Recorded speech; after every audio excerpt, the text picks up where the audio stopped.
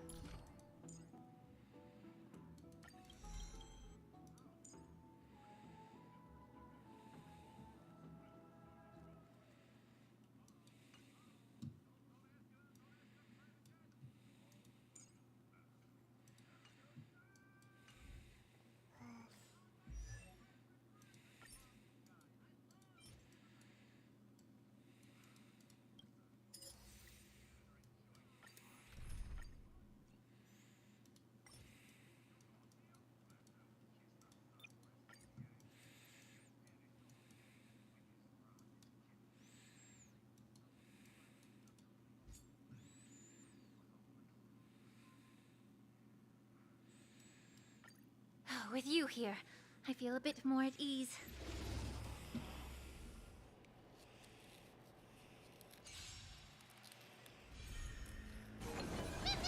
Time to cleanse the filth, as you wish.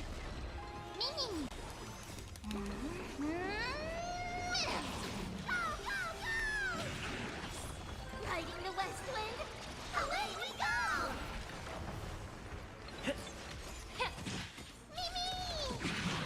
Wilt here. Embrace a new life.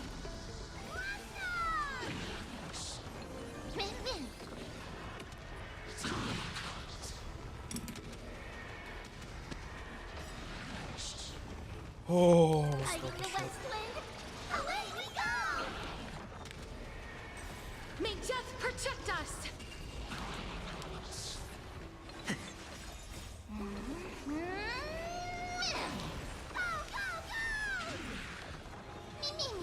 As you wish.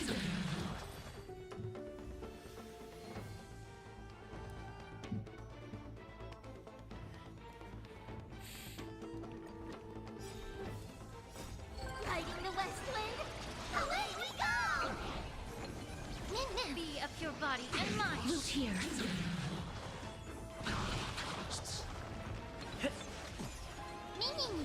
As you wish. Embrace a new life.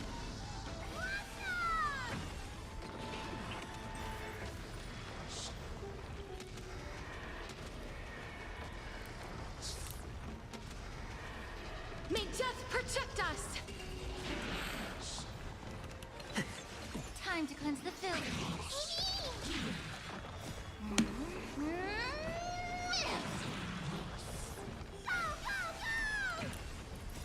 Riding the west wind, away we go! Be of your body and mind.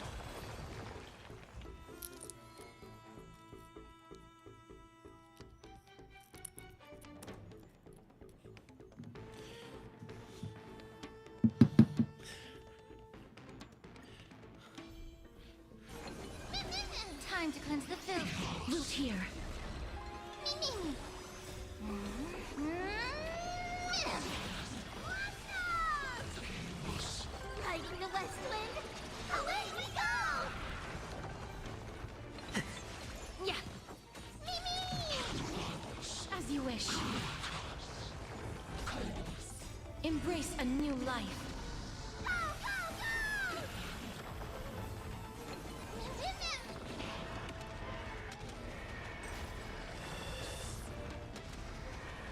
May death protect us!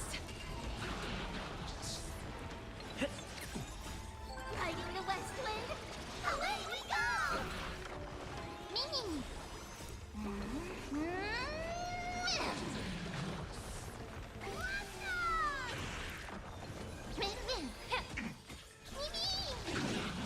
Wilt here.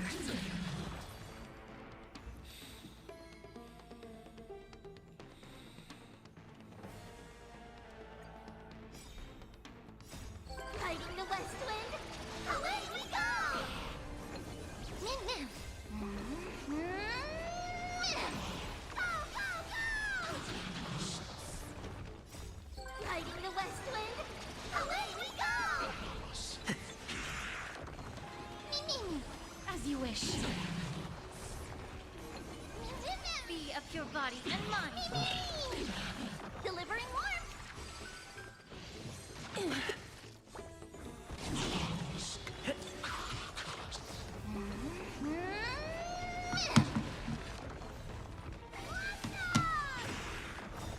Riding the west wind, away we go!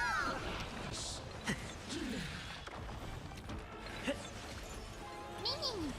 Wilt here. Embrace a new life. Go, go, go!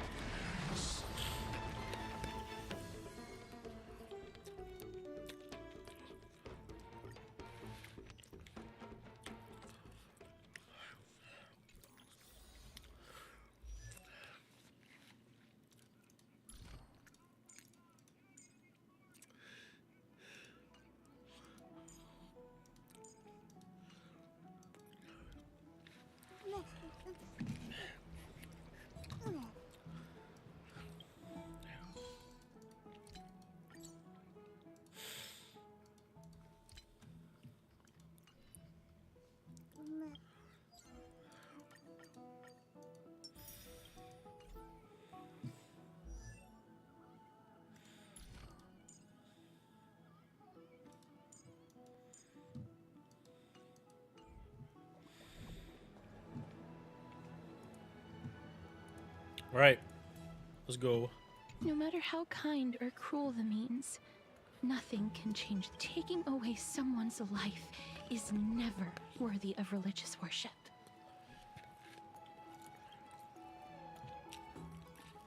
You executioner!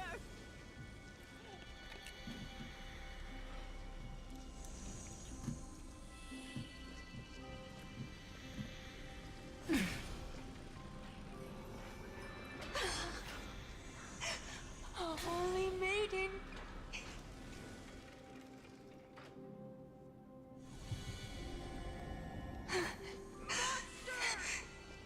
Thank you. Do it then. Execution.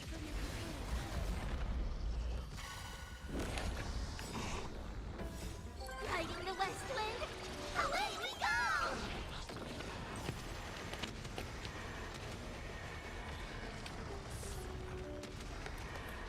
May death protect us!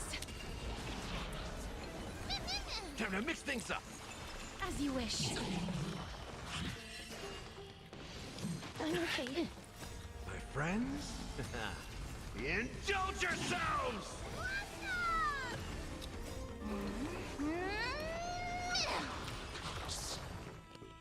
Do it then. Monster! Executioner. Find their own way out. You heard him.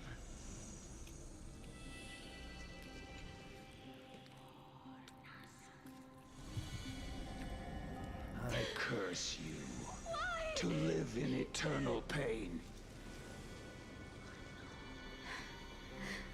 Please, grant me release.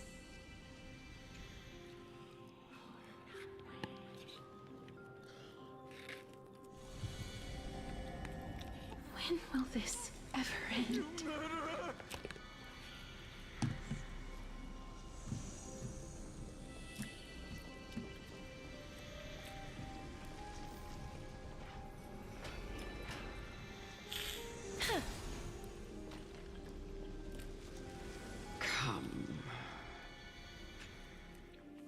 you trying to do with me? I have aged. The time has come for me to heed the summons of Thanatos and journey to their domain. The final resting place of every Idonian. You're not that old yet. You still have many, many years ahead of you.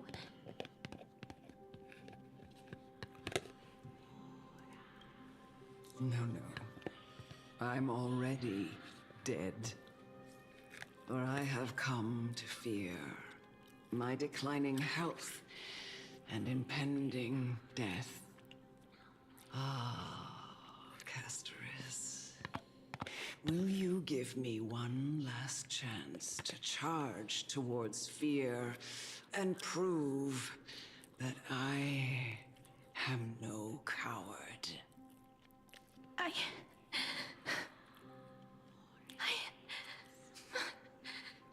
can't take this anymore! Child, it was I who brought you here from the frosty plains and set your farcical fate in motion. It was also I, Chief Executioner of Idonia, who forced the heavy duty of executing others onto you.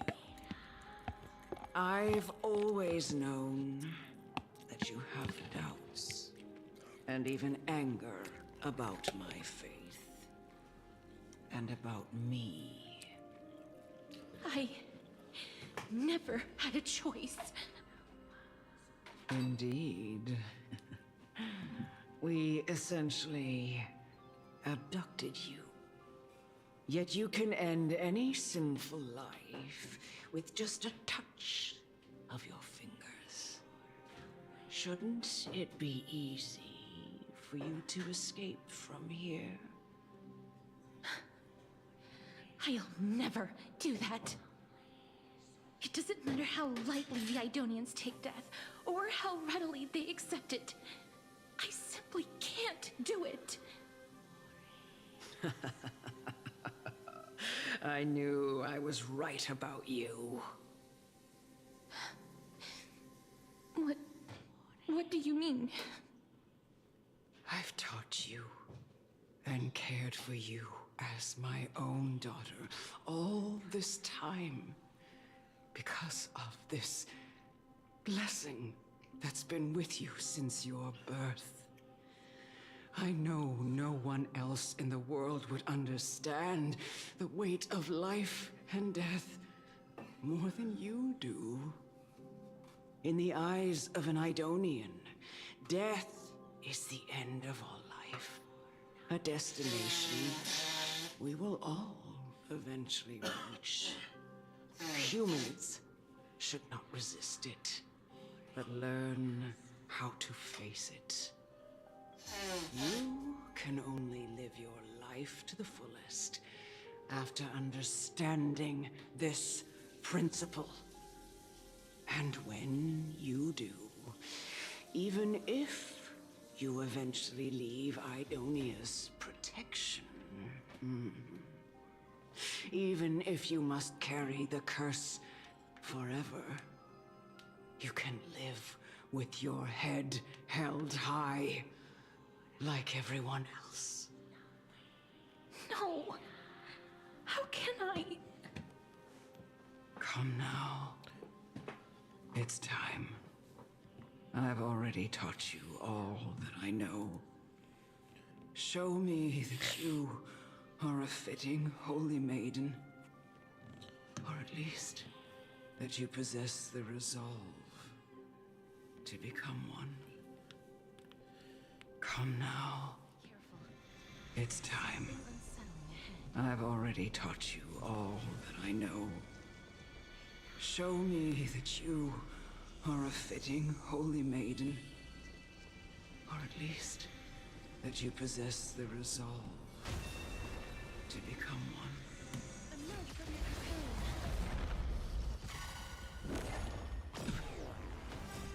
Riding the west wind? Away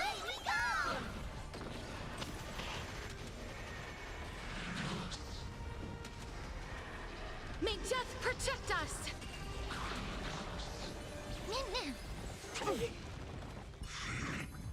Time to mix things up. As you wish.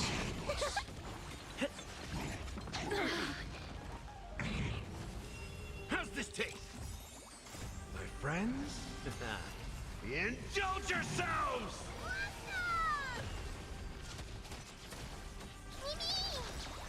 Embrace a new life.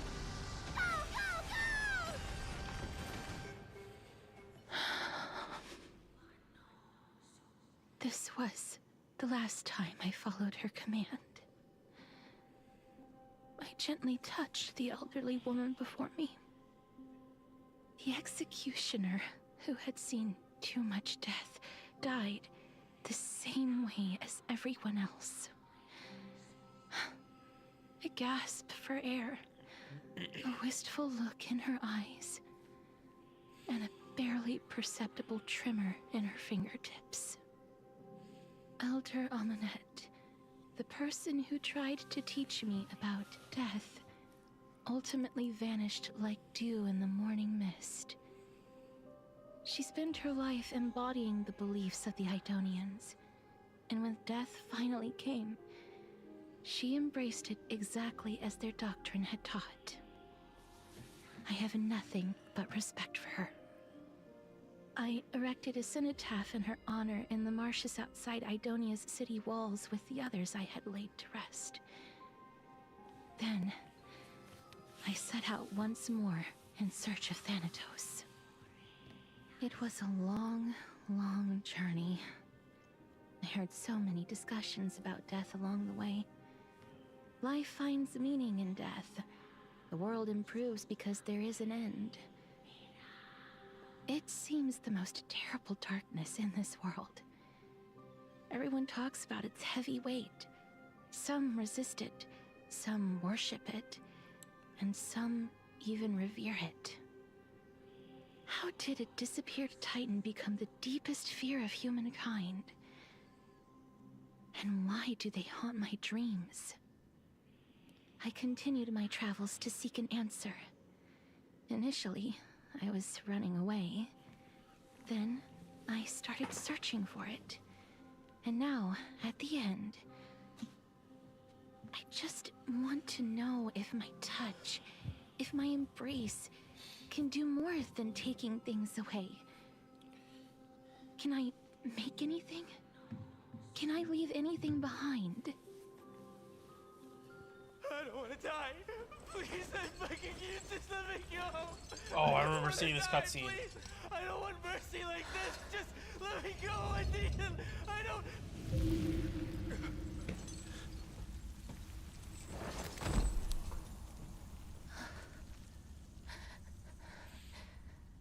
I hate these icy hands.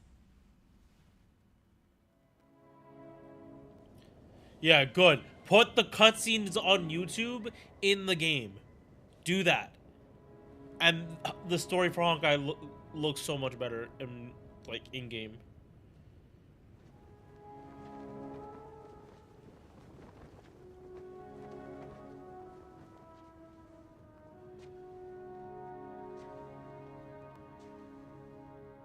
Wait, so she was actually young?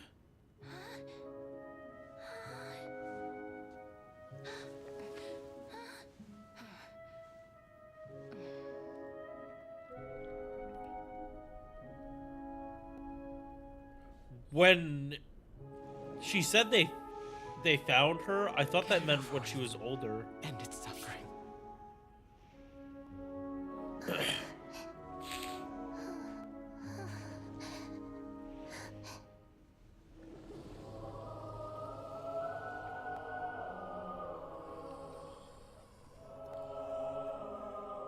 The Reaper has blessed your hands. Only you can grant them peace.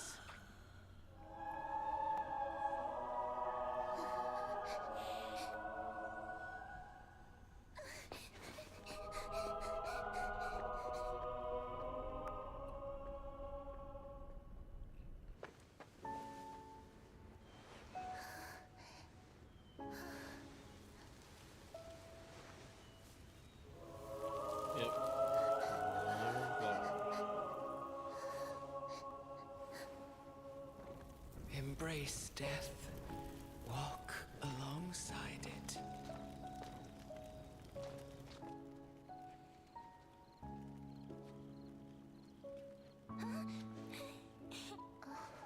Oh no. Wait, that counts? Because it's already dead.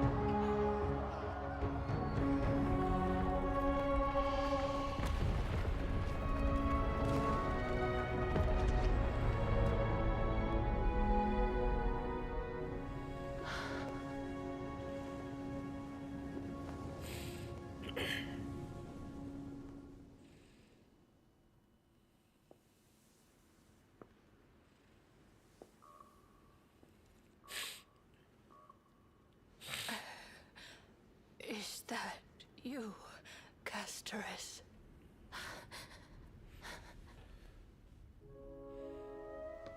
All of them have gone. Oh, it's the little girl. Heeding Death's summon, crossing into their domain. I must go too. I don't fear it, just I have some regrets. Watching people leave this world again and again, it must be lonely for you. You must want to desperately embrace them before they go. I can't. These hands, they're too cold.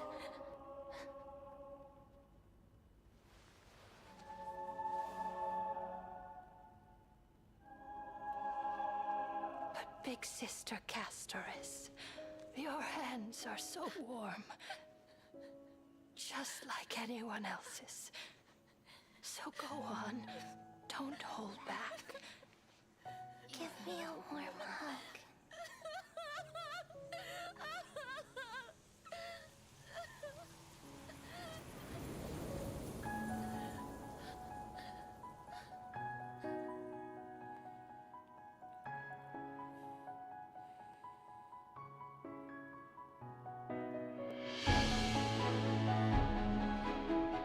Yeah, no, I hadn't seen this video yet.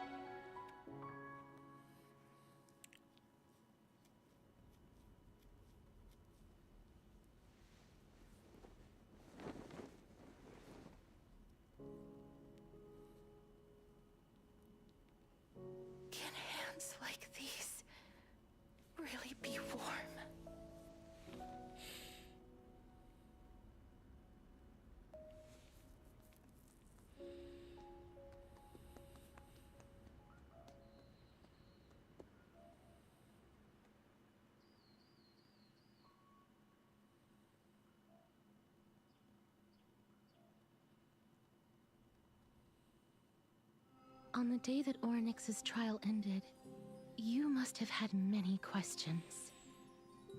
I felt just as confused.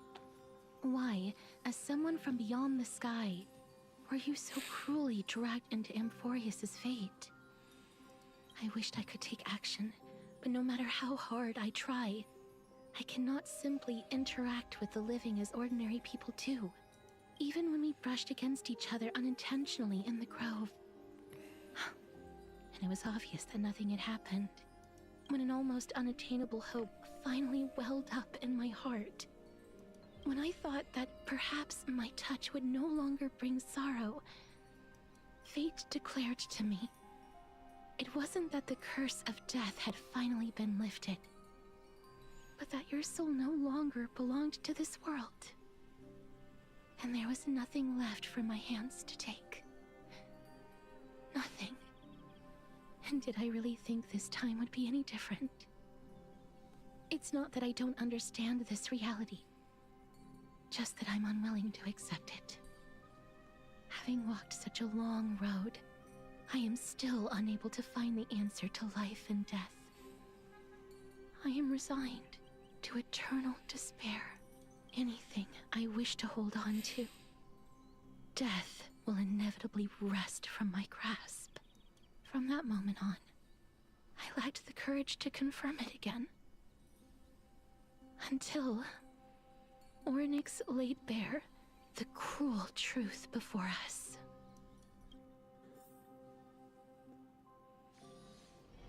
But now, perhaps I might have one last chance. Long ago, Trinan read a prophecy to me.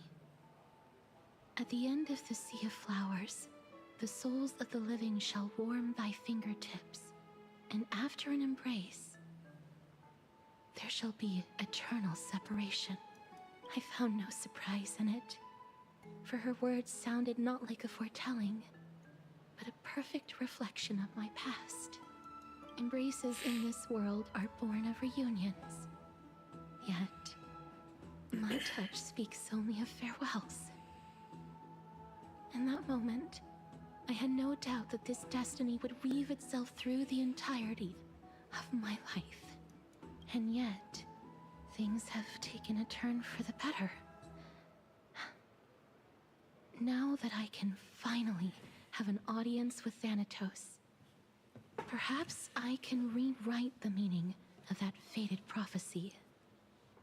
I have no reason not to give it my all.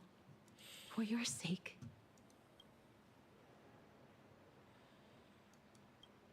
With that, I won't.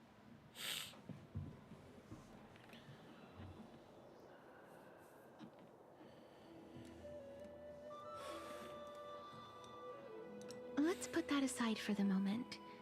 We've arrived. I want to retrieve a small gift I specially prepared for you. I made it myself, like the trinket I gave Lady Trian. I want to leave something for everyone, if possible. The journey to seek an audience with the Death Titan cannot be an easy one.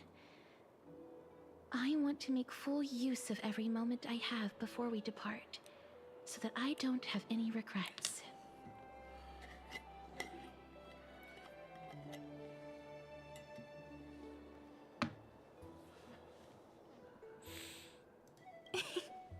No, it isn't. You'll know when you see it. Look, it's right there. Huh? Where did it go? What's going on?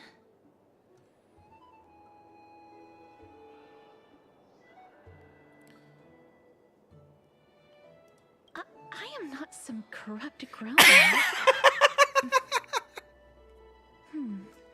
What's this?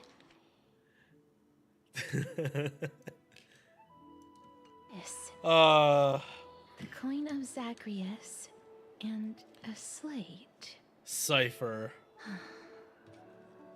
So it's her.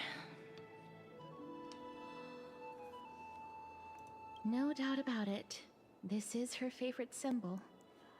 It's a lady's cipher, the demigod of Zagreus whom Lady Aglaia had spoken of.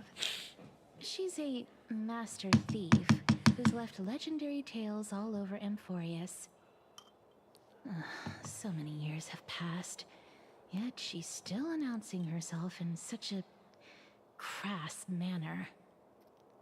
Let's just do as the slate says and look for Lady Cypher.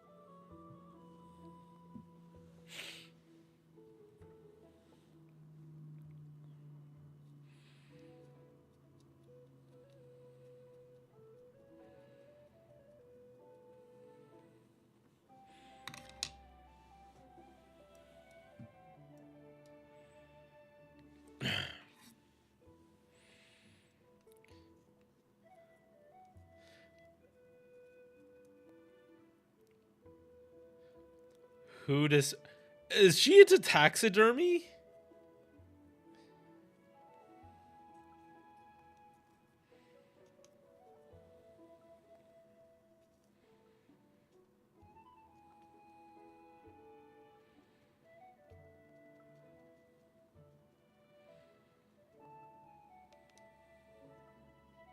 Seafarah.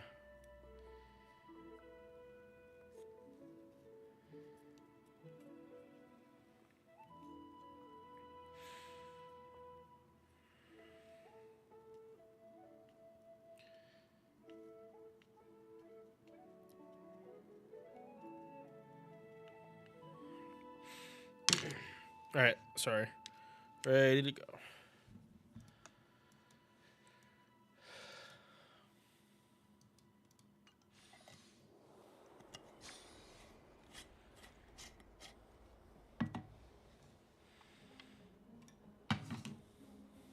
Look, it's right there.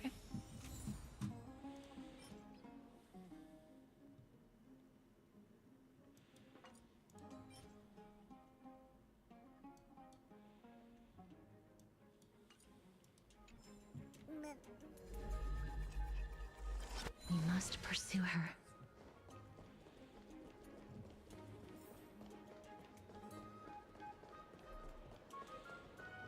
Huh?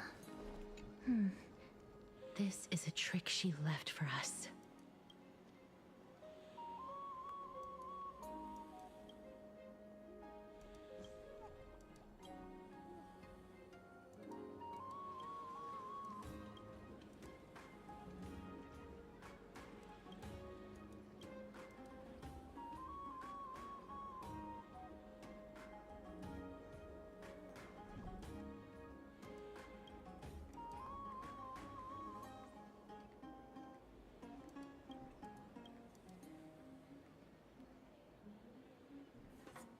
This one speaks nothing but says that one speaks nothing but lies.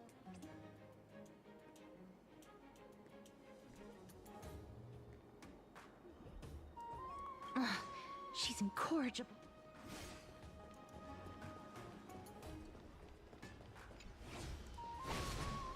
Never save for tomorrow what you can eat today.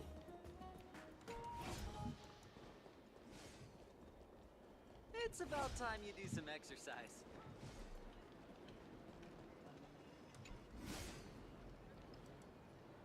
Exactly the kind of...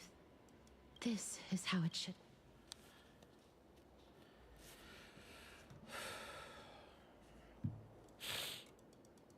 We must pursue her.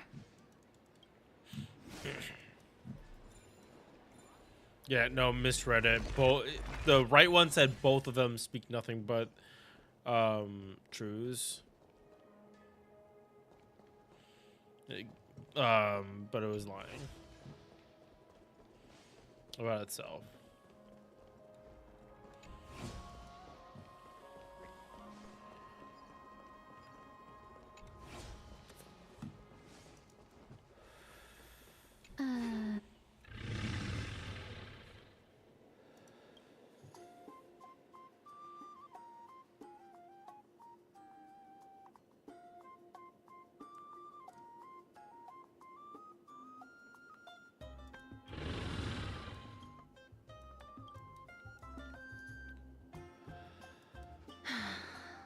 Lady Cypher, please come on out.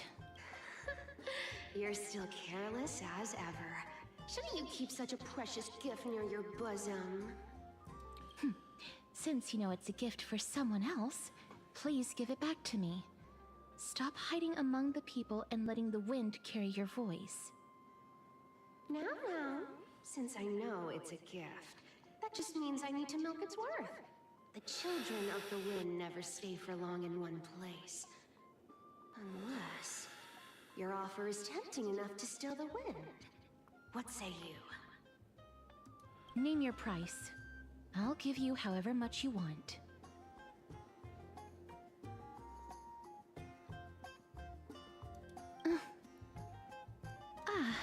I'm sorry. Bargaining is really not my forte.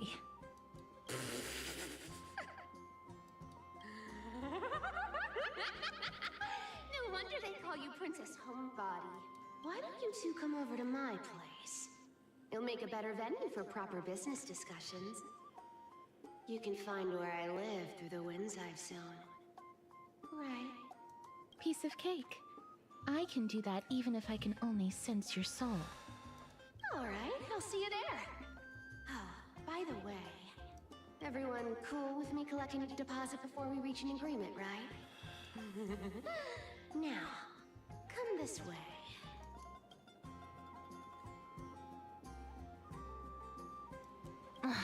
She's incorrigible.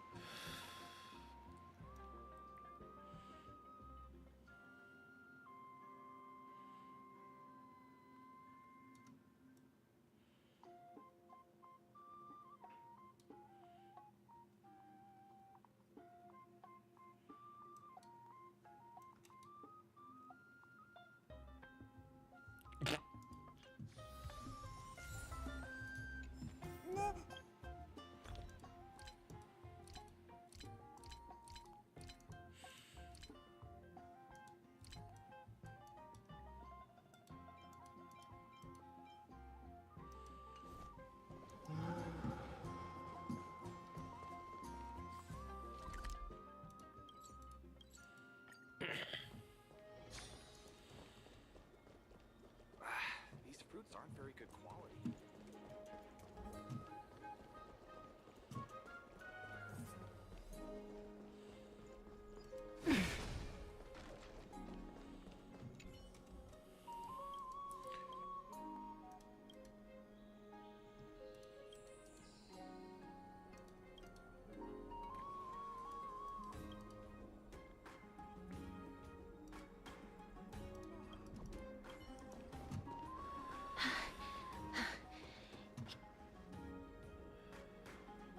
Over here! Over here! No, not that way! This way! Come on. If I really wanted to hide, you'd never find me. So relax, you two. No need to get your hackles up. I'm not that scary, am I? Meow.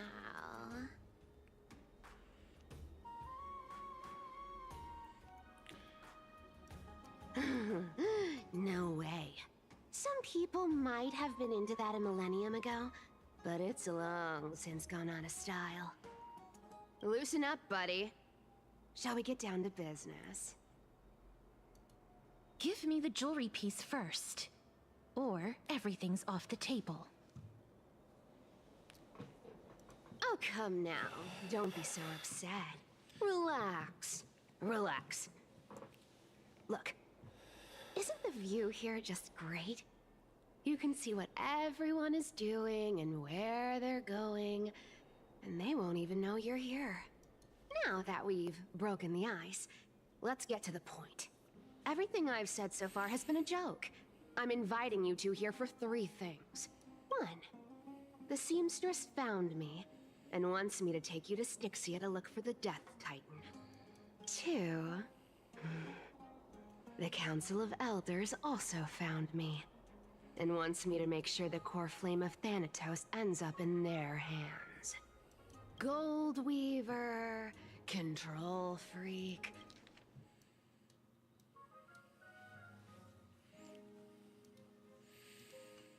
#1 beauty of Akama, Aglaya the mom. Oof. How many more nicknames do you want to hear? Who calls her Last, mommy? But not least, I'm telling you that I'm not interested in doing either of those things. Don't go look for the Death Titan. The end.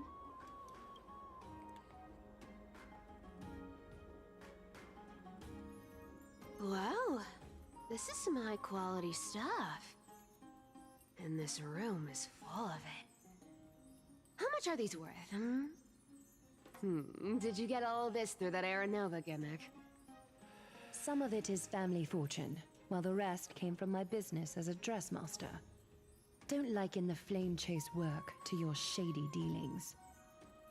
Wow, I should have busted down your door instead of going around like a thief. Well, spill. Why are you giving me so much money? Payment for doing work. You're worth this much. Did you forget my stance to all this? I thought I made myself very clear. You wish to run away. Run away from your responsibilities, from the prophecy, and from your destiny. You shall walk with greed and die over petty change. I understand this prophecy weighs on you immensely. That is why I have never approached the demigod of trickery for running away. But I need you right now, so don't turn me down. You know, maybe the gods got your tongue with their golden threads, Aglaya. I'm not hearing any sincerity in your words. Give me a reason why you're bowing your noble head to me. We lost Trian. Oh. The divine power of passages is running out. I need another demigod to escort Castor to fulfill her lifelong wish. Oh, I get it now. You're sending Castras to her death. And you want me to die with her. This is Castoras's own request. I have never seen her so determined. She brought this up herself? You're not pulling my leg.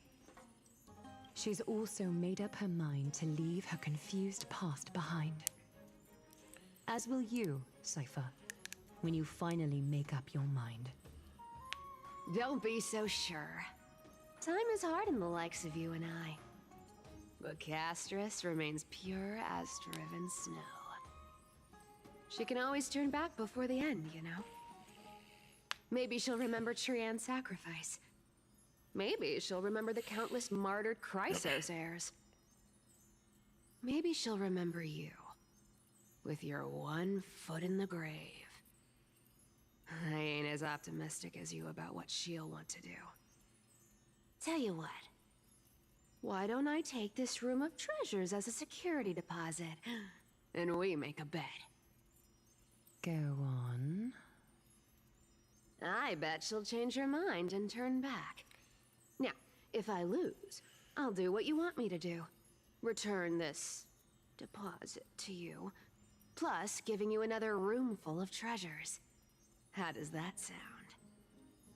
You sound like you have all the confidence in the world. In that case, let's make a pact with those conditions. I hope you're prepared to lose it all. In conclusion, I want to win.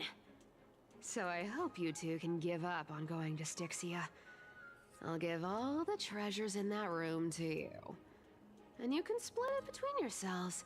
However No, I'm dying. What do you think? What? Tempting, right?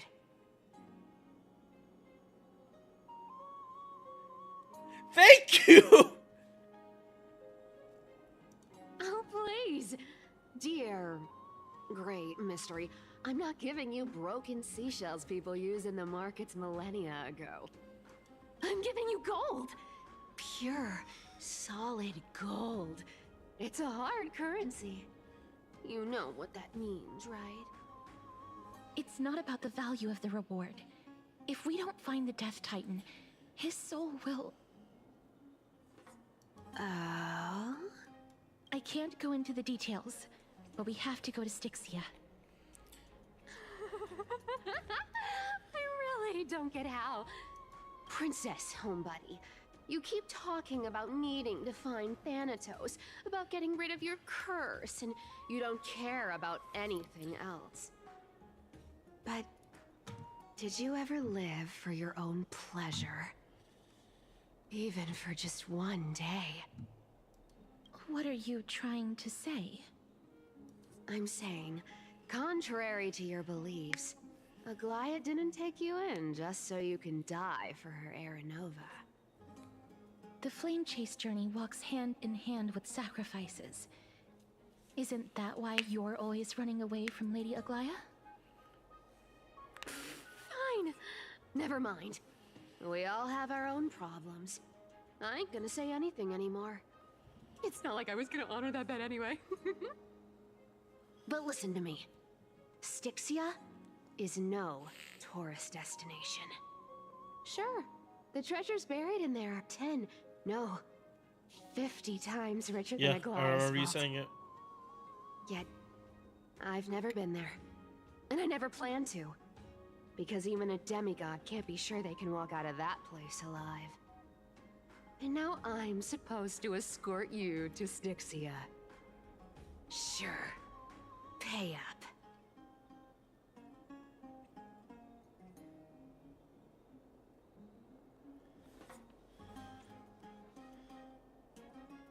You know, you're not wrong. At least it's part of your responsibilities. I don't like this. She actually gets to be a scammer. I have lived a longer life than most people.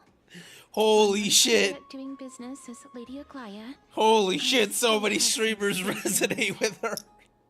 I can give them all to you. Then how are you going to live the rest of your life?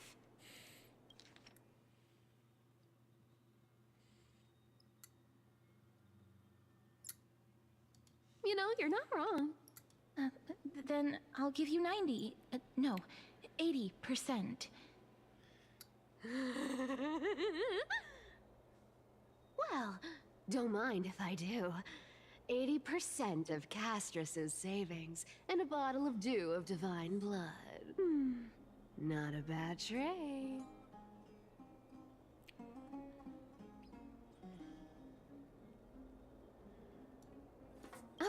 Okay. I didn't know you hold grudges. Gray mystery. Here! Catch. Be careful with that! A minor change in plans, though. Don't go to the bath tomorrow. Come look for me at Akama's city gates instead. So, why are you changing the meeting place? Oh, nothing really.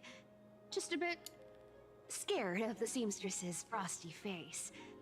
I wouldn't stay a second longer in Akama if it were up to me.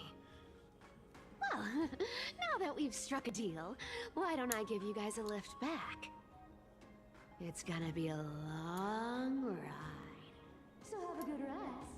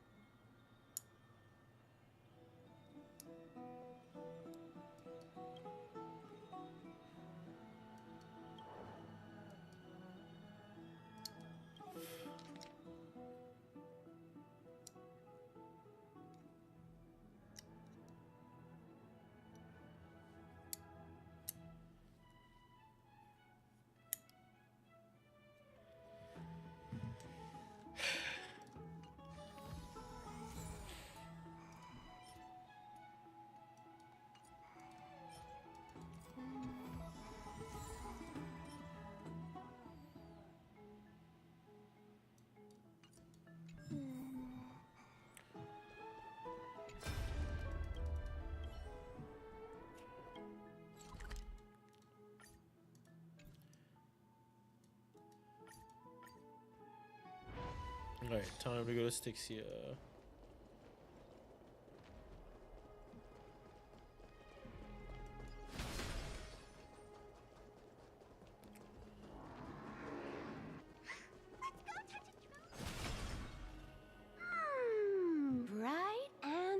sunny. Just the weather for farewells. You're here. Totally. The trio team is the best set up to reach the finals. No need, I already told her. She's fine with it. No, she's not.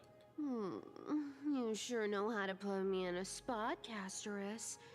I need to travel with you, but I can't touch you. What a bother. Sorry. Aw, I was just teasing. Don't take it to heart. Did you know that the legends say you have to put an obol into the mouth of the dead or over their eyes if you want them to successfully cross the River of Souls and enter the Netherrealm?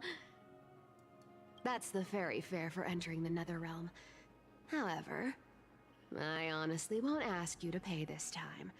I'll pay. And then we'll just have to go through the motions.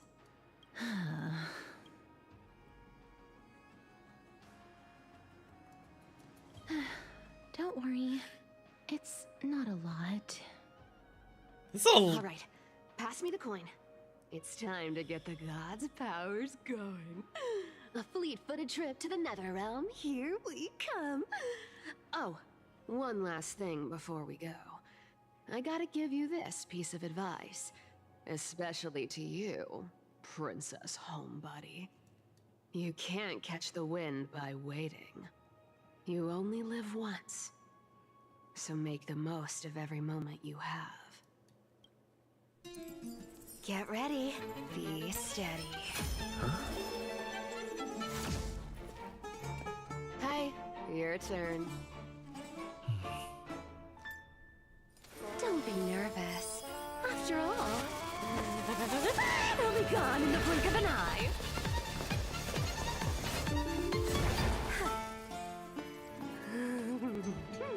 All done. Bye-bye.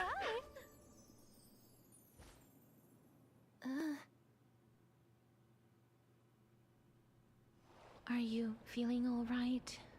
The fuck?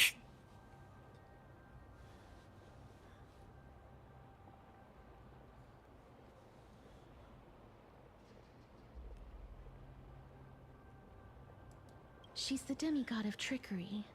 When she flips the coin of whimsy into the air, she gains incredible speed that lets her travel anywhere in an instant.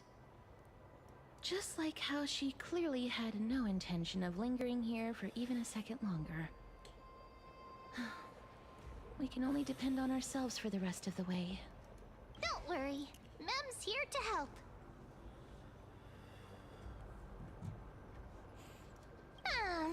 I don't think I even meet the height requirement for the ticket, so I won't need one, right? This is Styxia, the city of dragons and waves. Anaxa hypothesizes that the missing Thanatos is somewhere in these ruins. This is the land of their birth. Or perhaps of their death.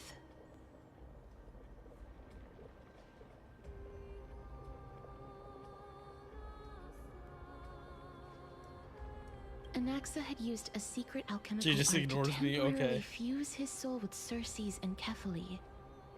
And when he was on the verge of death, he was pulled by Thanatos and caught a glimpse of the flowing river of souls. This alchemy, considered a sacrilegious act, might actually make the souls of mortals and titans attract each other. Even though Thanatos has been missing for 1,000 years, and even their followers haven't been able to find them. Perhaps that special attraction could summon them here. Oh, so are we going to use that Philosopher's Stone to conjure the Titan? I guess that's the only way. The only leads we have now are the name of this city and the fairy tale about the dragon. Thanatos is even more mysterious than I am. Indeed. Even one as erudite as Anaxa could only point us to this place, and no further. We will be entering the unknown as soon as we take our first steps. but that won't be the first time in my long journeys. I believe that, rather than standing still, taking action is by far the better option. Perhaps fate might take pity on us today and show some compassion. Oh, why? Why did you have to say that, Castris? That's the fucking death flag. No. No, she set a death flag. No. Oh well. It's a cat. Oh, shoot. This place is rich with the sweet scent.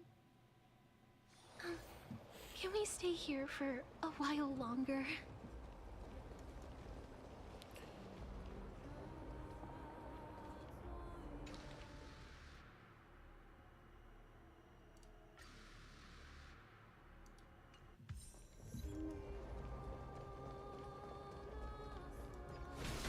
Go back whence you came. Go back. Ahead lies the realm. What a beautiful butterfly. Is it talking to us? This is a eulogistic butterfly. They are found in places where many have From Bleach? In Idonia, some think of them as manifestations Oh of my god. Thanatos' I honestly By do that turning this is taking lingering apart obsessions of so the deceased many like into these mythological creatures. like things. It is as if the Titan has made life into a specimen. Others think of them as Thanatos' messengers that guide the departed to the nether realm. Oh my god, that Theory butterfly in her sounds more design looks so believable. much better After now. all, the things they're saying are rather, direct. Perhaps. But the fact that we're able to hear their whispers proves that we're fast approaching the realm of the dead.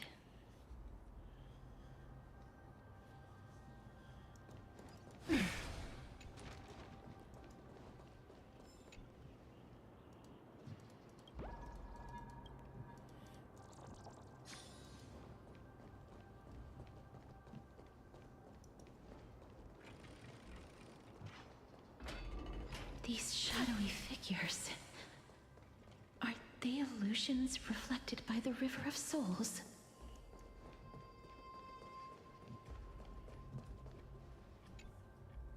Mommy told us to go ahead first, but she's still not here yet. 1, 2, 3. I don't even know how many days have passed since then. Perhaps Mommy will be back once you finish counting the days on all 10 fingers. 1, 2, 3. It's been much longer than 10 days since we left Mommy. Strange. For reflections in the River of Souls, they seem oddly animated. But, Master, did that lady really lie to us? The Centurion personally instructed us to inlay the inscription into his shield. But now she's taken it away. My child, that shield can never be cast. And there's no need for it anymore.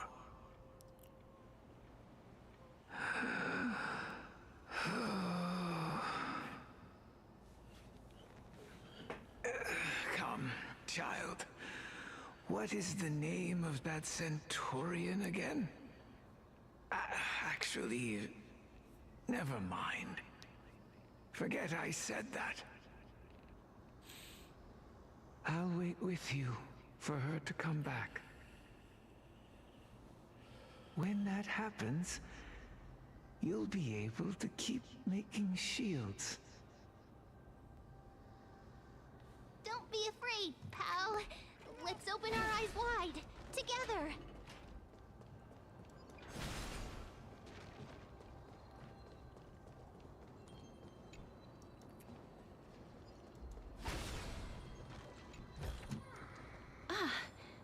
make sure you keep it safe.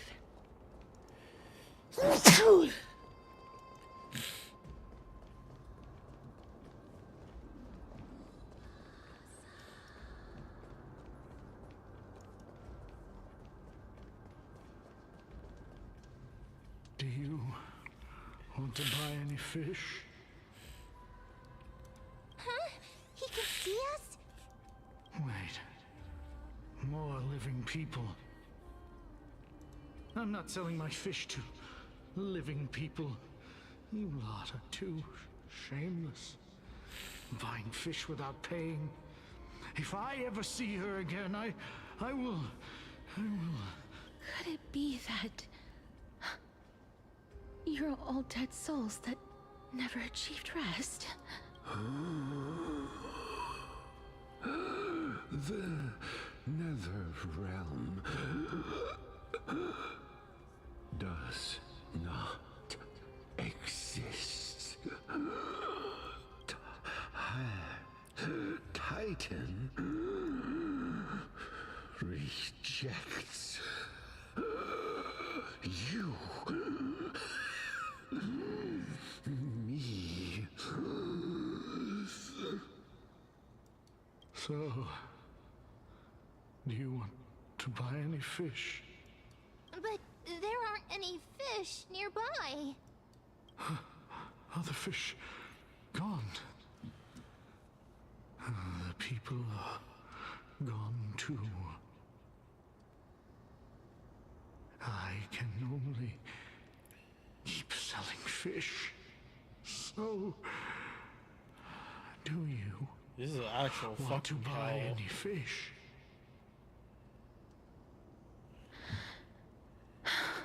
Fucking hell is being turned into an Apologies. NPC in a video I game. don't have much in the way of savings, but please relax. May you fall. This. I knew it. These people aren't illusions. They're the souls of the deceased.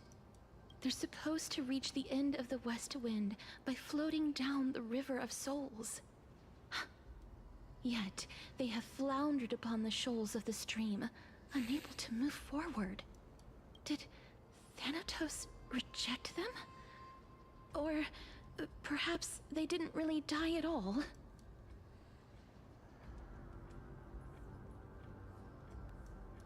I have no idea. This circumstance is completely unprecedented. Hang on. Didn't he say more living people? So that means he's seen other members of the living apart from us? Could it be that these souls are stuck here due to someone's deceit? If something is done out of goodwill, are you really gonna call it deceit? Goodwill? I can't see anything good out of... Wait a minute. Lady Cypher? That's me. I still belong to the land of the living as of now. Thank you very much. Could it be that you are the living being that those souls met? I couldn't take their behavior anymore. So I stole some things here and made Oh up some my lies god, later. Cypher! Just trying to give them something to look forward to, you know? What? It's because of vile living creatures like you that we're being misunderstood by all of them. What else am I supposed to do? You can see the mess this place is in. These poor souls are denied by the Netherrealm. So now they're stuck in a few brief moments of their life. Unable to move forward or back. Did you see those two blacksmiths on the way? They've been here for as long as the sun's been around, wailing over and over about casting a shield. Styxia is so freaky. Then why have you come back, Lady Cypher? Hey, I'm not here to aid your adventure. I hate water more than anything else in this world. Especially that stinky river of souls. But, I just discovered some stuff before I left. and I reckon you should know about it. It's about that boy who defied death. I found traces of him here. Lord Mighty? Oh, right! That's his name. Well, now you know. As for whether that info is actually useful, that's Wait, for Mighty you was lot here? to figure out. So long, Princess Homebody. So long, Grey Mystery. Huh? She disappeared just like that? Lady Cypher has always been a free spirit. In any case, she has brought us some valuable information. If Lord Mighty is also somewhere along the river shoals right now, then he will certainly become our signpost. After all, he's different from those wandering souls. He will find his way, even in the realm of the dead. Don't worry, it's time for me to shine. Orynyx's rune of recollection is nearby. Use prayers to return the river to before it got flooded.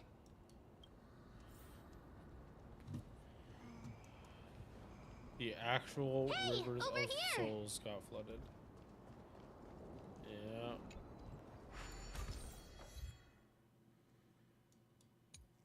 Why is March 7th here? She's frozen right now.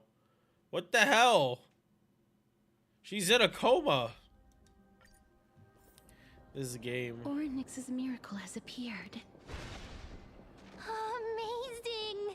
It's like we're inside a giant bubble. Even the river got parted.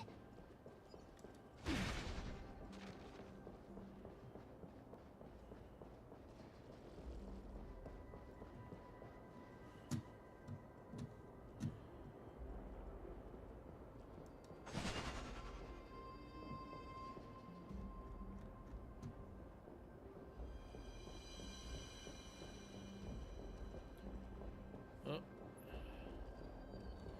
Thank you. Alright.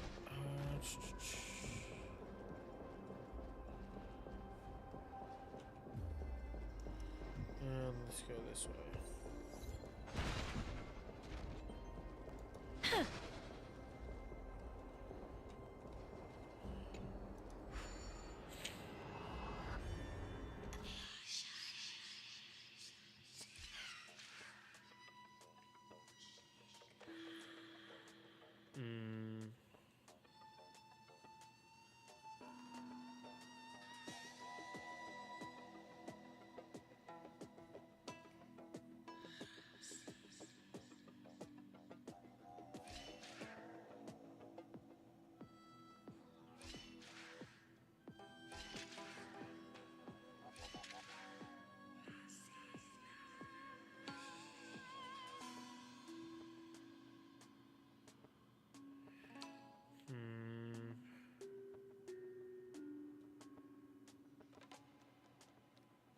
I see the issue.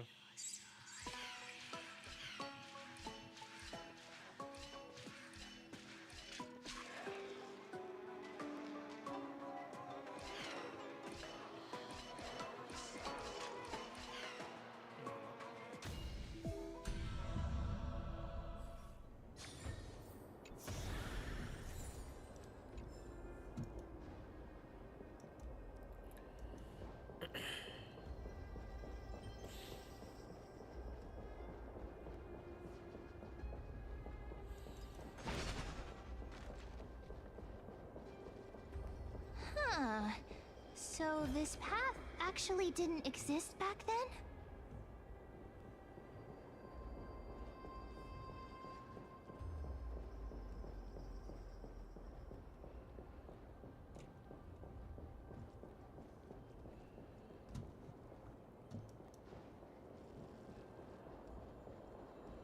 There are wandering souls of the deceased here as well. We must first return to the present before we can communicate with them.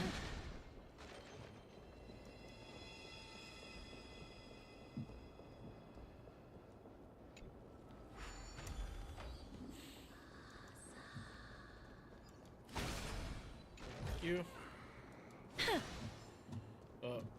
Need the Zagreus. So we go back this way. Oh.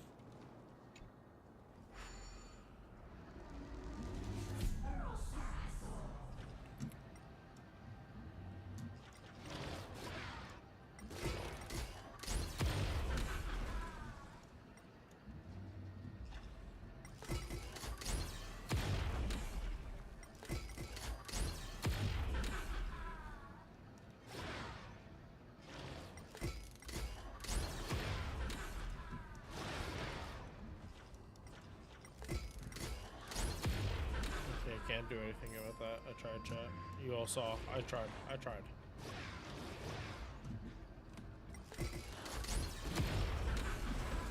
Psych.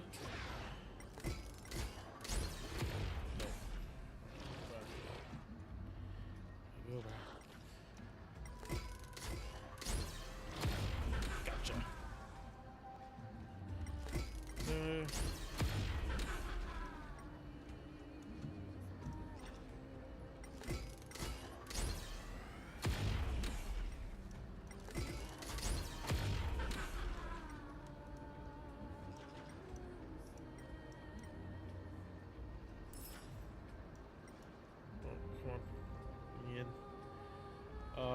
Anything else I can break?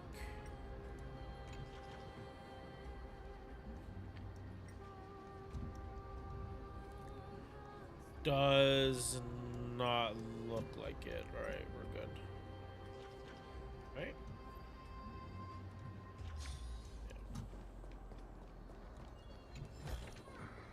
I want to make something with it.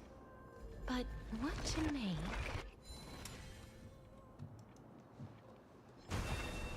Emerge from your cocoon.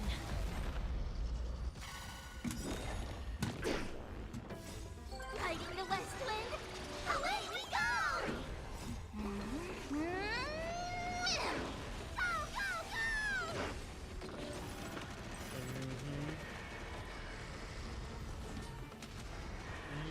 May death protect us!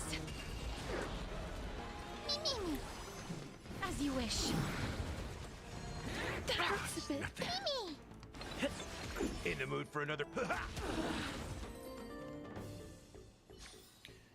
May wandering souls find their own way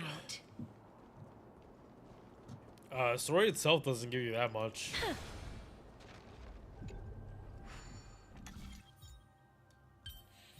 Like, I would say you get more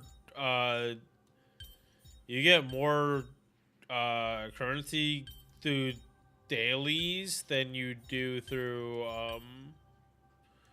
yeah, I would think you get more stellar jades through doing dailies than you do anything else besides the events, I guess.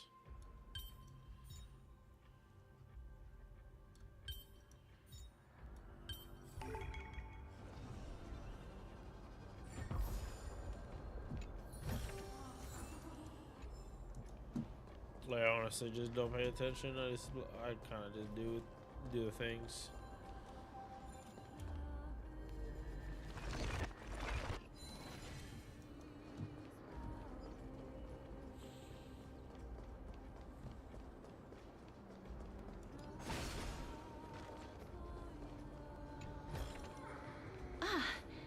Make sure you keep it safe.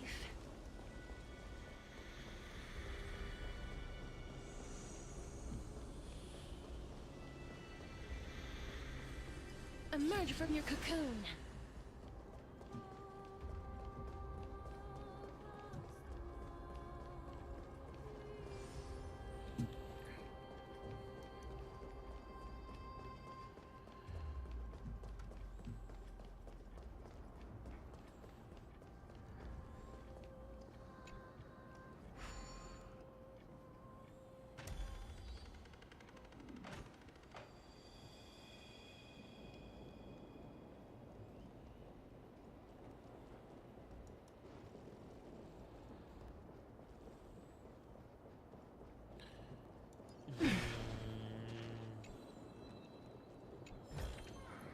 I want to make something with it.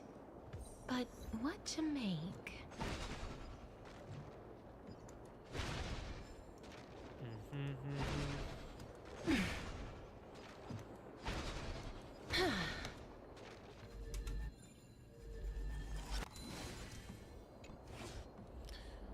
here? Let's take a picture.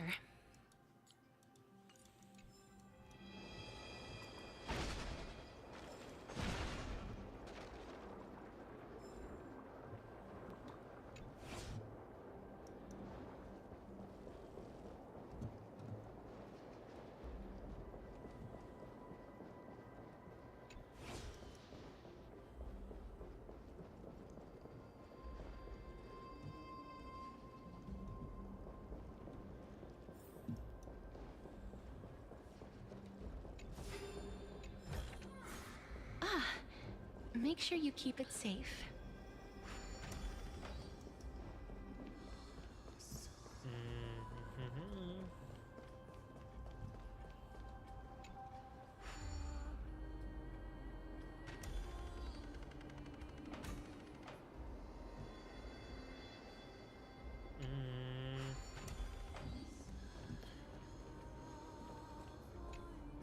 Ah, by the looks of it, you must be the foreign warriors that the Queen had mentioned, right? That sounds like Trader Rose. Since the current campaign requires the utmost care, I wasn't able to make time to welcome all of you. Please, forgive me. Foreign warriors? A priestess, a warrior, and a divine beast. You look identical to the blessed saviors that the Queen described.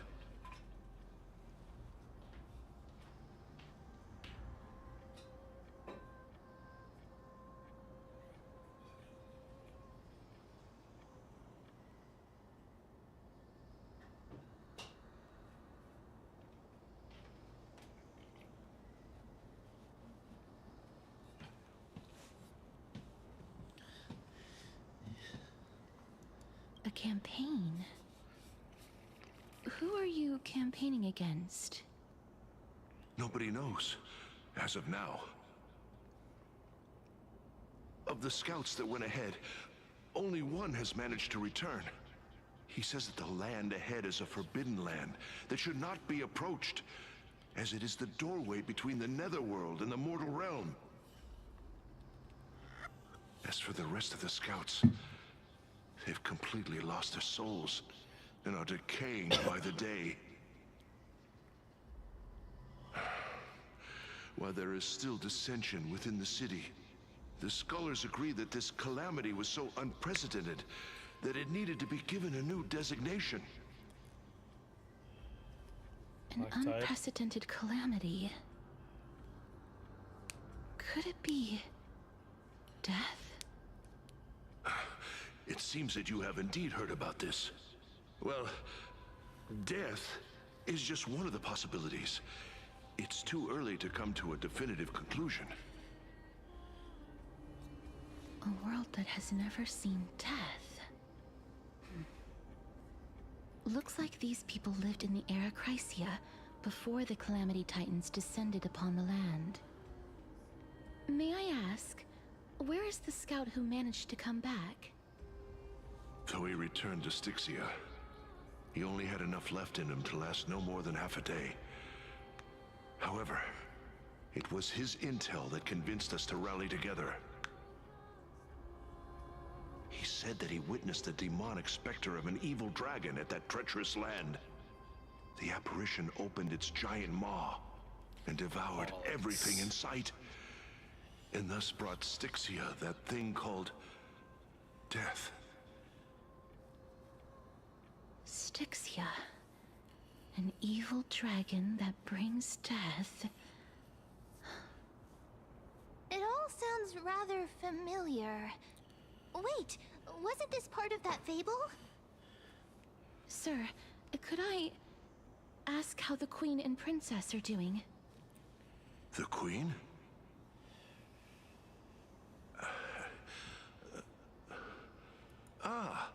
By the looks of it, you must be the foreign warriors that the Queen had mentioned, right? Oh, it's the same line. Leave it to me. Sir, the... Styxia, this cannot stand! Newcomers! Oh, looks like... Sir, I am the Maiden of War, Sent here by the Queen herself. If you accept my blessing, then today's battle will be smooth sailing. Maiden of War? I've never heard... Don't worry. I'm typically unwilling. Is it over? Cass. Oh, are you all right? I'm fine. I just didn't expect that I would still have to embalm others, even in the realm of the dead. Is this a remnant of his soul?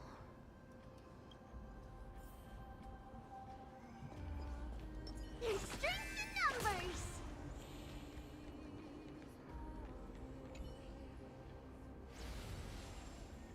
Well then, why should I place my trust in you?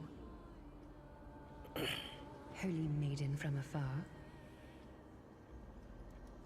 Wait, this is... I don't quite understand what you're trying to say. Since the prophecy has already pronounced your name as Chrysos, heir of death, Akima ought to treat you as an esteemed guest. However, you seem to have no intentions of concealing your involvement with the Council of Elders, while most likely being aware of my issues against them. I cannot deny your claim. It was the Council that offered this room to me, and they had only one request. They want the curse of death to be completely subjugated to your will. I was agreeable to that request. But why? I am unable to rid myself of this innate curse. However, from this day onward, I shall use it according to your will. I will never make any superfluous moves on my own. I see. So that is how they plan to control the Flame Chase journey. They have shifted the heavy responsibility of granting death over to me. If I ever become obsessed with executing people, they will then have ample reason to terminate the Chrysos heir's journey. And yet, you seem to... not mind. This is quite surprising to me. That's because the fate that we were born with is a burden far heavier than that of an individual's life. I've woven many unforeseen events into the tapestry of fate. This is but one instance. Tidy up your precious garments and come with me. Akima welcomes you, Castoris.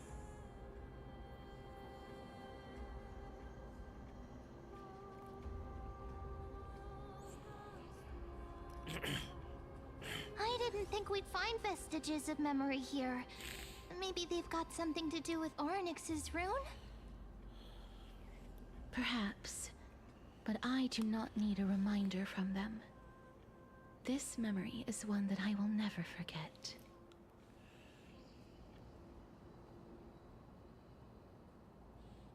I really want to repay her for that trust. But why would this memory appear right now?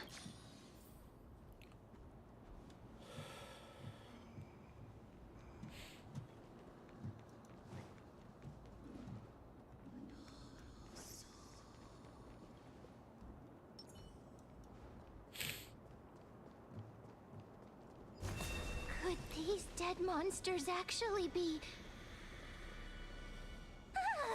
Why are the Black Tide monsters here too? Can they swim in the River of Souls? Even Thanatos wouldn't be able to accept Black Tide monsters into their realm. These traces seem to suggest that anybody who trespasses upon death will pay a heavy price.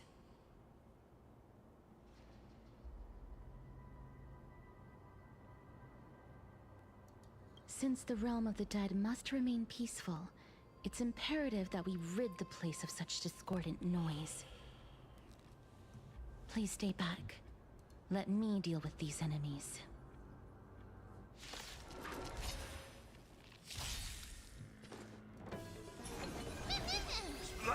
a good my friends. Indulge yourselves! Is it coming? Riding the west wind. Away we go! It ain't over.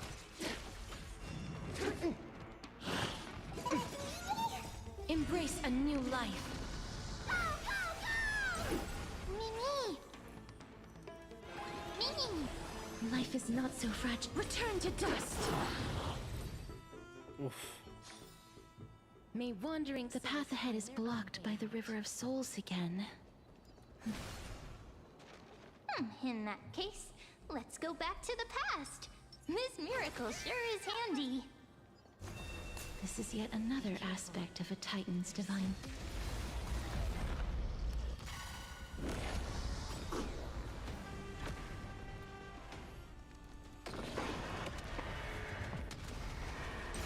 May death protect us!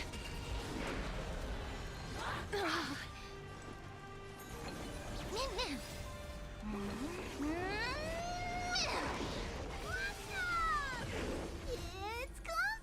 Riding the west wind. Away we go! Me!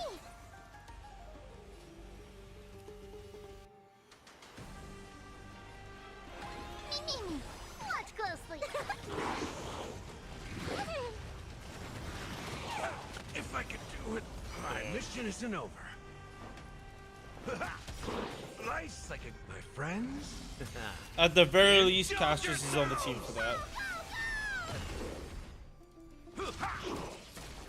Please cherish Wiltier.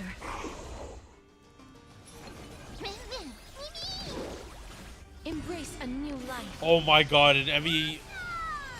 That's why Castrus is gonna work with every Remembrance character, because all of their E's are heals. They're all healing their Mimo sprites. Literally every Remembrance character is a battery for Castrus. Let's take a picture.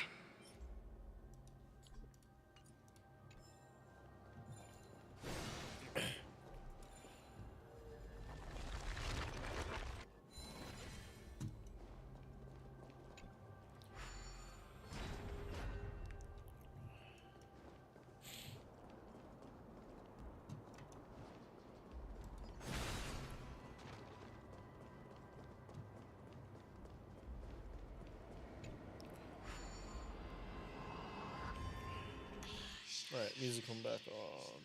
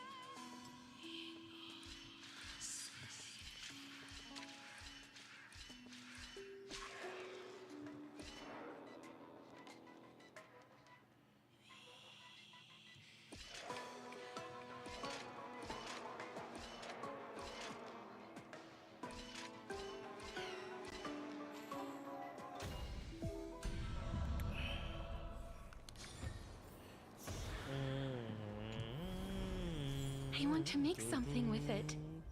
But what to make? Alright, 100,000 more. Like, this.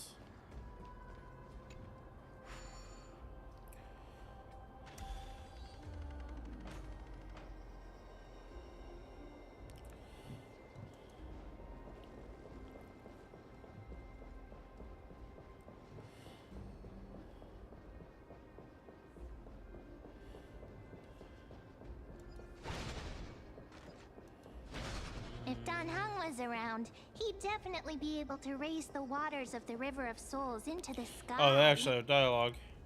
If Lady Hycelins was still alive, I think she might be able to do that too. Wait, Hycelins? The path ahead is blocked by the River of Souls again. In that case, let's go back to the past. This miracle sure is handy. This is yet another aspect of Hysolence is the one that makes DOT power. like really fun and Divergent. Like the one that you kind of need to have for DOT to be good in Divergent.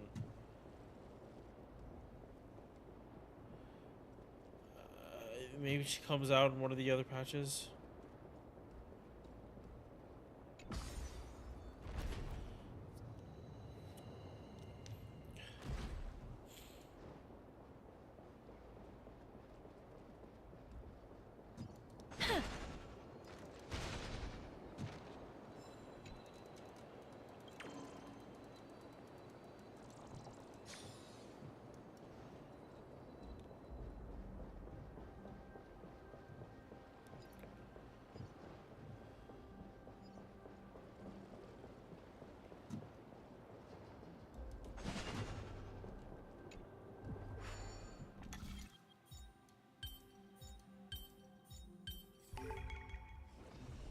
Easy clap.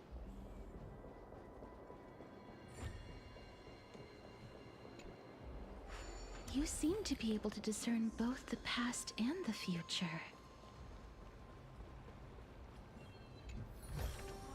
Ah, make sure you keep it safe.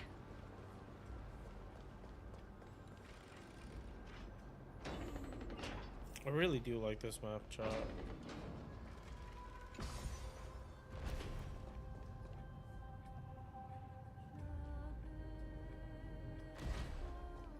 Like for every map they do, they have like they literally can make another version of it too.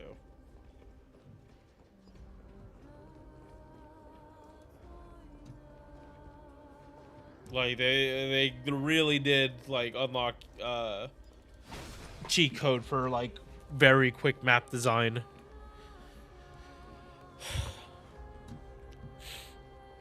Just make the same map, but change what time of day it is. Why isn't there a god yelling in the distance? Indeed, my downtrodden fellow, your sorrow and joy are but means for me to amuse myself. I will at least derive some comfort. If all the tears that I had shed were determined by some mightier being above. It's you people.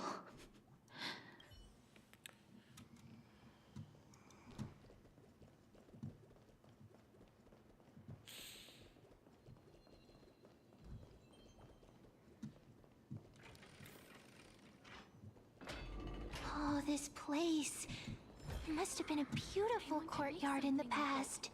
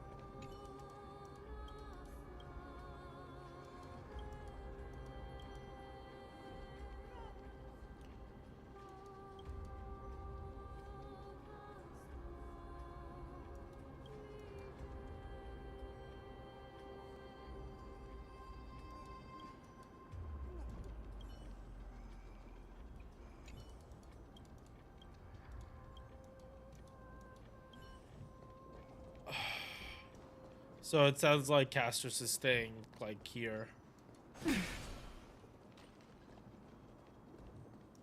Which I kind of get. She's gonna stay in the underworld.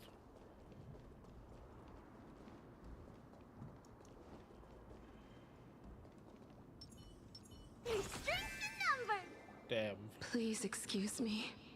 I am but a scholar from a distant land who had the misfortune of falling into the River of Souls and turned into a member of the dead. Huh? This one seems to know that she's already dead. Oh, I was merely speculating, but it seems I was right. And you... I recognize you. You're the Holy Maiden of Death from Idonia, right? I'm sorry. I cannot bring you back to life. However, should you desire it, I can end your prolonged limbo. I'm well aware of that. Even if you were able to revive me, I would never choose that option. That's because I didn't fall into the River of Souls by accident. Instead, I leaped into it to seek my death. Why? If you could see the life I've led, then you would not reproach me so. My life was far too miserable. But I did not expect things to stay the same even in death. What a joke. In escaping my mortal life, I've entered a millennium of pain instead. Circe's above. What cowards humans are. For we fear both life and death simultaneously. I'm sorry. I'm also powerless to answer that question. That's all right, Holy Maiden. At least you are able to respond to me. Please, grant me death. Circe's above. No, just go. Yeah, Does just go through the story should be till enough. the You'll moment see. I die?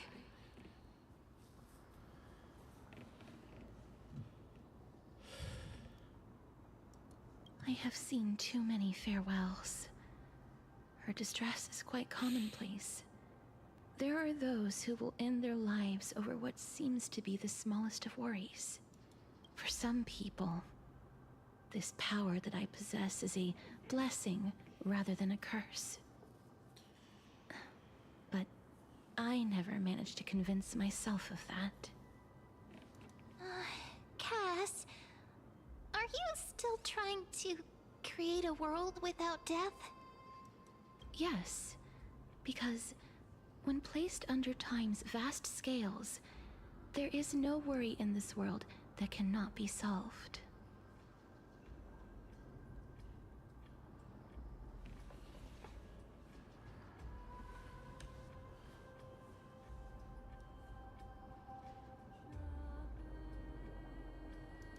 This is a wish that I've held for almost a millennium. My mind might have changed once upon a time if people managed to strike up a friendship with me. But I've never been more firm in my conviction. Now that I've learned about your near-death state, it is my duty to wipe death from the face of this world.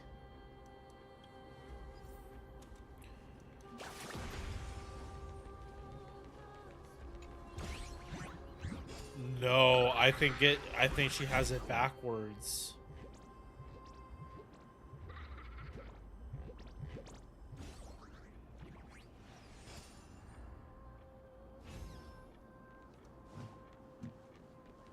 I think she actually has it backwards, and that death isn't here.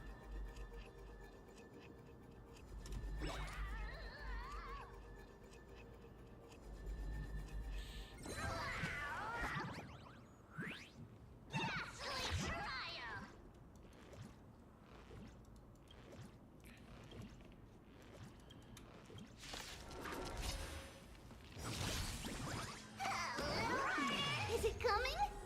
Guiding the West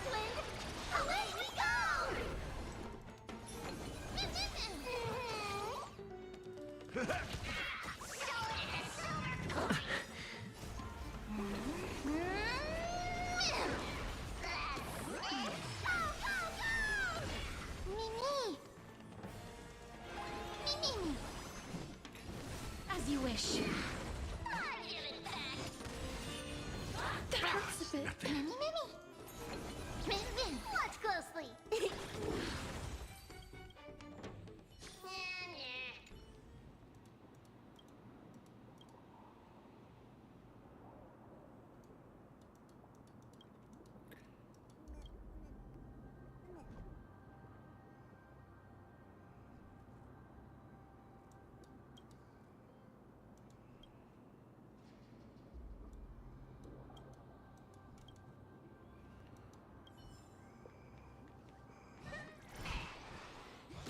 Thank you. 1, 2. Not enough for us to share.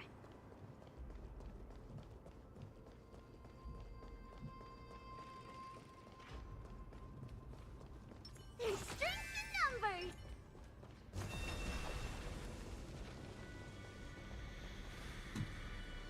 Emerge from your cocoon.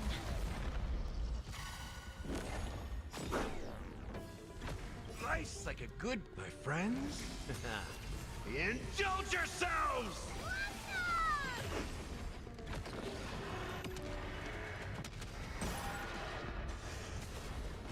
Step up, it ain't over.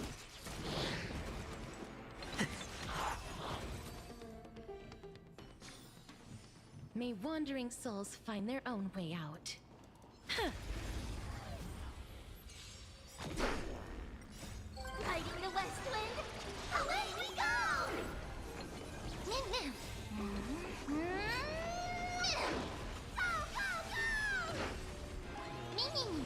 Wilt here. How's this taste?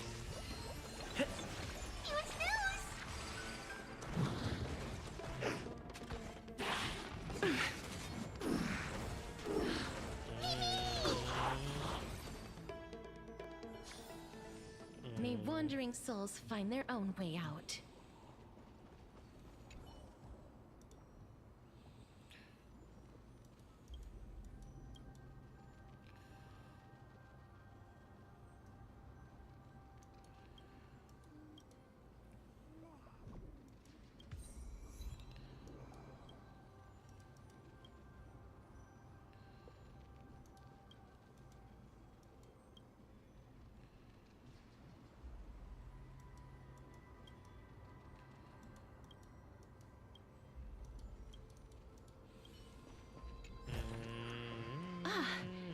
Make sure you keep it safe.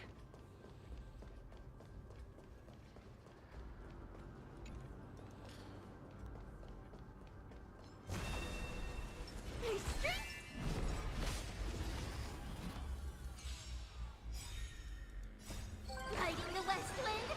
Away we go! My friends? Indulge yourselves!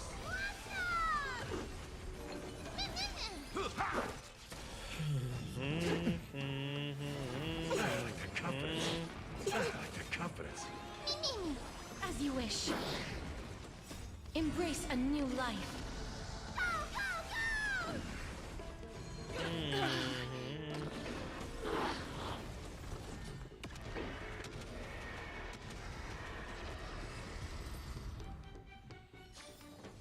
May wandering souls find their own way out.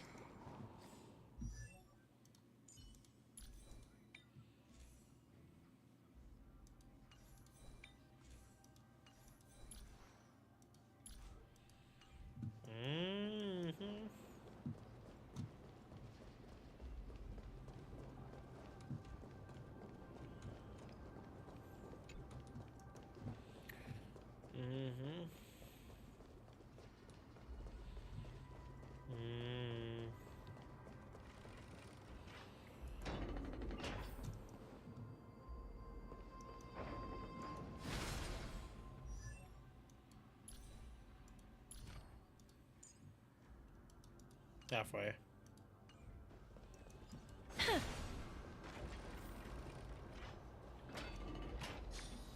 Wow. This place suspicious. Is this the kingdom's fault?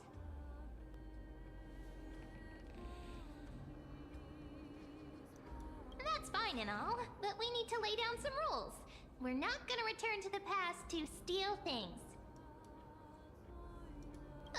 Do we need to enter that doorway to climb even higher? There seems to be a person. Oh, more like a soul guarding it. But how should we get up there?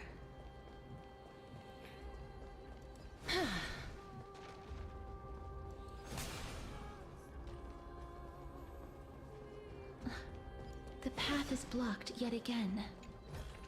Oryx's 8 always appears in times like this.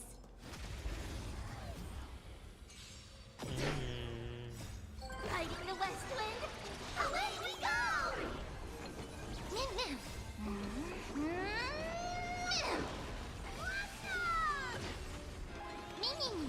Wilt here. Time to mix things up. My friends, indulge yourselves!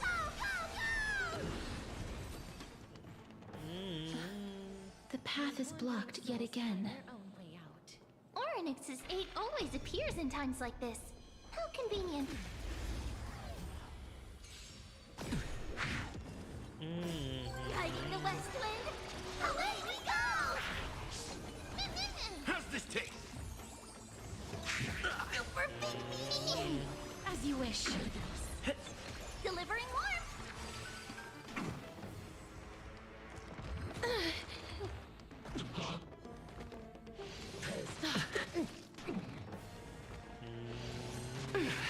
Time to mix things up. My friends, indulge yourselves! Embrace a new life.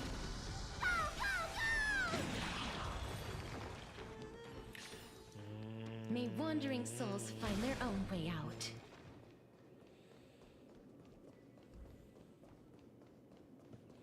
There's strength in them! Look! There's even a platform lift over there! Oh boy. Fighting the west wind, away we go!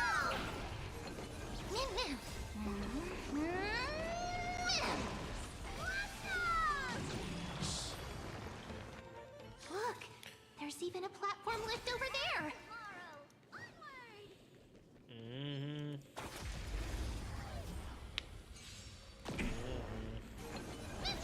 How's this taste? Fighting the west wind, away we go! Wilt here. Close. Time to mix things up.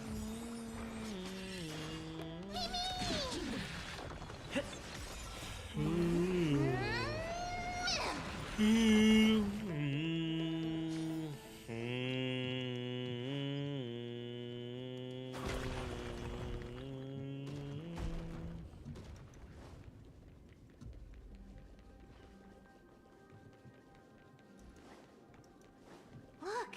There's even a platform lift Ooh, over let me go there! this way though.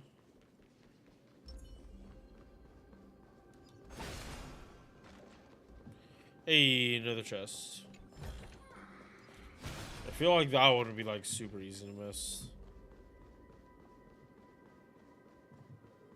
Always look back. Always look back.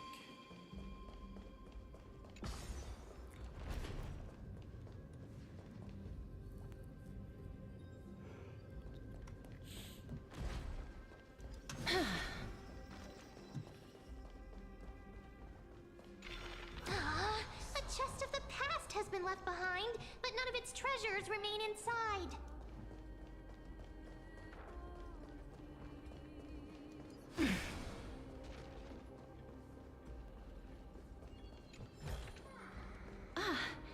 Make sure you keep it safe.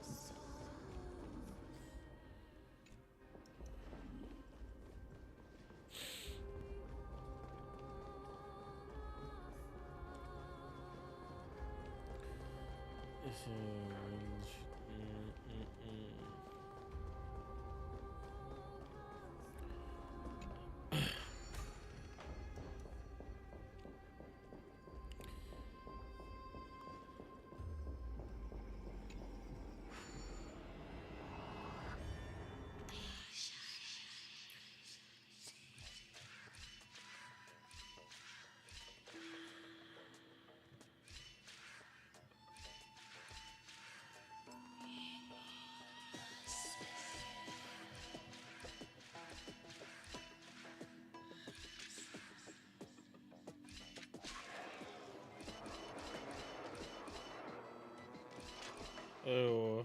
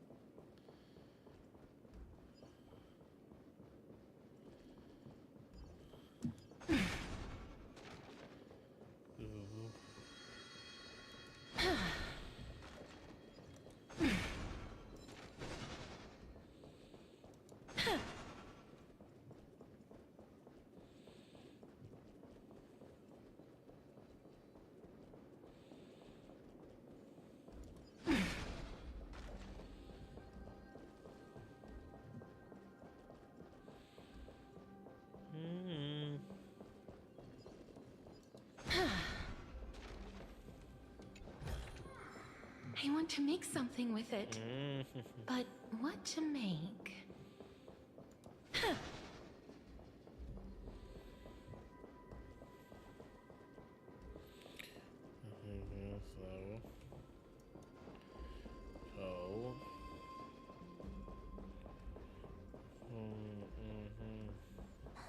Wait, what if the miracle suddenly loses its effect? Mem, do you really want me to answer that?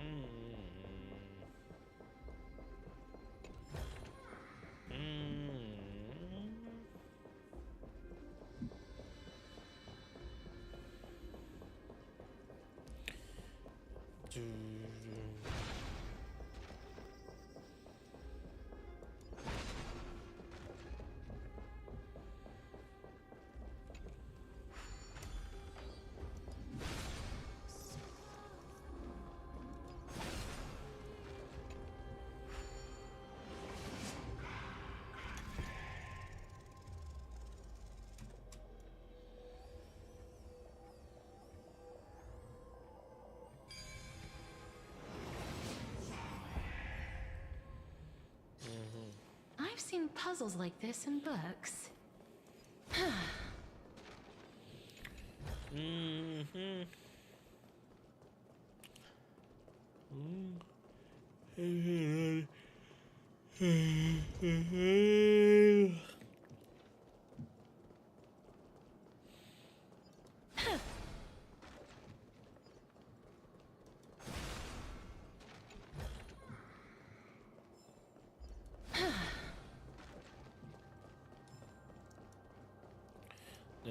Alright.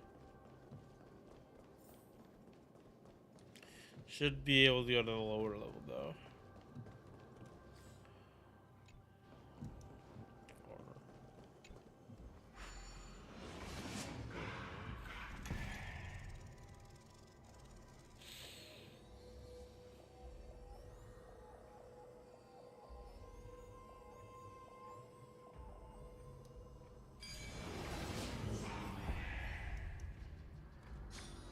I've learned something.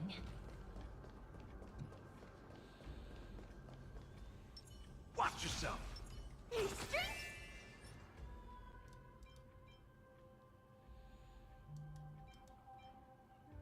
Is that him becomes coffee? Oh my god. Why is it black?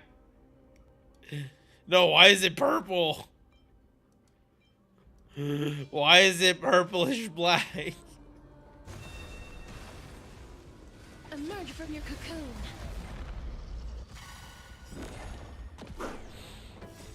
Friends? Indulge yourselves!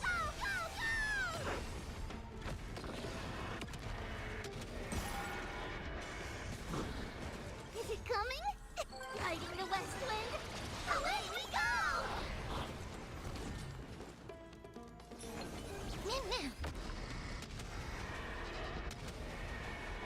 May death protect us!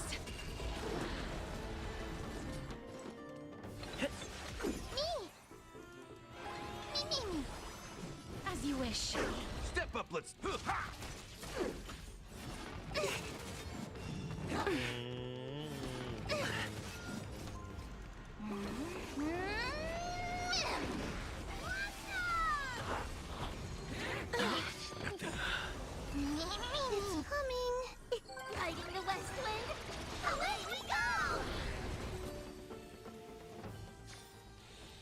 May wandering souls find their own way out.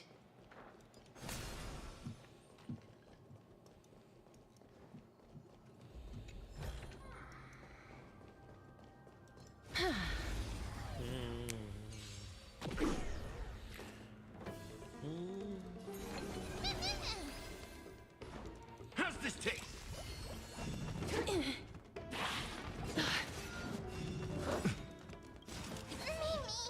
Nice second, my friends. Indulge yourselves! Mimi! Mimi! Please cherish Wiltier. That's all you got? It ain't over. It's fighting the West Wind. Away we go! Embrace a new life.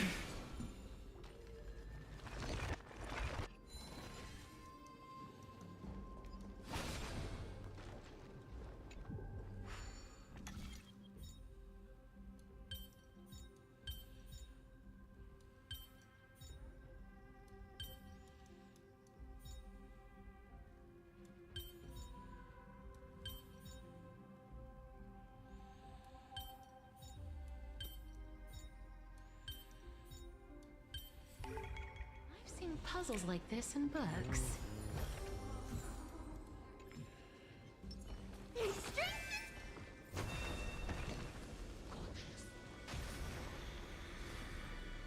Emerge from your cocoon.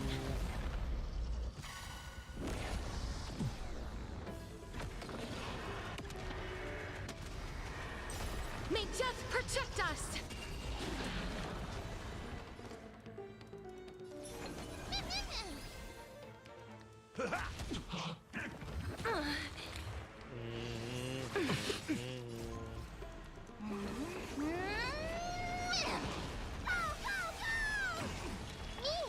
It's coming!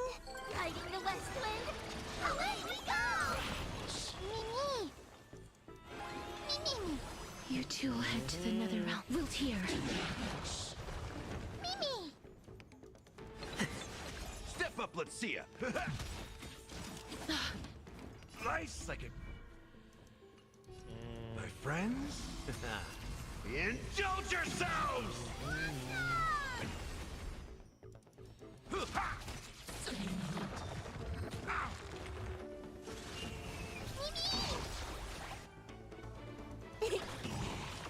Life is not so as you wish. May wandering souls find their own way out. Make sure you keep it safe. There's strength in numbers!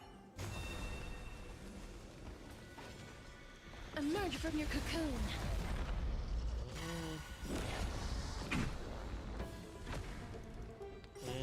Fighting the West Wind! Away we go!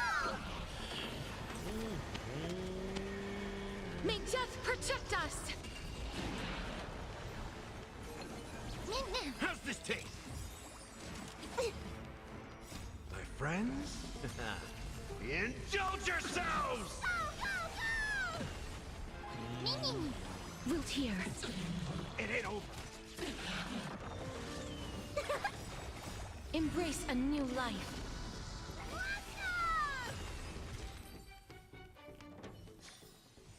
May wandering souls find their own way out.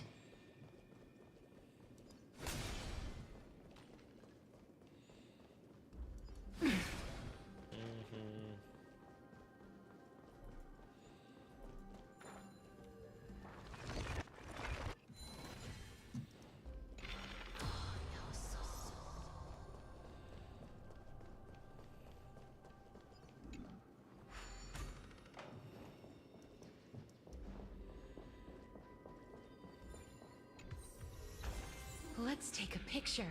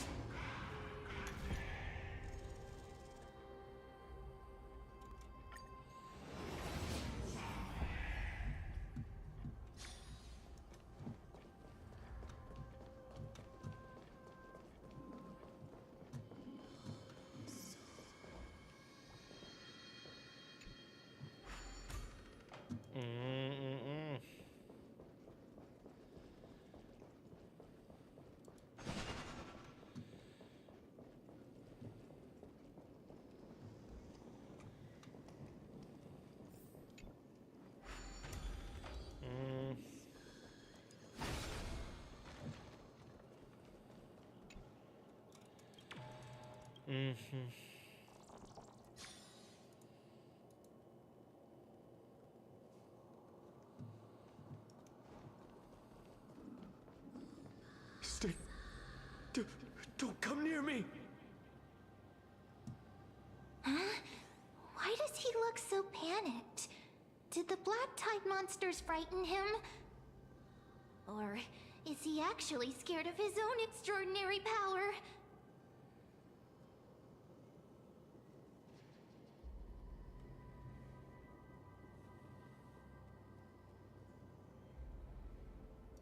There's no need to be alarmed. We're just passing by the area. See? None of us look threatening.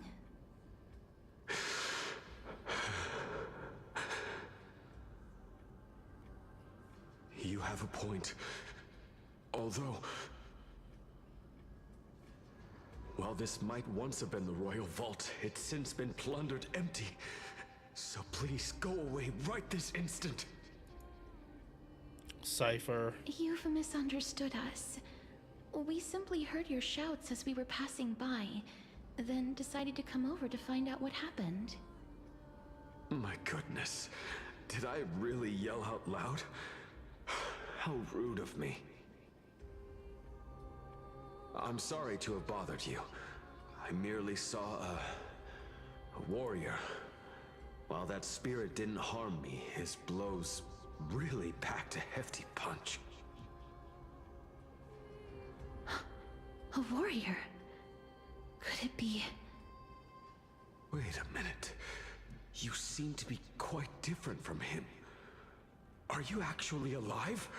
How can you walk around here while alive? It's a long story. We're here to seek an audience with Thanatos. Thanatos? Who's that? Is it possible that he's also living in the era before death descended? Death? Could it be that you are here to defeat the evil dragon Pollux? Pollux? Is that the embodiment of No. Death? According to the warriors under the Centurion's command, that evil dragon has been dead for quite a while. The curse that condemns people to death didn't originate from it. But they saw a girl within the dragon's embrace, and she is the true Reaper.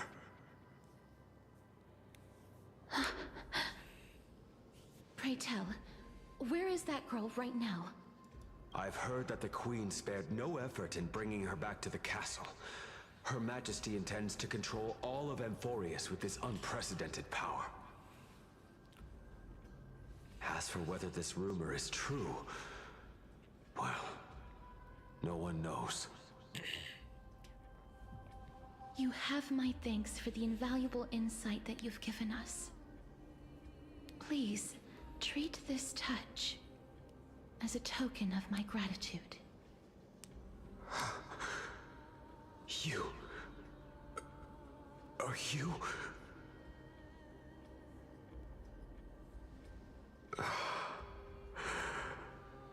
Thank you. This is his...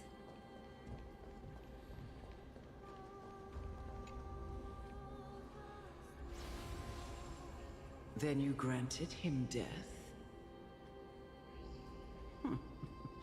That isn't like you. You would have refused, even if I commanded you to do so. I... don't know. I did it out of sympathy, believing that I wouldn't be racked with agony, but... I am still in a state of turmoil. Sympathy? Sympathy for that youth who triumphed in every battle? That young man was favored by Talantin, who taught him a move that will defeat any mortal enemy with a single blow and emerge victorious every time. He could rely on that move to always achieve victory during Era Chrysia. However, now that death has descended upon the mortal realm, that divine swordplay also means he can send others to death at will. In other words... You feel that he's similar...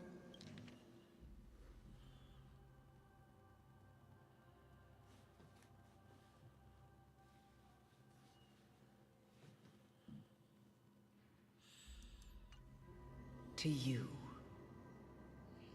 Yes. Since he can never be inferior to others in martial combat, death would be the inevitable outcome every time he strikes. That's why he approached me and pleaded. Pleaded for me to put an end to all of this. You are perhaps feeling lost from making your peace with death in so abrupt a manner. I have not made peace with death. I've seen the people of Idonia stand tall and proud in the face of death.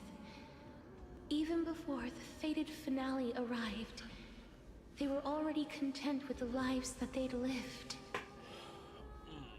They had such proud expressions.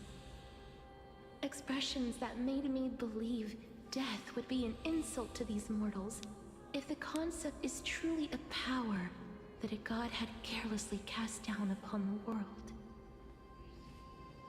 Perhaps death's authority was never meant to exist in this world. Just like how I shouldn't exist.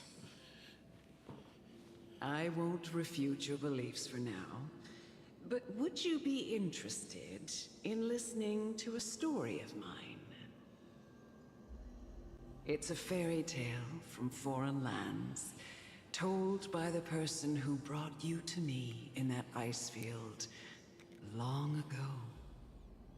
Wait, what? A tale told by the Queen of Styxia. What? Wait a minute.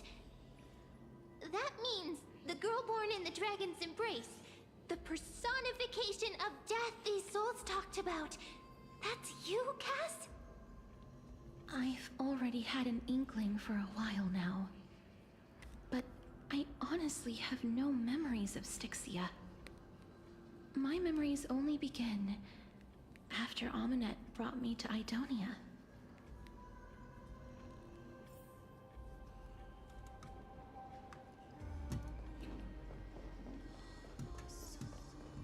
I mean, she was looking like she was like 4. She looked like young. Don't look back. keep moving forward. Always. It's yet another eulogistic butterfly. Are we getting closer to the Netherrealm? Shut up! Just shut up! Even if that girl is evil, there's no reason for you to absolve that monster. It was the both of them, who trapped us in this crevice between life and death.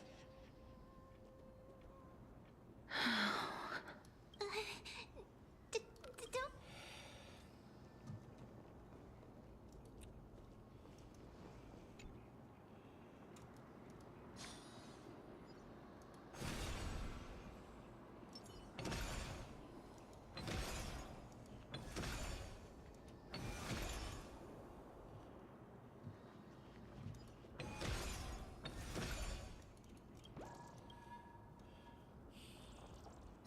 Nice aimbot, by the way.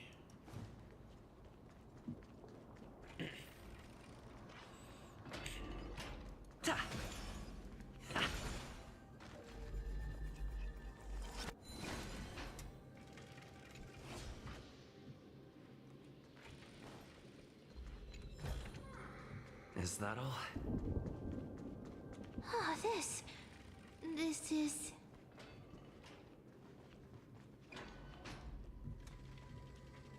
Yeah, no, nothing else.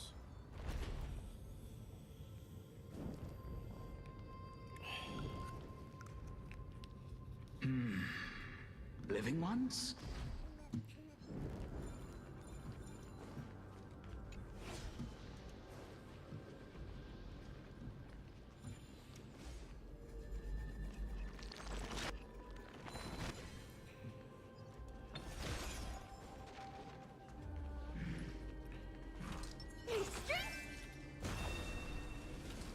Emerge from your cocoon.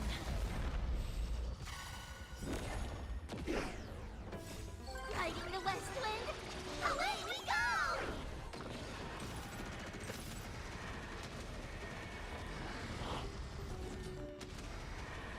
May death protect us!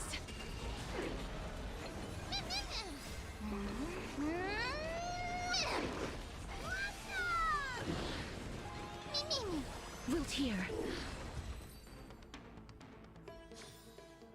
May wandering souls find their own way out.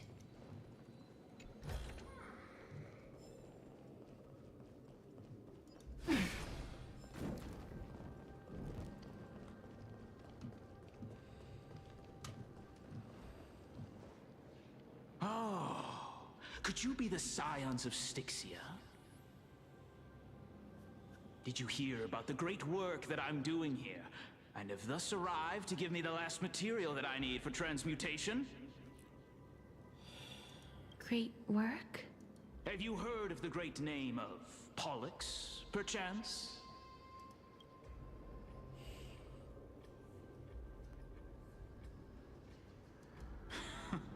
You have? Then that's good. During the Age of Myth, a time likely before your birth, I was the unsurpassed zenith of alchemy that none could reach. On the shoals of the River of Souls, I shall make Pollux soar again and bring death back to the world. But didn't that dragon already bring death to the world? Oh, looks like you don't know the whole picture. Well, it's true that the missing girl can grant death to mortals. Pollux, the one who delivered her onto this world, makes it so that humankind cannot die. So, it's just as I feared. This is my guess. The deceased are supposed to drift down the River of Souls until they reach the end of the West Winds. But this River of Souls was blocked by Pollux's fall. That's right. That's why it's imperative that I bring the dragon back to the mortal realm and make it soar the skies again. I have long since prepared my alchemical matrix in the tower. Although, I am still missing the most crucial material of all.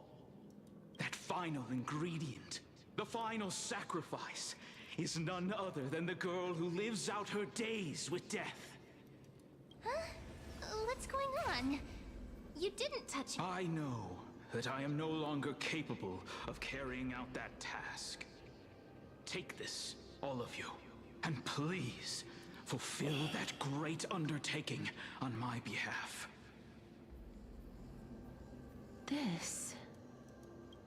We had been inebriated in Fagusa's feast too long before we began to seek divine bestowed death, so that we could be freed from the whims of fate. However, that brought doom upon us. Instead of summoning a supreme god, we encountered a monster that cut off the River of Souls. That detestable dragon Pollux denied all the dead from the gates of the Nether Realm. Unable to rest in peace, these departed spirits engulfed Styxia like a roaring tide. As a result, my city and its people no longer exist. That child is the only person whom I managed to save. Born within the evil dragon's abdomen, she has possessed the talent of death since her birth. She must have been granted to us by the gods as a chance for us to atone for our sins. Please, you must nurture her to adulthood and prevent her from experiencing all of the suffering that we went through. I promise that I will care for her as a mother, that I will protect her from the evils of death. By Fagusa above, thank you for your kindness. As her mother, please bless this child with a name. Before I am swept away by the River of Souls, please let me know how I should address her in my next life. Oh. Like how a transient raven butterfly, a fleeting papilio castor, perches on the twig of death. Castorus. That shall be her name. That's where my name comes from? Yeah, so The sound's back. What is seems making like that she's a ruckus? clone of the original one. Like she was literally born from the heart. Living ones, don't waste your time bickering. The Netherrealm's wrath is falling upon you. Black Tide Creations. Mr. Be careful not to suffer the same fate as those Black Tide creatures! Everyone, hide behind me! Away we go! Nim. Step up, let's see. Okay. Nice psychic, my friends. Indulge yourselves! Go! Mimi! Mimi! Life is not as you wish. That's all you got? Embrace a new life.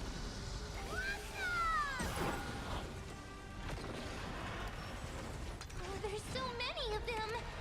How are we holding up?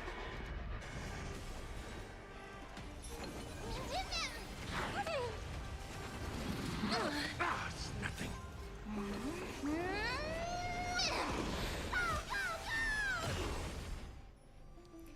It's guiding the west wind.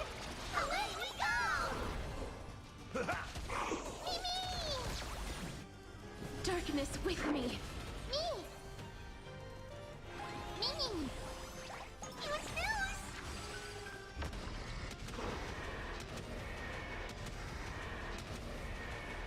May death protect us! Our souls 4,000. for the feast of strife. Upon Mighty. the triumphant return. You? Lord Mighty? Lord Mighty, you've been through some tough battles once again. That black tide is endless. My death is only temporary. I will find my path of return and go back to the world of the living and continue my protection. Lord Mighty, I have always wanted to. Why does death reject you? I'm the one resisting it. I must resist the temptation to go with the flow. I'll go against the current and kill my way out of this cursed nether realm. Wait. So his cutscene is literally every time he dies, he's fighting that. It seems like he's completely focused on resisting the temptation of the dead's whispers. Damn. That wasn't his... He's working hard every minute to deny death. It seems his battlefield is not limited to the world of the living. Lord Mighty, are you willing to travel with us? We're headed for the Matrix inside that tower to summon Thanatos from their prolonged concealment.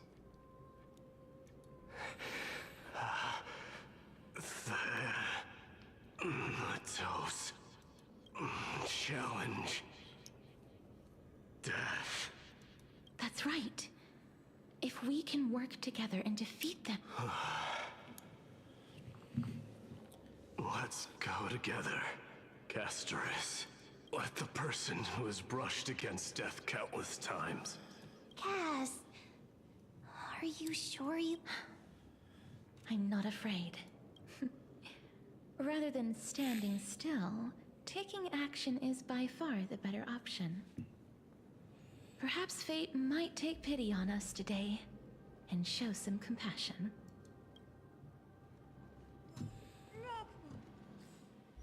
She's too much of a cinnamon roll. You said she has hope. She somehow, she's like MASH. She didn't lose hope. When most other people would have probably lost hope a long time ago. But yeah, no, those are... I want to make death something vibes. with it. But what to make? This motherfucker's... Yeah.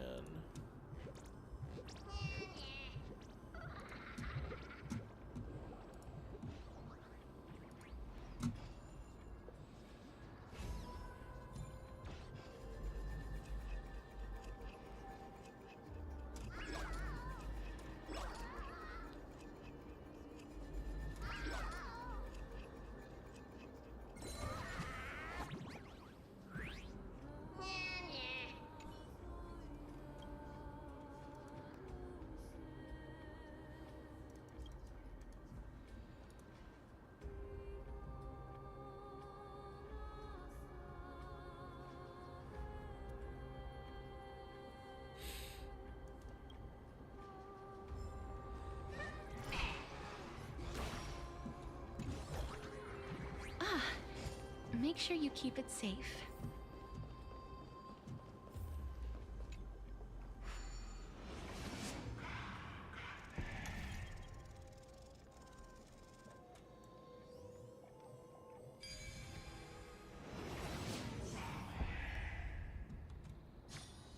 I've seen puzzles like this in books.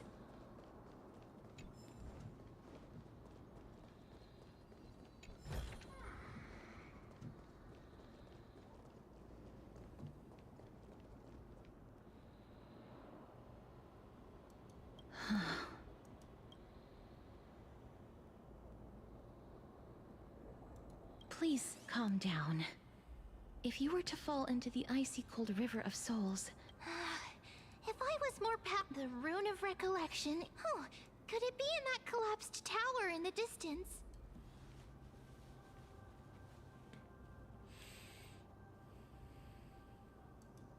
It's still up to me to step up and...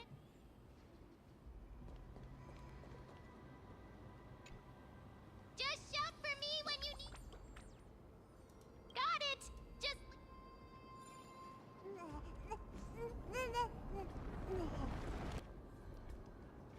Mem did it. The pink squirrel is very smart. Why am I a squirrel now?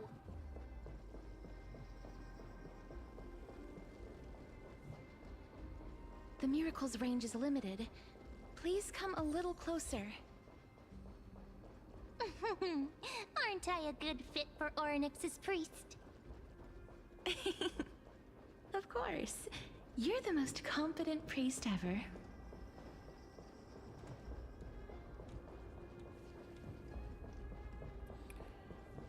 Honestly, there's probably some bug there. Hold up.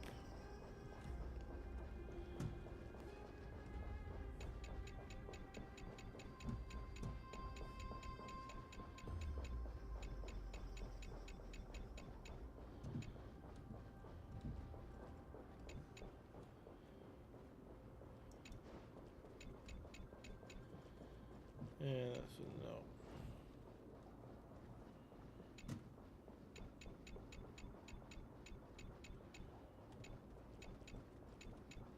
Yeah, no, I definitely would have sneaked a bug in here. Annoy the shit out of people. Unfortunate.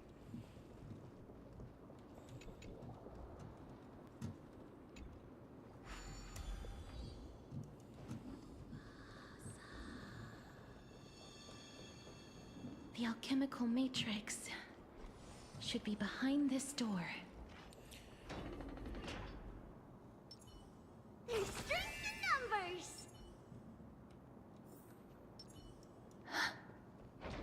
Is Trian? that... Wow, there are so many of you! It's little Cass and little Gray. Oh, there's also little D and the pink puppy! Trian? Aren't you... Get what? I'm getting even more confused. This is the first time I've encountered a deceased friend while going upstream in the River of Souls.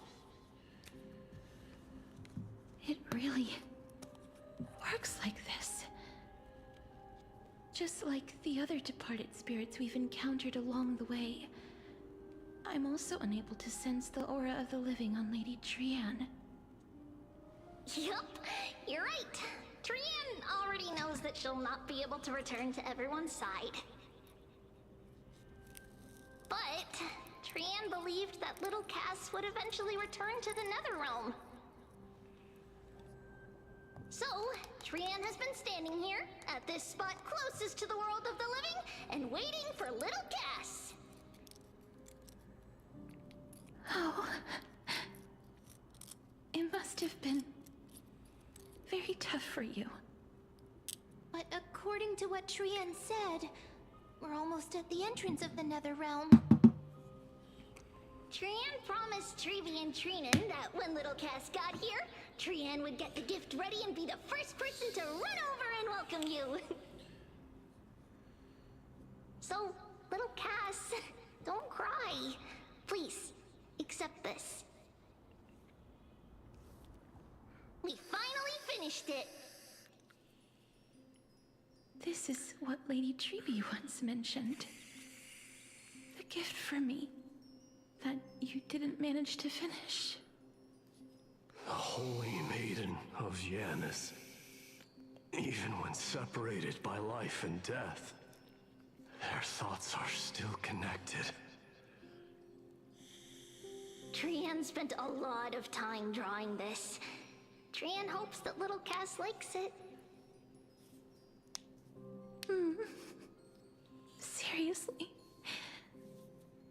It's seriously a wonderful drawing. Lady Trian.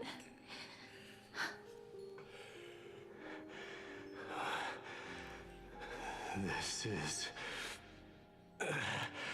our flame chase journey. Little Cass, we don't know what your journey was like before.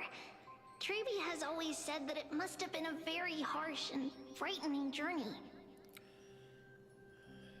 But little Cass no longer has anything to fear now, because everyone is here with you in this flame chase journey! That's right. Only now, when I see Lady Trian's gift, do I realize that I've already obtained so many things I would never have dared to dream of since I embarked on the flame chase journey.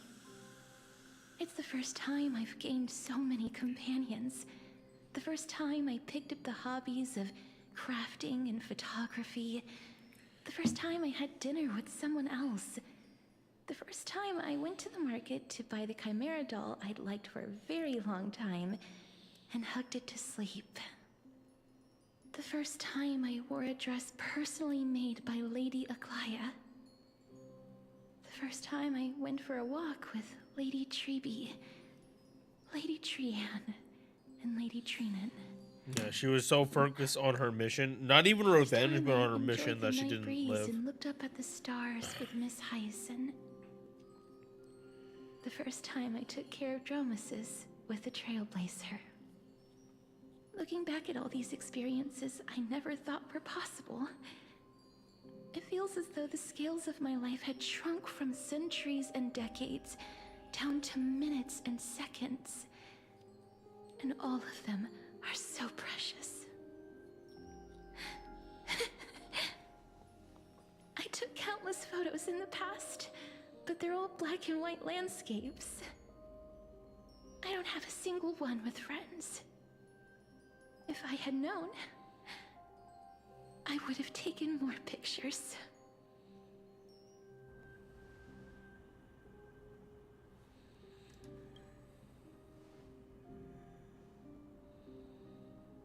Trian says yes! Trian likes little Cass and would love to take a picture with little Cass. Sadly, being departed souls, our images cannot be captured in the world of the living.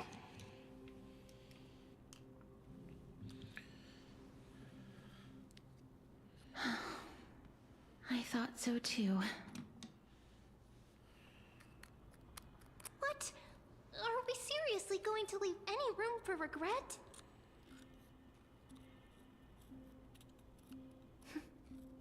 There won't be any regrets.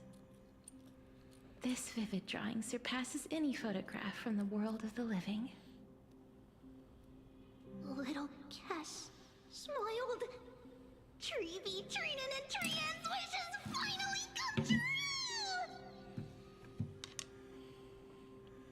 I remember you once said that fate is not the flowers that bloom at the end of the road, but where people tread beyond the gate. Now, the path that belongs to me is about to reach the end. Thank you for bringing me the final key. Key? Little Cass, why are you talking in riddles all of a sudden? I have a feeling that soon, this gift of yours will become the key to saving Mister's life. Wait, hold up. I just saw Cypher. Keep smiling and carry on bravely. I just saw Cypher in the background. Hold up. Little Cass, Little Gray, everyone, see you tomorrow!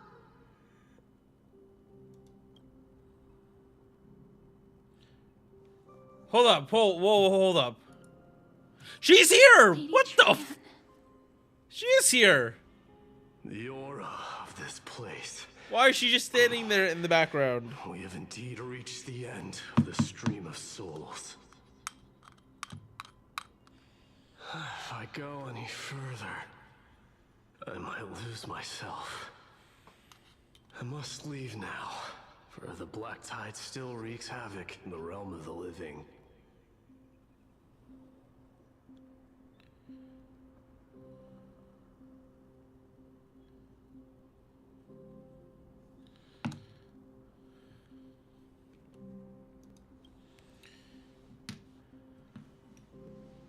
I have broken free from the chains of death countless times. This time will be no different. Castorus, will you fulfill your duty for the flame chase? I have yet to make my decision, Lord Mighty.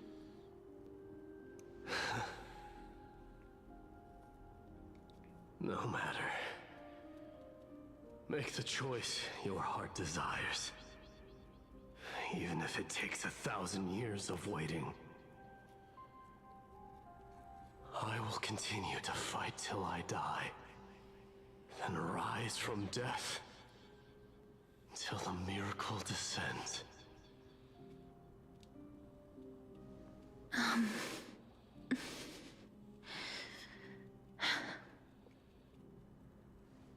There is one more thing you should know, Lord Mighty. What is it? Professor Anaxa may have deduced the principles behind the Era Nova. You and I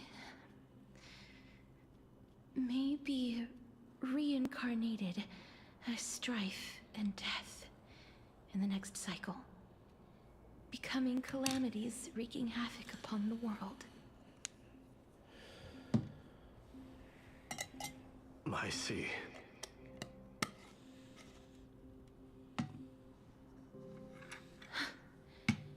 Is that all? Are you going to accept such a fate without complaints? Do you have a strategy to shatter the shackles of our fate? I haven't found it yet. Perhaps I never will. Then, cease wasting your thoughts on futile matters. Control what little you can. And when fate's inescapable grasp comes, resist it with the strength of your mighty will.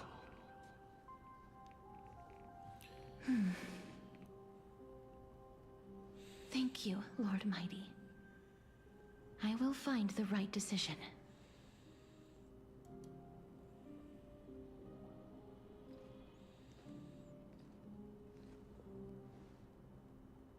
In the name of strife, may you meet a fitting end.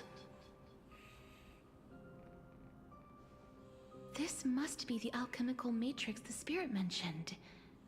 Let's see. We need to insert Aquila's sky, Giorios' earth, Kephali's fire, Fagusa's ocean, and Nestia's love. It seems our sweet Princess Homebody has made up her mind. In that case, seamstress, I suppose I no longer need to deliver your message. My time is rather precious after all. Whether you wish to break free from death or not, please, follow your heart.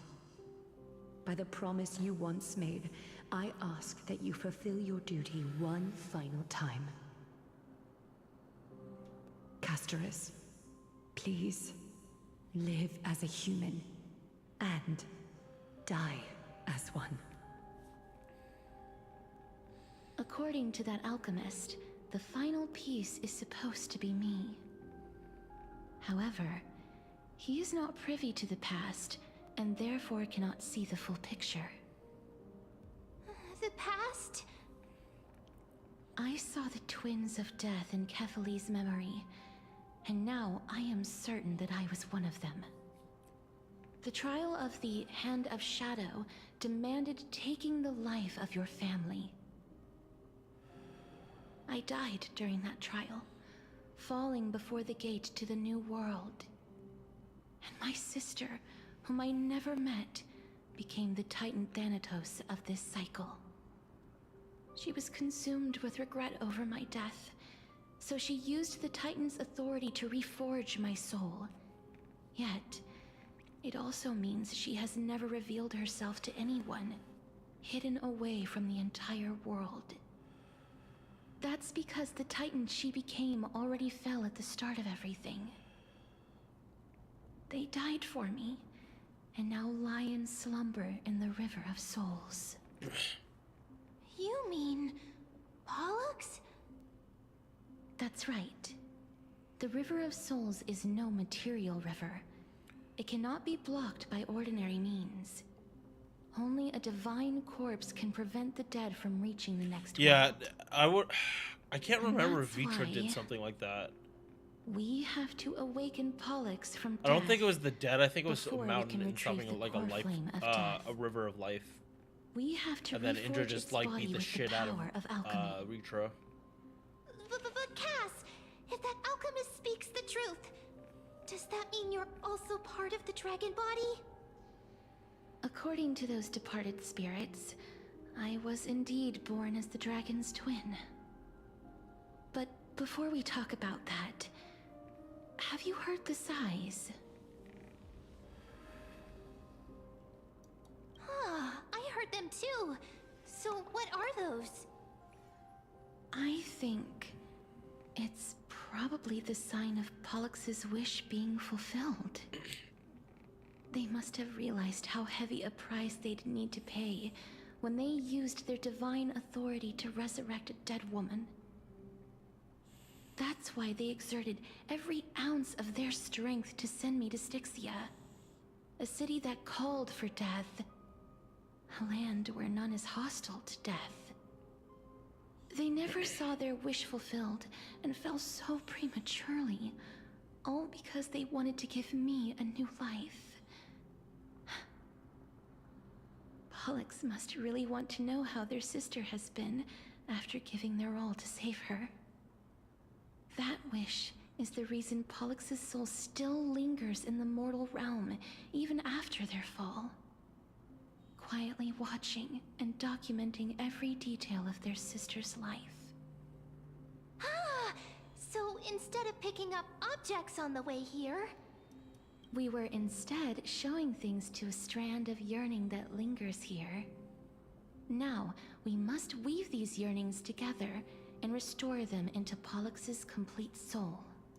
But all of this is just a hypothesis, right? What if we go through with the ritual and it turns out totally different? That's fine. As Professor Anaxa often reminds us, such is the nature of alchemy. The true outcome can only be known once the process is complete. This is why alchemy is also known as the miracle of creation. Now, the puzzle of Pollux's yearnings is nearly complete, with only one final piece remaining. I shall reveal what they have been yearning to know in the alchemical matrix. I will show them my whole life since I left Styxia. Lady Trianne has already drawn a picture of my entire life, and it is now in my hands.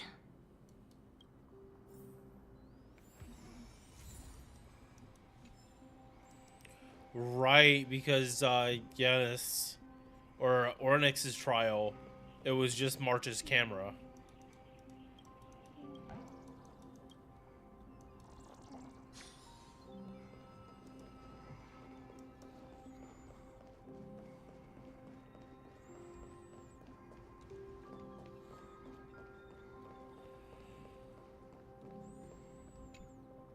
Then, Let the ritual begin.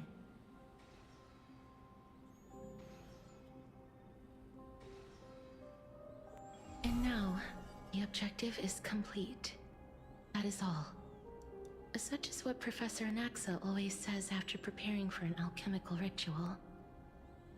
And now, Pollux, I shall lift you from the River of Souls and reforge your soul.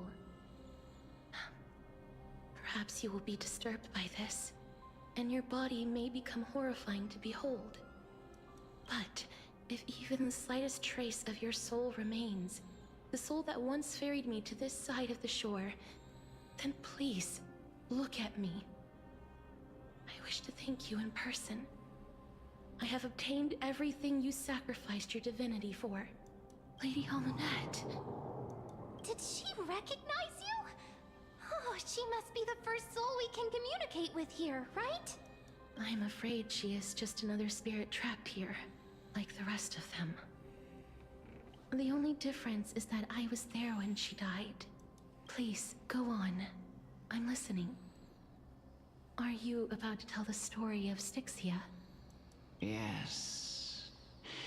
You're just as smart as I imagined, but... never mind. Now's not the time. There's no need to worry, Elder. Take a look around you. You're already at the resting place. The world of the dead. But how? I understand that you chose to remain silent about the story to protect Casterus, the girl who coexists with death. But you no longer need to hide that story. I can assure you that you have protected that girl's life well. Oh. Well, in that case, let me begin. Styxia, the pearl of the ocean, plagued by unwarranted calamity and ravaged by death in the fairy tale. It was the first city-state to shift their faith towards death, even before Idonia did. From where you stand now, I suppose that's a bit hard to believe. Right? Indeed. I cannot imagine that those from the Era Chrysia, blessed with eternal life, could ever yearn for death. I have pondered the same question, child. But I am afraid there is no clear answer to it. Journeys and epics are only glorious and magnificent because all things eventually fade to dust. That's how someone once explained to me why death is necessary to the world. But I still can't take that as the final answer. Would a world without journeys and epics be worse off? I take it the one who spoke this line was a general, or perhaps a warrior. I, however, did find some inspiration in these words. Would you like to hear my thoughts, Casterus? Please enlighten me, Lady Almanette. Though I have already made up my mind on how to handle the authority and core flame of death. Your words might truly guide me toward the path forward. You and I are neither warriors nor generals. Therefore, journeys and epics cannot truly resonate with us. But what if I reframe it like this? What if love is not a trait bestowed upon mortals by Nestia, but a blessing from death. Love. No one ever invented the word cherish in the era when life was eternal. For all the good things in the world can be revisited endlessly. True. And every bond formed carried no risk of being severed. True. The so-called Era Chrysia was an age devoid of both virtue and sin. People did not truly live. Yeah, this is basically the Olympus. Going through the motions without passion or purpose, then waiting for something to happen. Perhaps the people of Styxia chose to embrace death not out of fascination with its cruel and fearsome side, but instead became fixated and obsessed with the impulses and desires tied to a finite existence. Therefore, death is not a thing of fear and desperation, but... That's right, Casterus. It is the reason we shed tears when parting ways, and also the original spark that ignited the passion of mortals.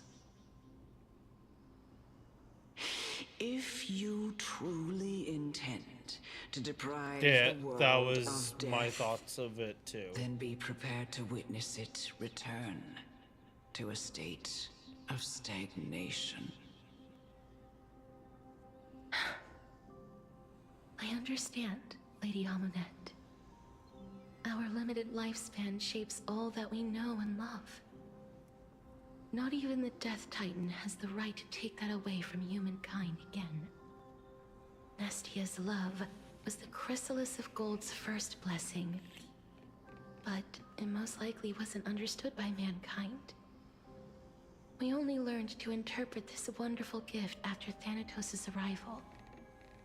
If the world was bereft of death, then the Queen of Styxia wouldn't have played midwife in delivering me into this world. You wouldn't have welcomed me into Idonia, and Aglaya would never have invited me to join the Flame Chase journey. None of these stories would ever have happened, and I would never have lived, let alone found happiness. Thank you, Mother.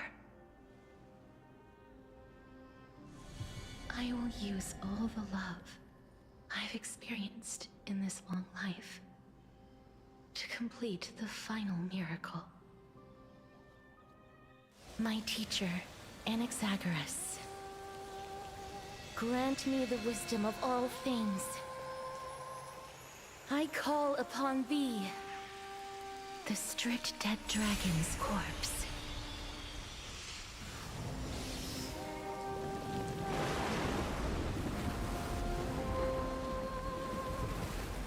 Rises from the earth, falls from the sky. As above, so below. This is the greatest power of all powers. Unstoppable in this world. The great work that commands all death. I shall grant you embrace.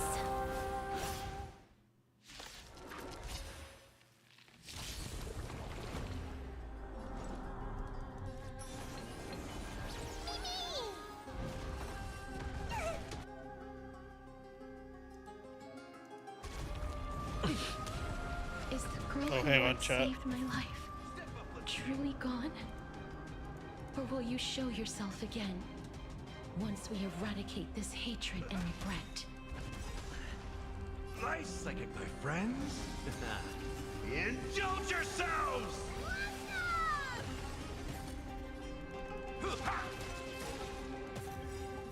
Embrace a new life. Mimi! Mimi! It's coming! Riding the west wind! Away we go!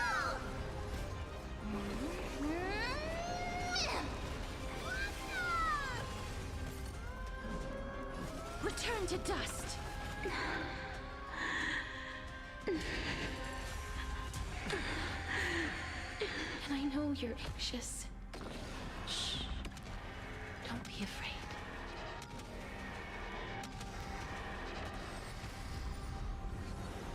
There's no more need to weep in grief. I will grant you peace.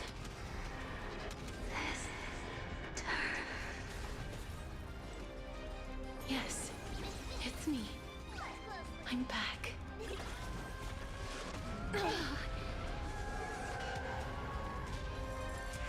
Be careful. They may be moving by instinct, but there is fury welling up within them.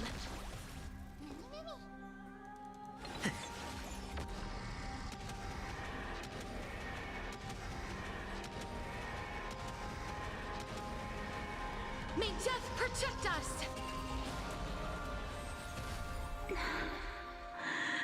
Please.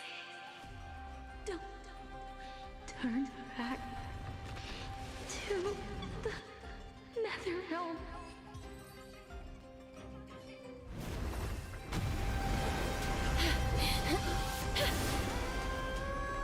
Oh, death.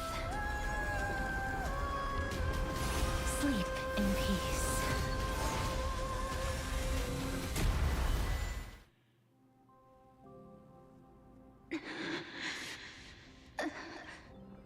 I'm sorry I have to wake you up from ancient death. And I know you're anxious.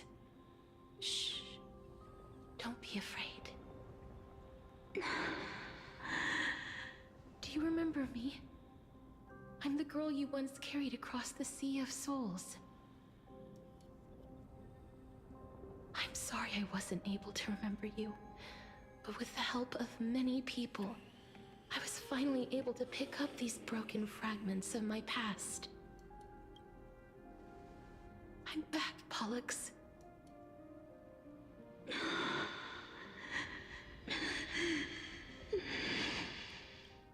I know this might not be what you wanted,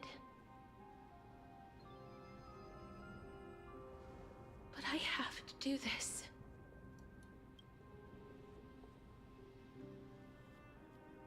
So please, carry me across the Sea of Souls again and return me to the Netherrealm, just like you did in the past. Please take me to where the core flame of death rests.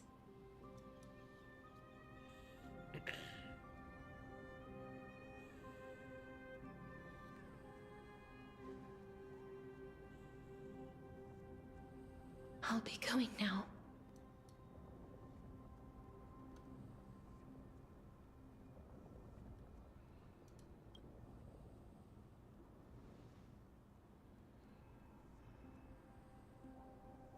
They may look scary, but as long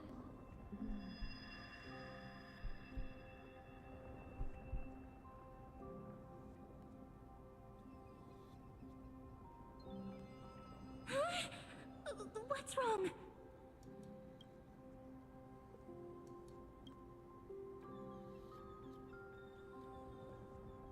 Are you...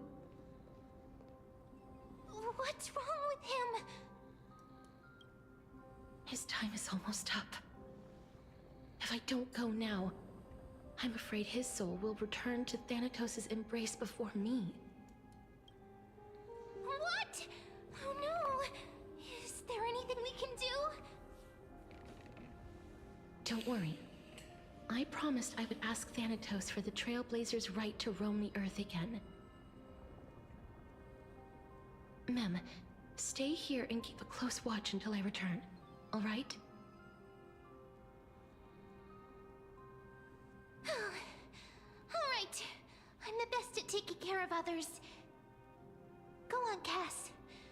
Make sure not to leave yourself with any regrets.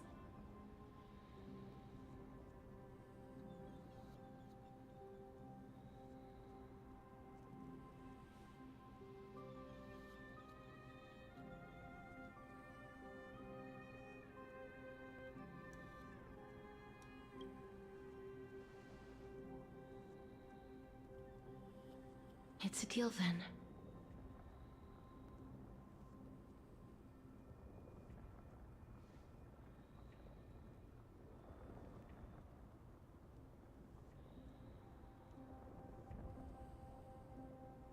Please.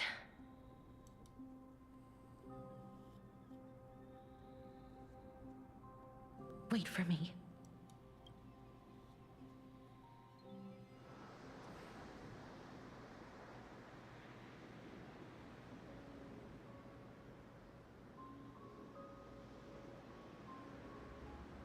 After all that, you still ended up back here.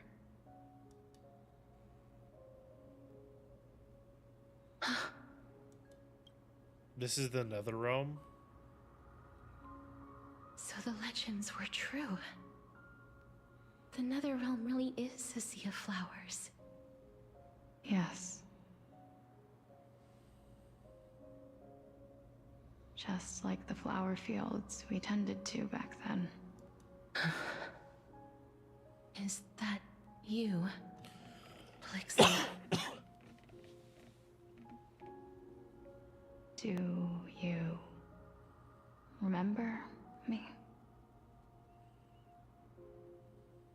I don't have the memories from that time, but I've seen you before during an experiment. I see. Call me Thanatos, then. It'll be easier. However, since you recognize the name, you must already know everything about Thanatos, right? Yes. I'm here to reforge the order of life and death in Amphorius.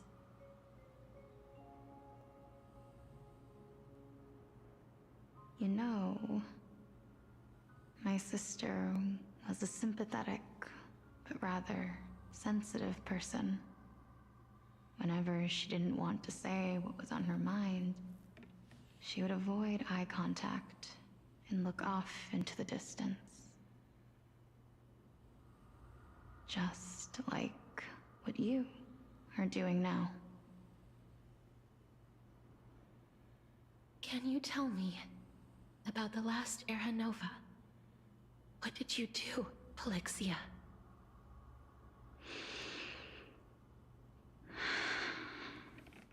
Where should I begin?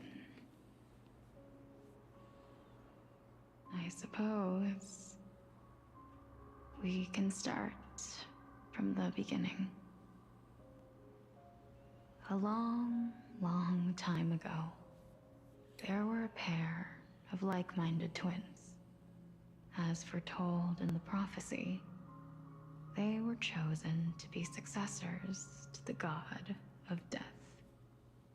But fate was cruel. The price of attaining divinity was to take the life of a family member with our own hands. That trial was indeed recorded in that memory.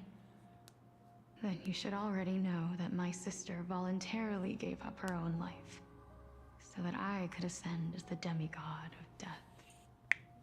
But I couldn't accept that. Why did we have to kill each other for a future she'd never see herself? That's not fair. So, while weaving the laws of the new world, I shattered the forbidden bottom line for life and death. So every cycle, I reshaped my sister's they soul rewrite and took the the laws form of the world. the great dragon Pollux to carry her up the River of Souls and back into the mortal realm.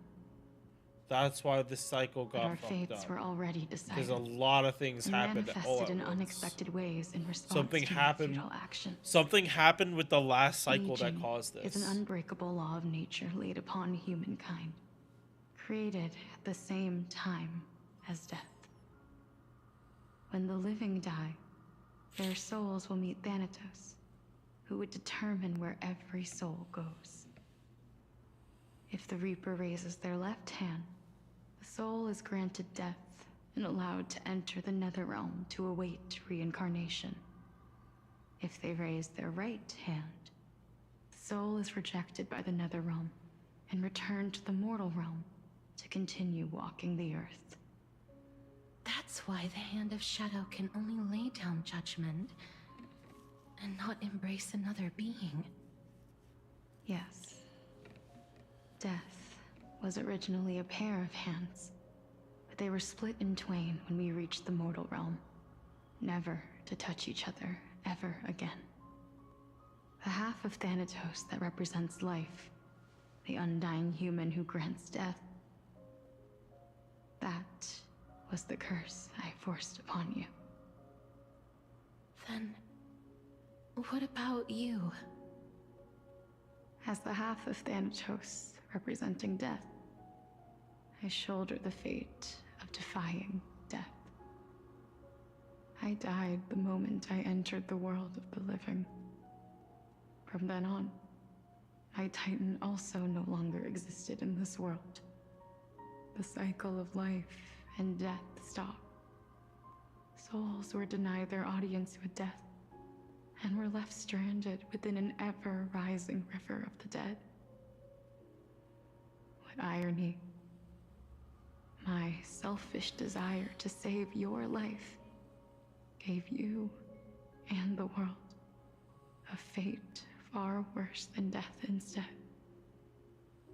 Then, what was left of my reason was left behind in the Netherrealm, where I've been taking care of these flowers day after day, until there is now a sea of them, all while mulling over the subject of life, death, parting, and enduring in endless loneliness.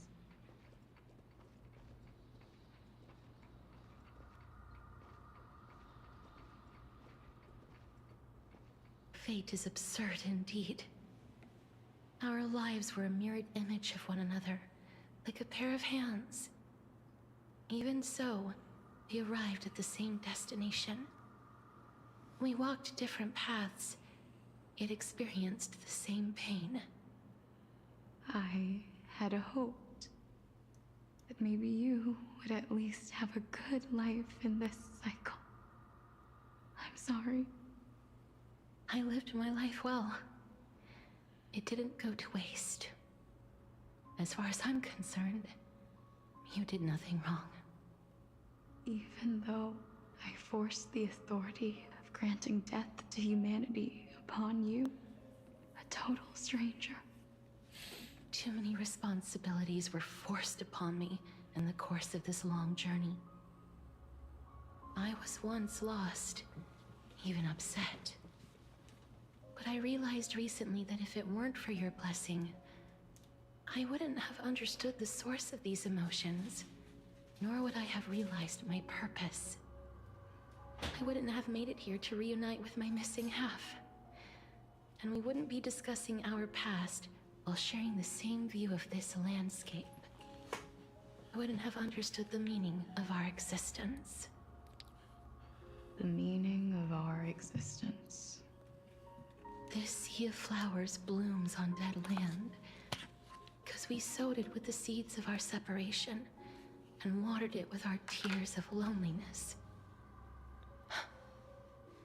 Yes, the only thing death is allowed to create are flowers that bloom from blood and tears. That's why Thanatos cannot create living beings at will. Nor can the Hand of Shadow determine a person's remaining days. Because the life and death of mortals should never be dictated by another's will. Are you saying there's no point in Thanatos' existence. No.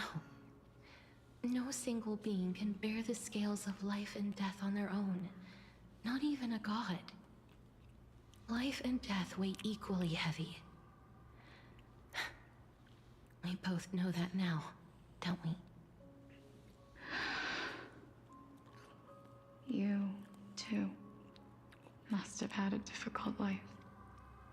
We've taken quite the ridiculous journey together, haven't we? I had a feeling, even back then, that we would meet again one day. Not to embrace one another after a long separation, but to come in search of retribution. Tell me the answer that's already been written, and let us draw this seemingly endless fate to a close. It's been far too long.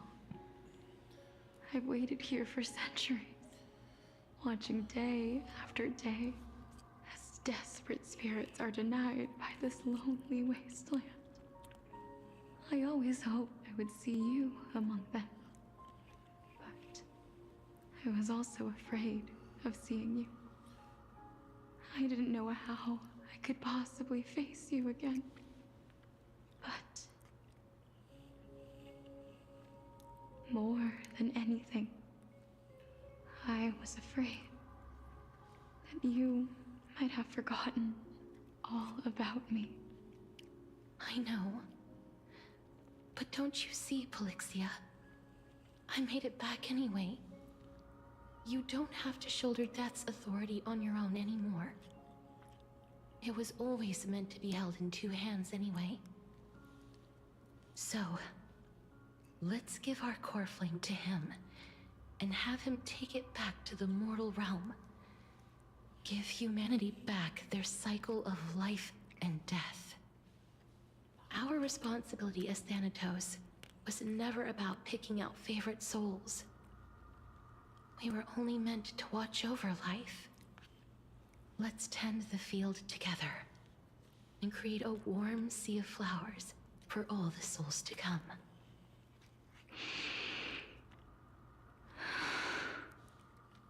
What do you think, Polixia? Yes, just one last step.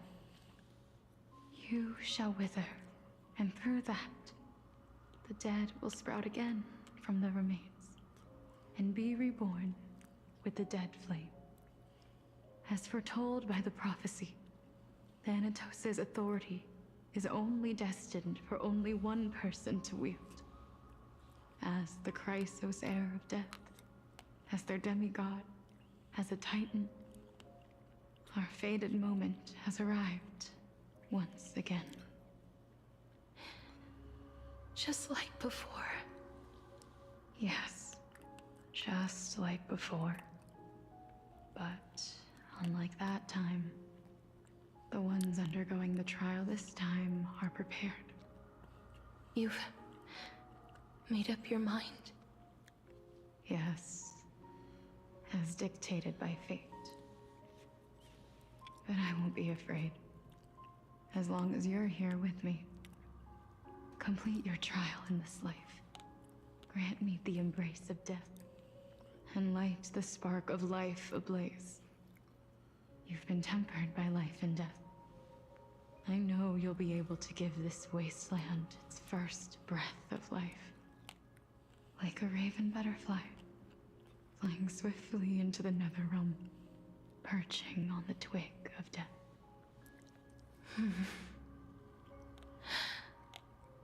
I will. After this, I will remain permanently in the Netherrealm.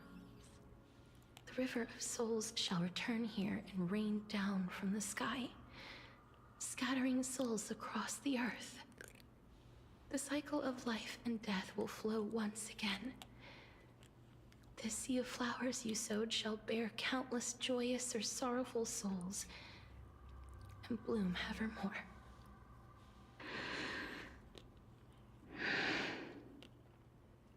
Thank you.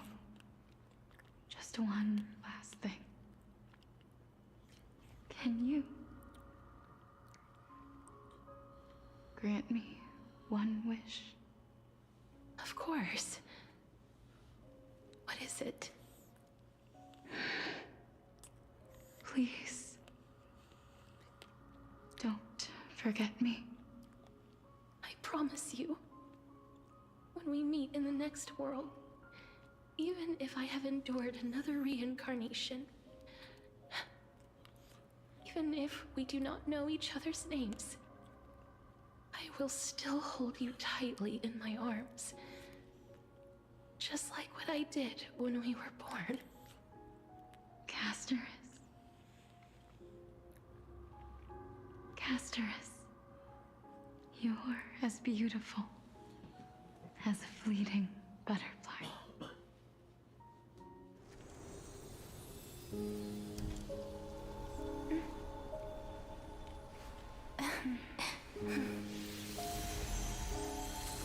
I will bring rest to death. And from now on, stagnant life will once again flow.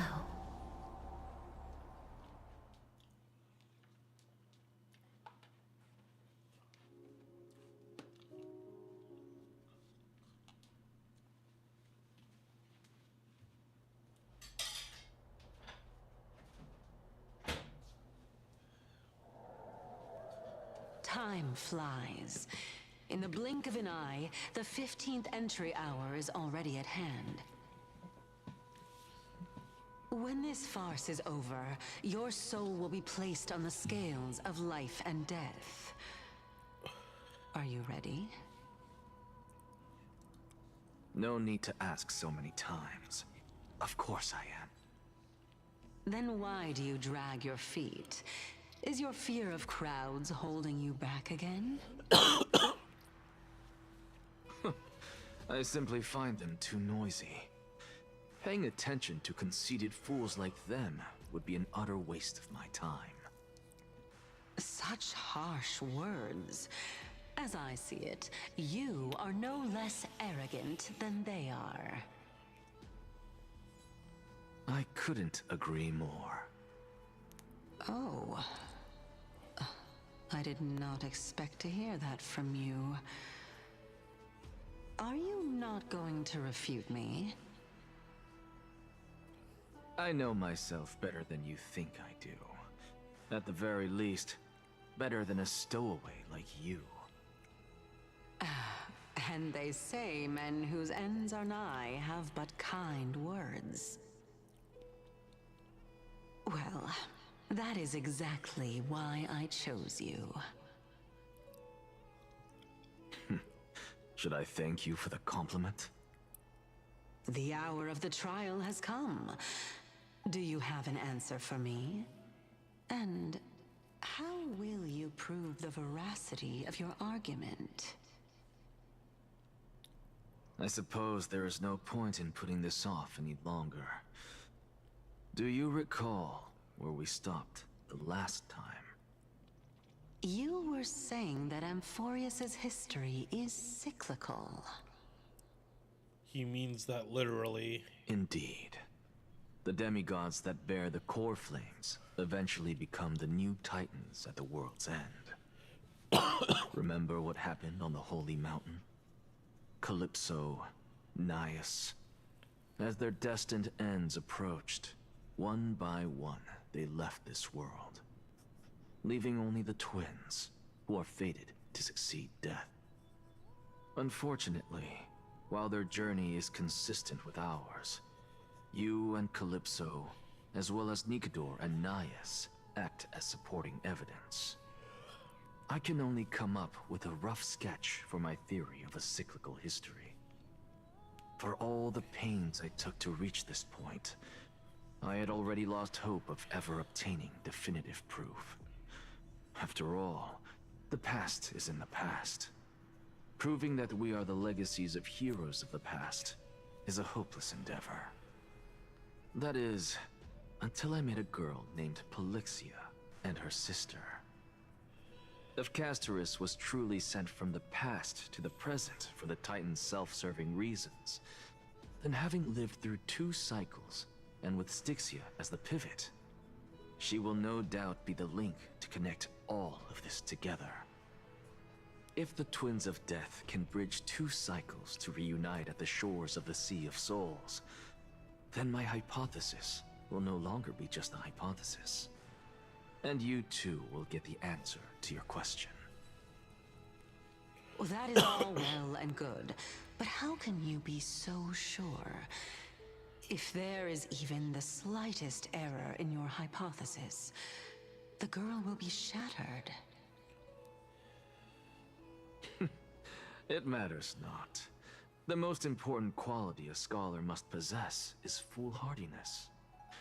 If you are overly cautious, then you'll never have the gumption to make the first step, and change will never come.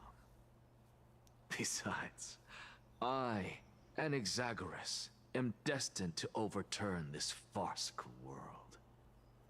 Come, let us go and teach those pathetic worms one final lesson.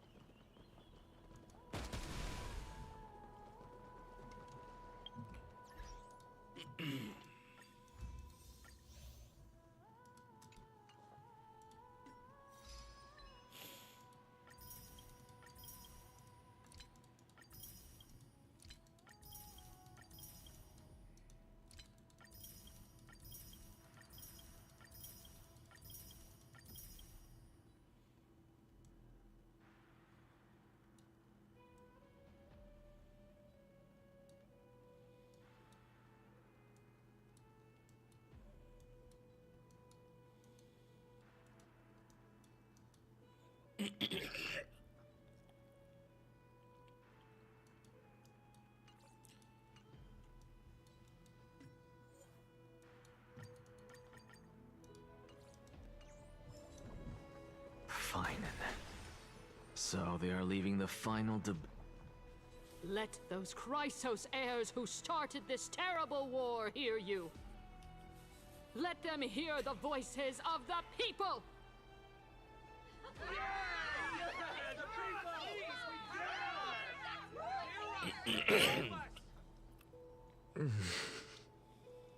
As always, that woman knows how to stir up a crowd. Professor Anaxa, I thought you'd pass on this. Everyone must cast their vote, or this assembly would serve no purpose. Prof, do you truly think it's wise to entrust the fate of the world to an assembly like this? Akama has stood strong under this system for 1,000 years. It stands to reason that there is purpose in its existence. But that is not what you're asking, is it? What you really want to know is Aglaya making the right decision in entrusting the fate of the world to you? Nothing ever escapes you. I didn't spend all those years teaching you for nothing. Most people only take 4 years to graduate, if I recall. To tell the truth, I feel like I'm on my way to an execution chamber instead of a podium. So, do you have an answer to that question? No, I don't. I thought so. Because that question is not yours to ask in the first place. Is Aglaya entrusting the world to you the right decision? Don't make me laugh. That is a question that woman must answer herself. Why are you fretting about this on her behalf? Or have you been seeing yourself as her pawn all this time? Listen up. I'll say this only once. Flip your perspective around and ask yourself this instead. What should I do to ensure that the world doesn't stray from the correct path? That is what you should be thinking about. You still have time, so give it some thought. Oh, and don't bother telling me the answer. Tell it to those begging for salvation from the gods. Got it. Thank you, Professor Anaxa. That's Anaxagoras to you. Who will you be voting for? That'll depend on how well you perform. May Cersei safeguard your thoughts.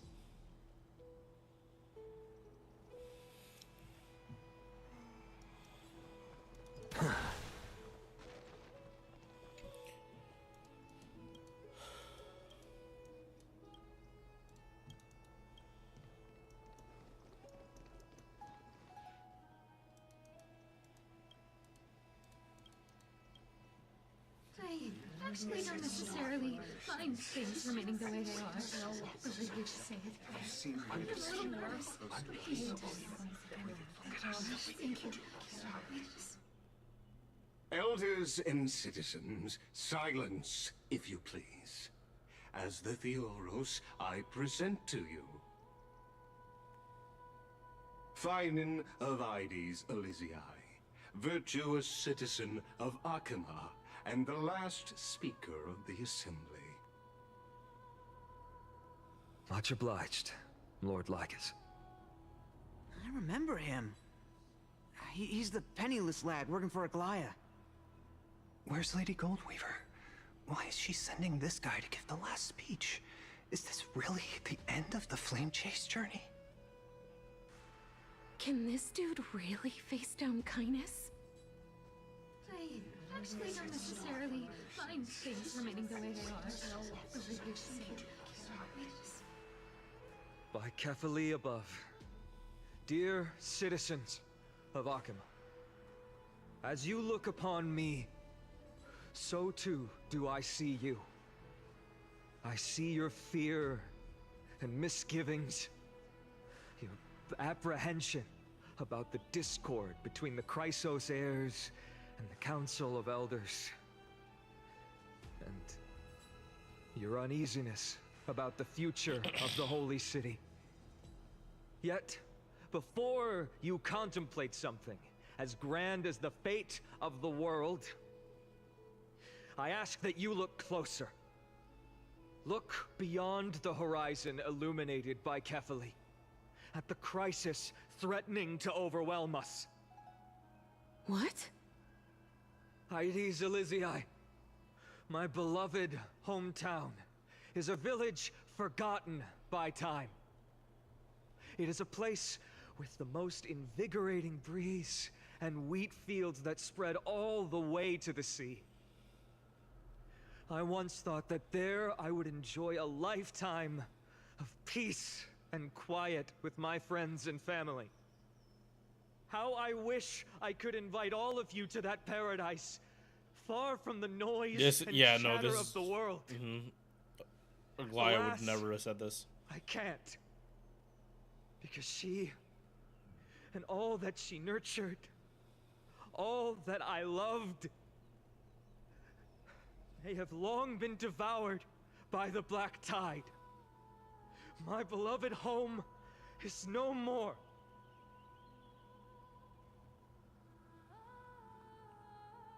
I will never forget the day the black tide struck. My father, Hieronymus, fought with a broken sword to his last breath to protect his child. My mother, Aldada, she was ripped apart by monsters. Also, I might live to stand before you here and now. Galba, he was a hunter. But in the end, those arms that once drew a bow instead embraced Piso, his beloved son, as they both breathed their last. Pythias, the teacher, risked her life to save her students, but a burning beam fell on her, crushing her. And what of Livia, her daughter? Did she make it out alive? No, she didn't. Livia, Piso, and so many other children, my childhood friends, They were all swallowed by the black tide and turned into monsters. They kept saying the same thing over and over. Even up until the final moment, I finally steeled my heart and granted them eternal peace with my sword. Why, Finan? Aren't we the best of friends?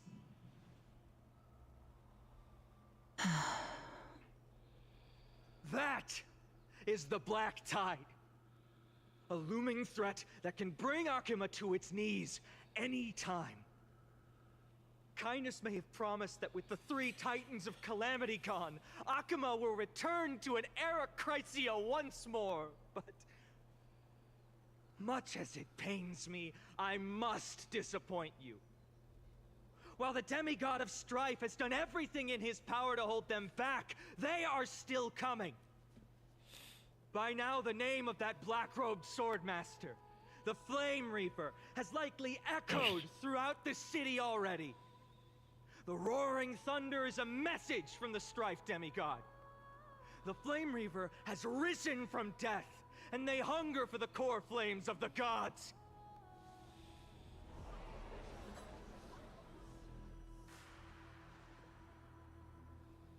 Lies! If such a powerful enemy is indeed approaching, why is Akuma still a picture of peace? Exactly! The city of Akuma shows no signs of pandemonium or chaos. And why is that? I beg you, spare a moment to think about this. Are we able to stand here and hold this assembly in peace today because the danger has passed? No! This peace we enjoy is no gift of fate. We are able to stand here today only because the Chrysos heirs have stepped up and shielded Akuma from calamity. With her golden threads, Aglaya has preserved and continues to preserve these idyllic days that all of you hold dear. The Council of Elders claims that Aglaya will one day forsake the people because her divinity is eroding her body and soul. But ask yourselves this. Rather than offering her aid and support, why do they choose to watch and push Akuma away from the Flame Chase journey? The answer that no one can bring themselves to speak of. A truth stained in blood and buried in greed, fear, and vanity. Allow me to lay it bare before you. It is because the Council of Elders, which bears Akuma's history and honor, along with this citizens' assembly we once took so much pride in, are now infested with vermin.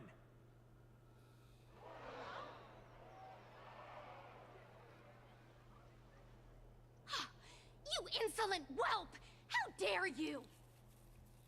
It is true that Aglaya has reached her limit. Why? Because she has been working tirelessly to weave the defenses of our holy city against the encroaching evil.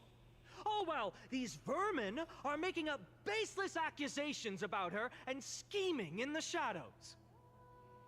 Not once has she ever failed Akuma. Yet these vermin attempt to tear her apart, tarnishing her name with unfounded allegations. She may have been blessed by divinity, but hasn't her heart always stayed true to humanity? They attempt to mislead you and reduce this assembly to a crude standoff between gods and humans, but citizens of Akuma. Once more, I implore you to open your eyes and look at those around you. Examine them closely. Beneath all that finery, do you see the good heart of a human or the poisonous glands of a pest? Make your judgment, then turn your gaze to the demigods whom so many of you regard as cold and merciless. Do you not see the light of humanity in them? And those who wear the mask of humanity yet utter only hurtful, slanderous words. Can you not see that their souls have been corrupted by power?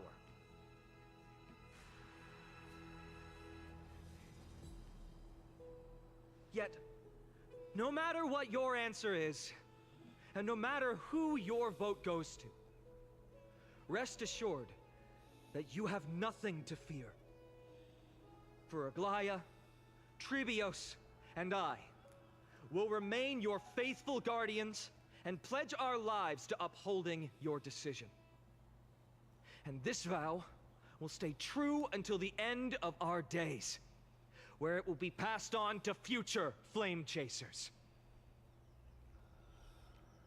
A steadfast and unwavering promise that shall endure through the ages. Absolutely right. The Chrysos heirs have only our best interests in mind. I still don't understand. Yeah, charisma. Have to end.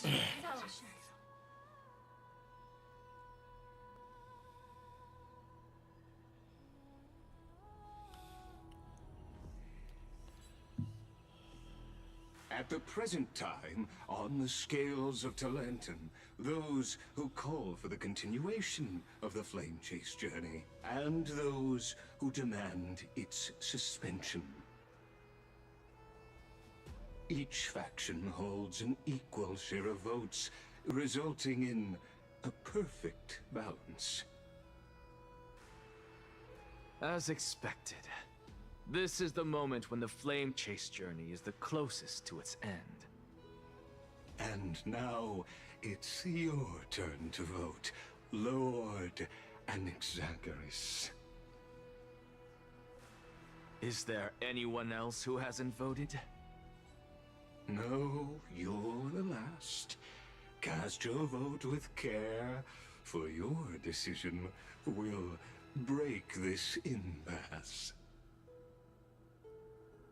I have long since made a decision.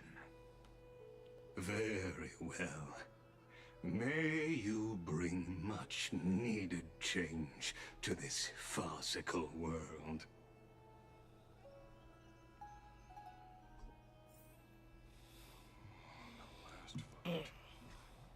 Always the performer.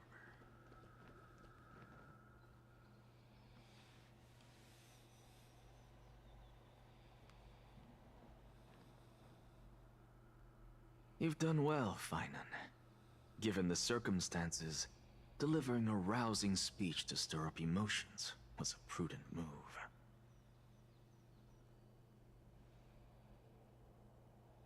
Thank you all for your patience.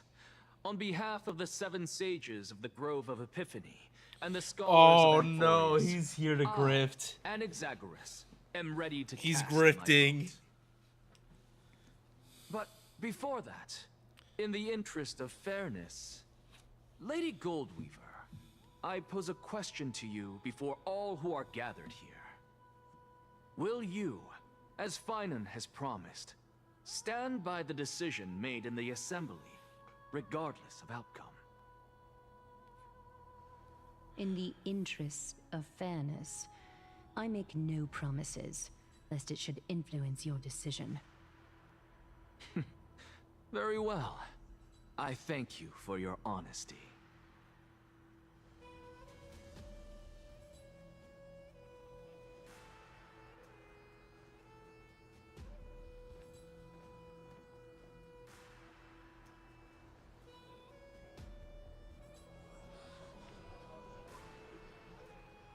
What's he doing? The stakes are high. Let's be patient. Cut the act! Who do you think you are wasting our time like this?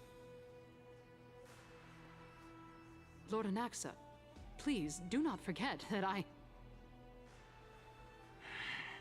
Rule number 1. Do not call me Anaxa. Rule number 2. Never interrupt me. Silence is golden.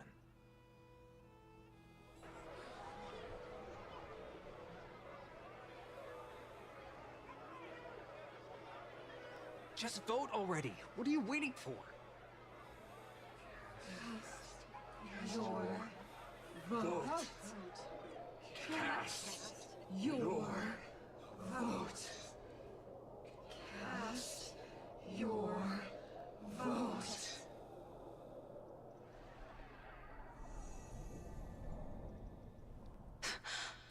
cannot help but wonder, is every hardship in the world something you will exploit and use to your advantage? How else am I supposed to make use of this situation where my body and soul are separated? Oh, Circes. Or should I say Calypso? Accompany me on this final journey. Let us journey to the Netherrealm and see how she will substantiate the answer to your question and validate my decision. We need only to follow the sound of the tides.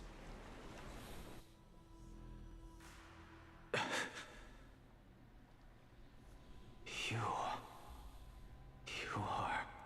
Well done, child. Just as I foresaw, you have achieved great things. Teacher. What a twist of fate. A blasphemer raised in the doctrines of the Venerationists. It's like a foal kicking its mother in the belly after taking all her milk. I respect you immensely, sir, but... You cherish the truth even more. So, child, do not be troubled by the criticisms I have borne. Do not let those voices hinder you as you forge ahead. As the sage of the Venerationists, I am duty-bound to oppose you.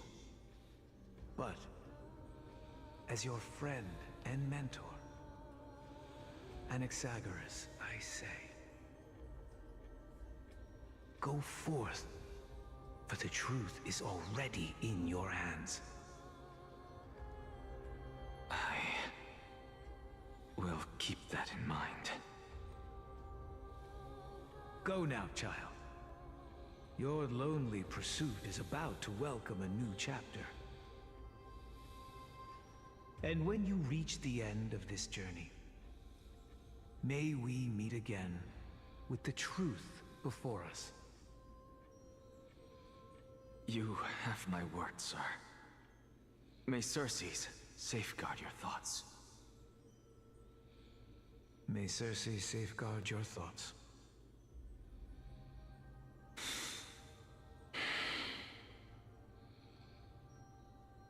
You are right, Empedocles. My lonely pursuit is about to welcome a new chapter. I must be on my way now. May we meet again with the truth before us, Empedocles. What are you waiting for? Just cast your vote. Silence! Silence, everyone! Behold, Circes, here at the center of the world, I shall write the final step of my proof. For this place is but one step away from the truth.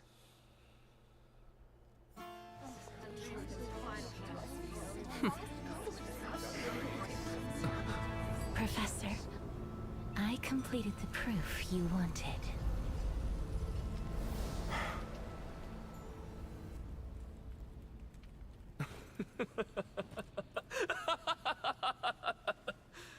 Thank you, Castorus. The answer is plain as day. My vote goes to the Flame Chase journey and nothing else! Elder Kindness, I have deciphered the truth of this world.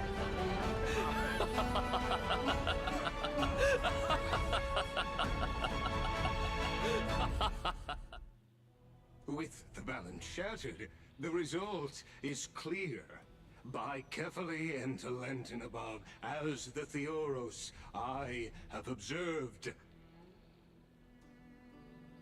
No! Ligus, you can't! Anaxa, what have you done? Have you lost your mind? I hope you are prepared for the harsh punishment awaiting you. Mark my words, I will make sure that clever head of yours never forgets the price of betrayal. Have you forgotten? I told you that happens to be one of my rare talents. You put on such a grand performance, just to aid their preposterous flame chase journey? Performance? No, you are quite mistaken. I may be paranoid by nature, but I've always been known for my honesty. If you really understood me, Lady Kindness, you'd realize that I never had any interest in your pathetic little game of politics. Factions, standpoints, they are jokes in my eyes. I have never once switched sides. Because I, and I alone, am the truth. Lady Kindness, with all the citizens here as witnesses, we should honor the spirit of democracy and respect the decision of this assembly.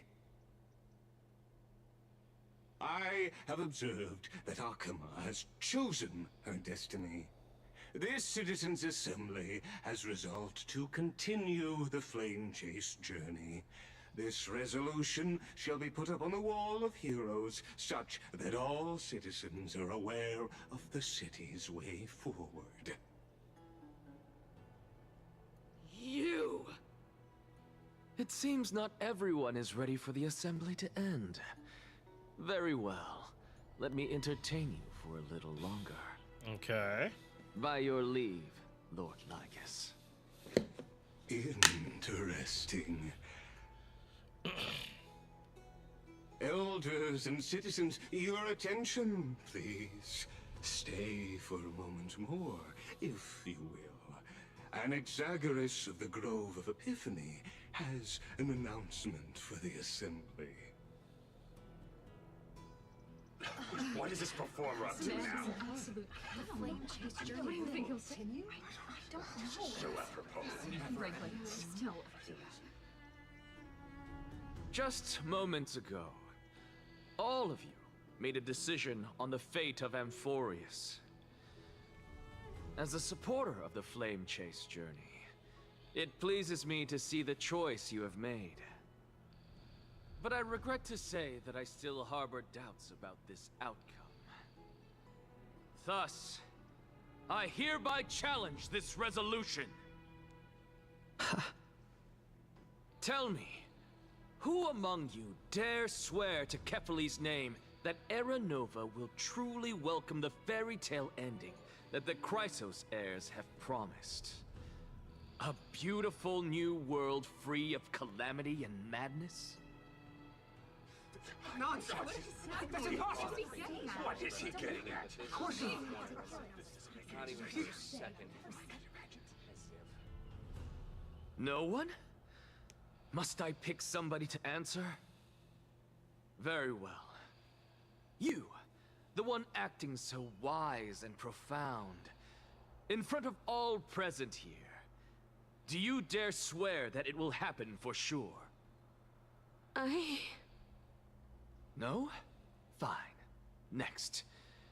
You, the one with ignorance written all over your face. Yes, you.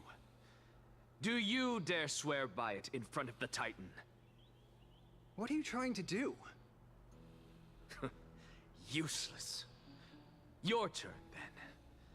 With that smug look of yours, you must be confident that the Flame Chase journey is the best course to take, right? Hey! Mind your tongue! Is he just talking to the audience? No one? I see. In that case, Finan, answer me this. Your speech was filled with such passion just now. How confident, then, are you in making this promise? Professor, what are you doing? Let him continue with his performance.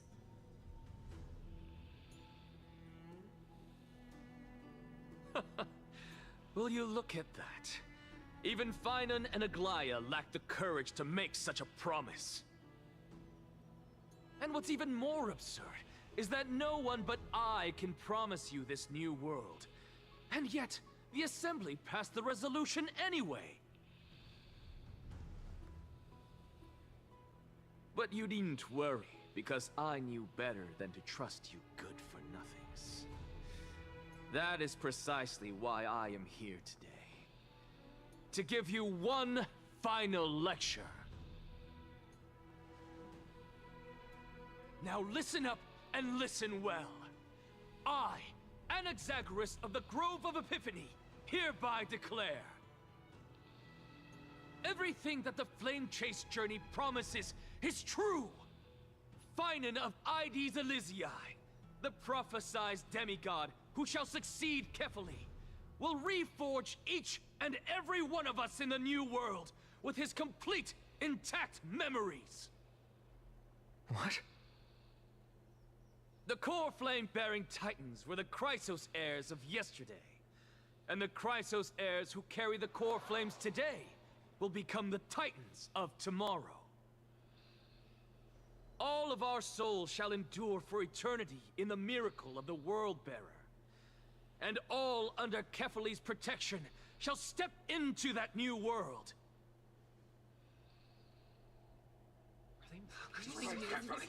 This is your blasphemy!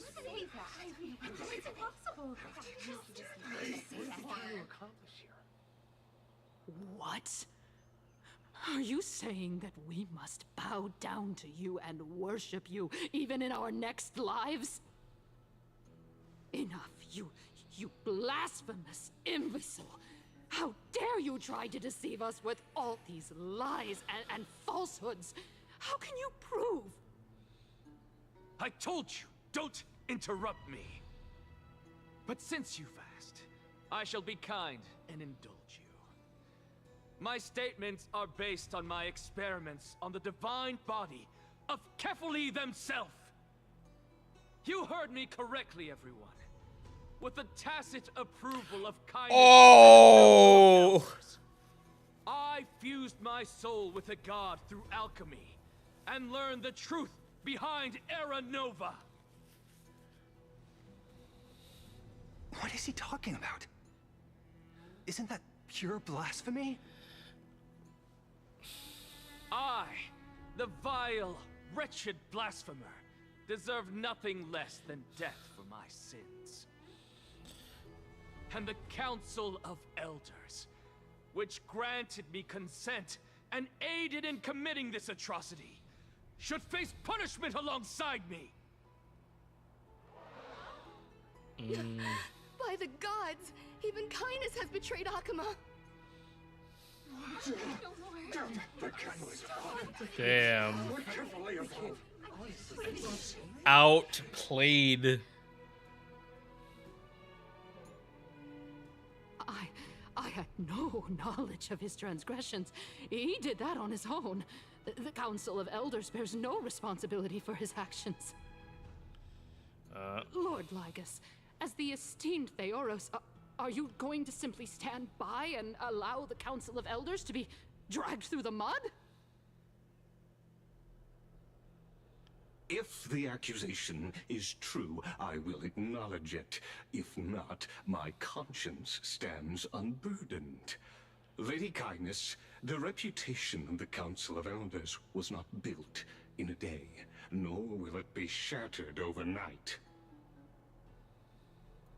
Repercussions await those who fool the people, and punishment must be meted out on those who abandon their vows. We should respect this beautiful city and her people. You... Lady Aglaya, the Gold Weaver, I humbly ask that you take on the responsibility of overseeing this judgment in the name of the fairness of Talantin and the justice of Kefali. considering the circumstances, and in accordance with Akima's codex, as the only demigod among us, you shall rightfully wield this authority. The honor is mine to bear. How is this permitted? Somebody do something. This is how we're supposed to hold. Elders and citizens, silence, if you please. Anaxagoras of the Grove of Epiphany has made his statement clear. As per Akima's codex, I request all present citizens to stand with me in exercising the right of judgment.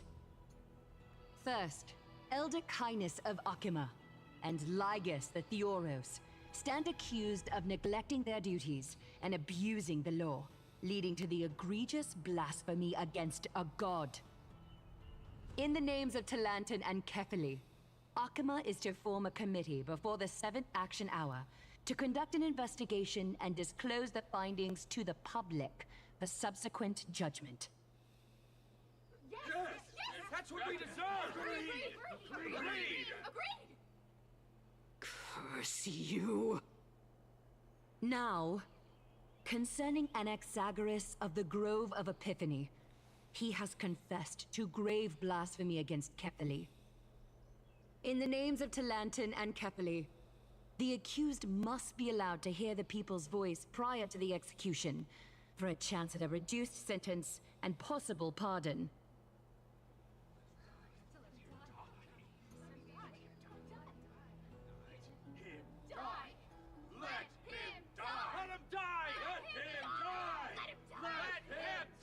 Damn. Let him die! Let him die! Let him die! Professor. He's baiting you. Let him die! Let him die! Let him die! Let him die! What decision will you make, Lady Goldweaver? Enough with the hesitation, Aglaya. This is not like you. Let him die! Then, in light of the people's voice, O Talantan on high, may you bring death upon him.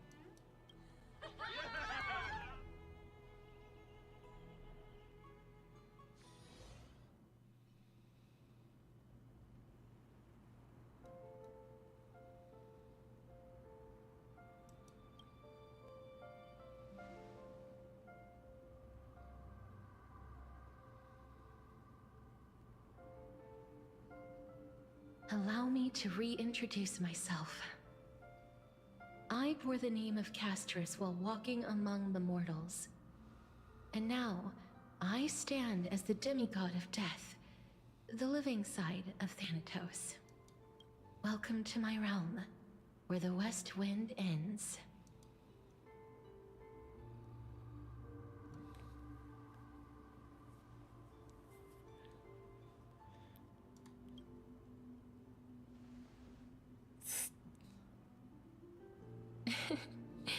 You're still as energetic as always. Did you know? Every flower here was planted by Thanatos themselves. These flowers were originally both lifeless and immortal, but in the first rain brought by the River of Souls, they were given new life, flourishing as the bearers of countless souls. And it is my duty as the Master of Death to tend to their well-being and foster their growth in this serene haven. Similar to the structured cycle of life and death in the mortal world, these flowers too shall wither and fade, returning to the earth and then ascending to the sky with mist and tides. Is this discount Greece? Eventually, they will descend No, to the mortal they're land as gentle doing too rain. many things. Every soul undergoes the perpetual cycle Greece of is probably the initial reincarnation, design, but they're doing their own thing. albeit in But varied Thanatos makes forms, sense. until the world meets its end. Yet, sadly, There's no time left for Amphorius to wait for when the flowers bloom again. No. Death is the power at my fingertips. It once led the souls of the deceased here, but I shall open the gate of the Netherworld and return you to the realm of the living. In exchange, please, take the core flame of death with you and complete the flame chase journey. Do not let our work thus far be in vain.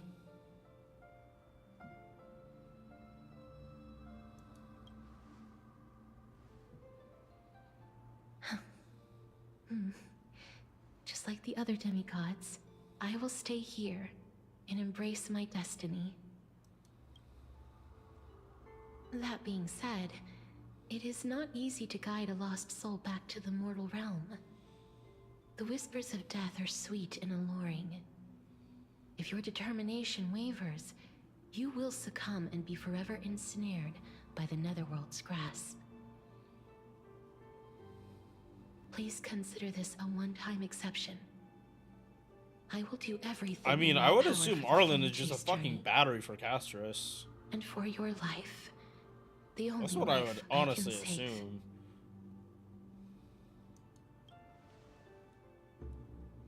I am glad to hear that.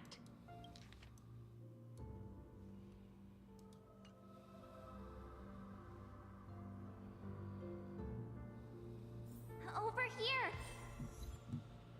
Wait, March?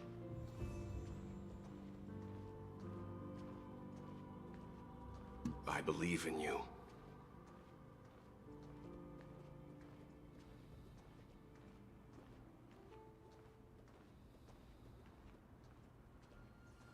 Please, I beg you, look back for me.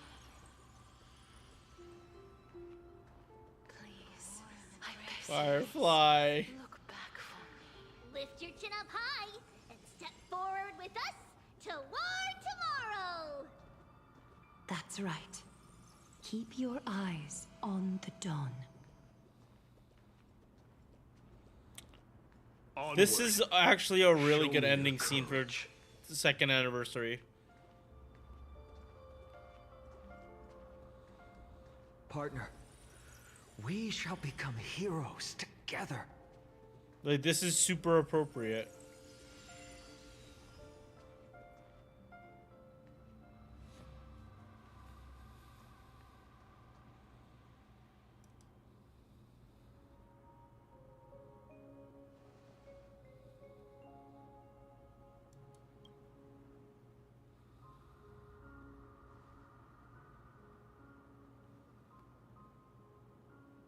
No.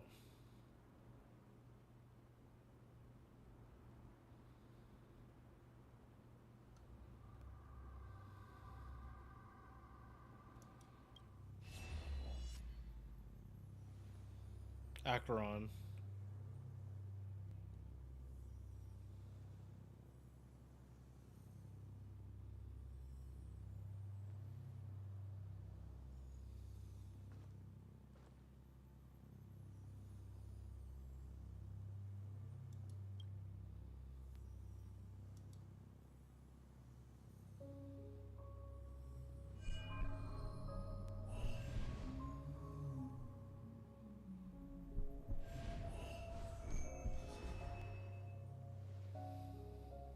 All of this is proof that you once lived. Your soul, your memories, the years you've journeyed through, and the path they revealed, leading you back home. So, continue onward. Do not stop moving forward, and do not let her sacrifice and the support of all who have stood by you be in vain. Over here, friend!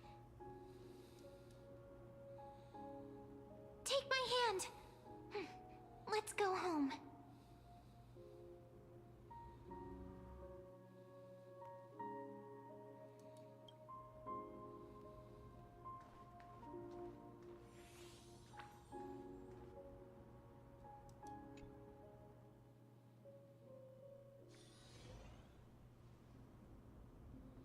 At last.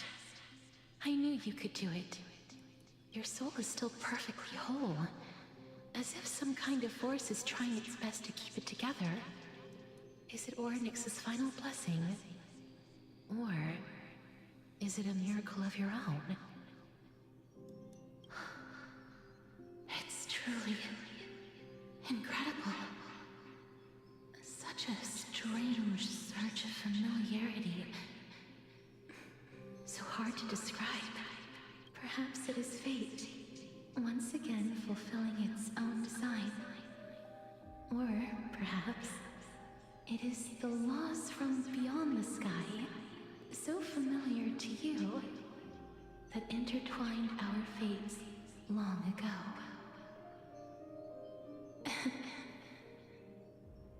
It seems that this is the riddle which cannot be solved anytime soon.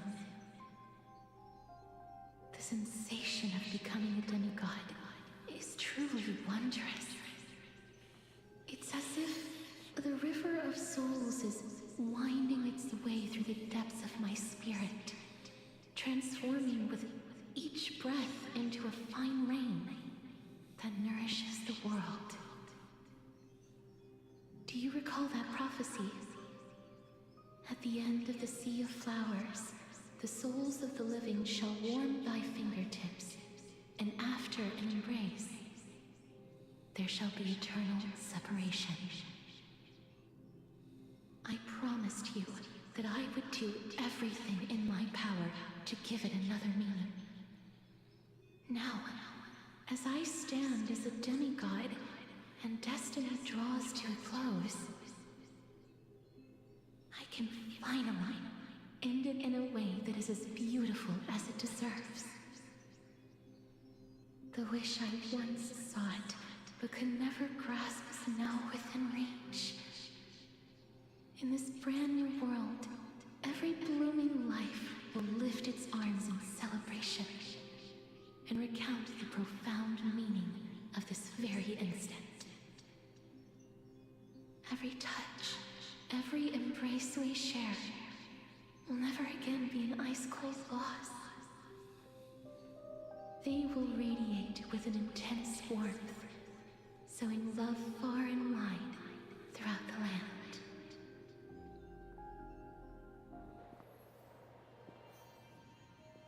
The other shore is very cold.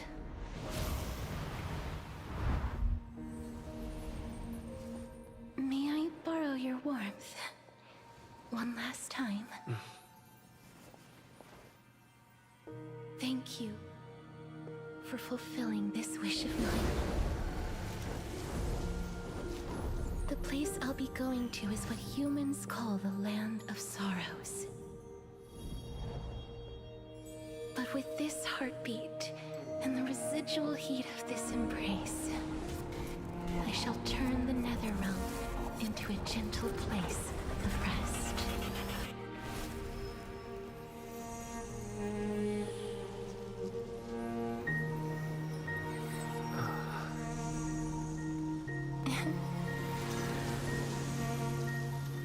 This embrace may be brief, but it's the proof that I once lived.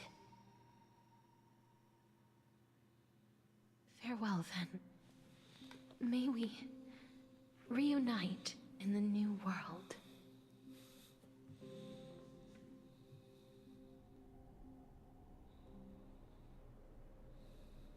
That grand and absurd performance was what you've been seeking your whole life? I gave up everything in search of truth. And it culminated in this very moment. You, on the other hand, performed as I expected. You did not hesitate when you saw the chance to attain power. It's as if you... Crave power, like a fly craves rot. Those are your words, not mine. But what you said at the end, did you already know what I had planned for Thainan? I may have lost an eye, but my vision is clearer than anyone else. You've nearly exhausted your humanity. You're no different from my current state as a walking corpse. That's true. I've long since burned to ash over the past 1,000 years. Only he is capable of unleashing a raging fire that rivals our final great enemy, Aquila. So, this is our last chance. How about we let go of the bad blood between us? May I resonate with your core flame, Aglaya? Please do. That's impossible. To persist with your soul thinned to such an extent. You're insane. Just as you fight to lug your corpse onward to complete your unfinished goals, I have my own reasons for doing this.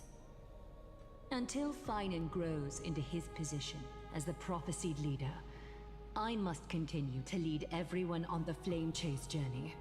I must keep inching forward, even if only as an empty shell. I've long predicted this was the case, but I didn't think you'd already lost so much. How ironic. We would have avoided so many misunderstandings if you and I had just spoken this candidly before. But casting aside our ideological differences, there is one thing you and I agree on. Finan. Yes. He was born to be a hero. He understands the hearts of the people, and I can confidently say he is a far better leader than you. Only he is capable of fulfilling your mission. Sadly, he is a man cursed by Nestia. But by my estimates, his horribly elaborate sense of style should not impede Era Nova. Congratulations are in order. We found common ground at the very end of our destined paths. When you put it that way, it makes me want to take back what I said. Aglaya, we're back. Come welcome our great hero reborn from the ashes. I hope he didn't hear your earlier assessment. It wouldn't be the first time I criticized him. A man should be aware of his own shortcomings.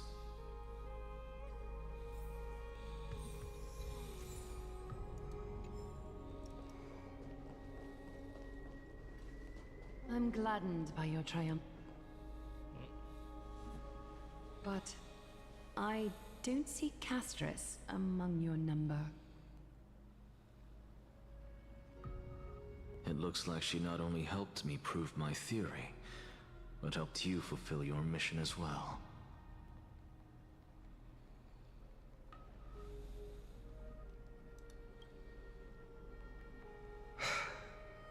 I agree. She might not have been able to change her fate. But she Okay, still lived the now herself. I kinda get the global passive Trinan, now. please recite the prophecy for us.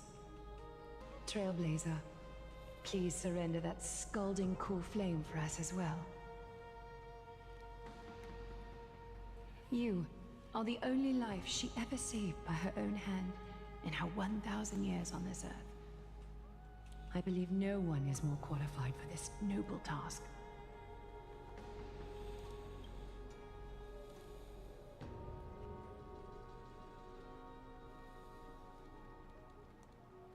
O gods who have returned, and gods who are still watching, today we bring you a soul laid bare. The Hand of Shadow, Thanatos, remembered their name from the past. From daylight they came, and to their fragrant dwelling they return, to walk now among your ranks. And there was one who joined hands with the Titan, a traveler risen from the dead and reborn among mortal kind.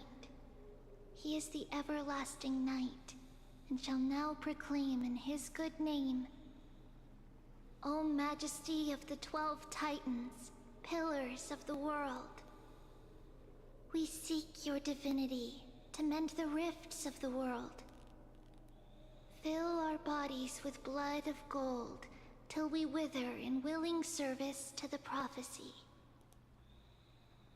Step forward, trailblazer from beyond the sky, and together with us, surrender the core flame and carve their star into the sky.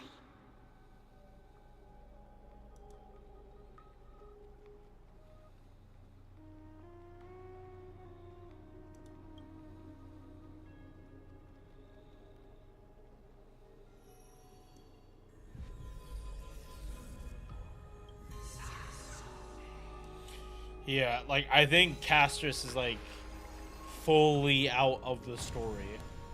Like, she's like, because of this, like, she's never gonna come back. So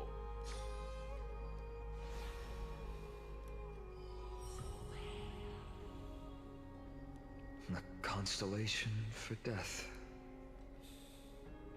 For life and death, to be more precise.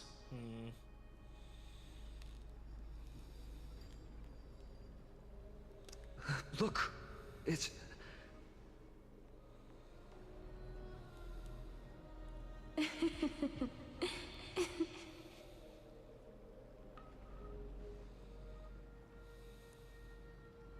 No, it's only a divine echo. I think she's here for the trial.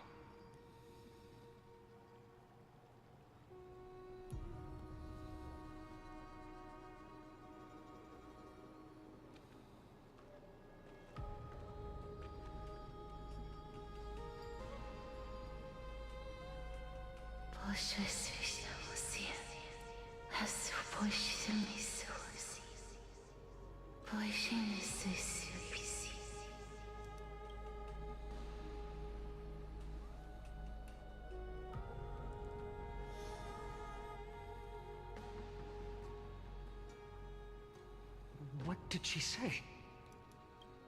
That's the language of the Titans. Casterus... No. The Titan. They said... I have illuminated the cold shadow of death. Onwards. For your path to the future is bright and its flame eternal.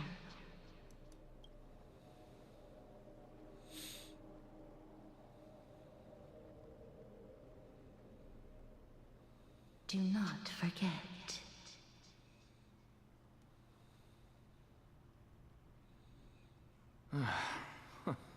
She made quite a scene. I suppose it's my turn now. I won't stop you. Professor, you... What's with that look? You were present. So, let's get this execution over with. We wouldn't want to bring shame to Akuma's divine laws or keep me from creating a new world. You never change, do you, Professor? I don't understand. If your theory is correct, you'll lose all memories of your past life once you become a Titan. So what's the point of becoming a god? Of course there's a point. Even if I forget who I am, I'll still have my brilliant mind. It goes without saying, I'll find a way to retrieve memories of my past life.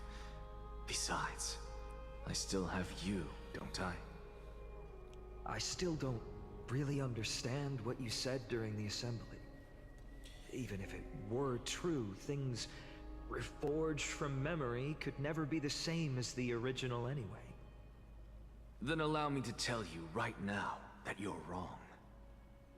What exactly are we? My answer is that the Chrysos heirs are the future Titans and vice versa. Of course, this answer only applies to us. So, what are we when it comes to regular mortals?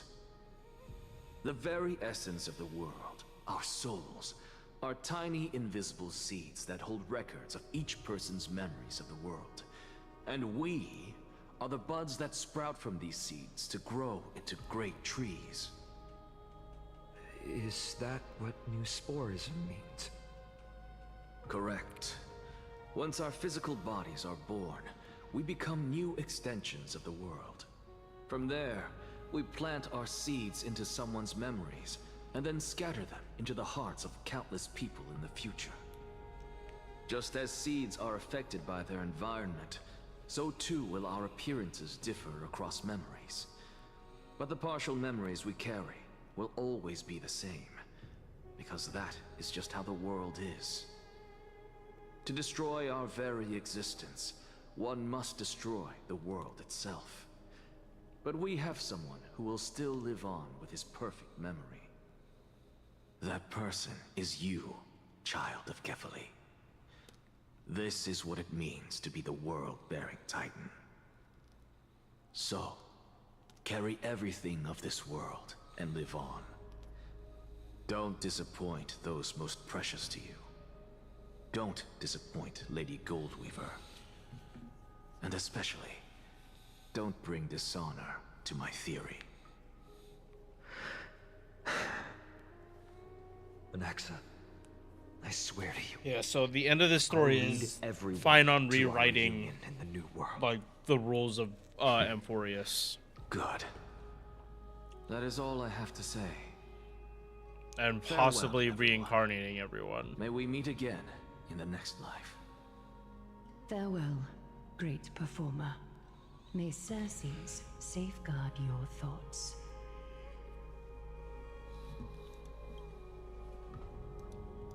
Are you satisfied, Honorable Titan? Very. I hereby swear I have borne witness. Anaxagoras of the New Sporists and the Grove of Epiphany has successfully overcome the trial of reason. Thus, I shall confer upon you these words. You shall transcend the peaks of purity and return to corruption and hardship. Oh, so that's a god's prophecy. It sounds like you just rephrased my past, present, and future. Oh, Circes. Is that all you've got? Well, you've already transcended the peaks of purity, and you were never the type to give me any leeway. That is true. But I do still have one question. I knew it. What is it? Maybe we're thinking of the same thing.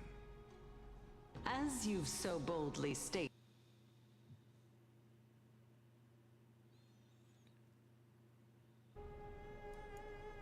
if that is the case, whose memories did the very first new spore sprout from? How should I know?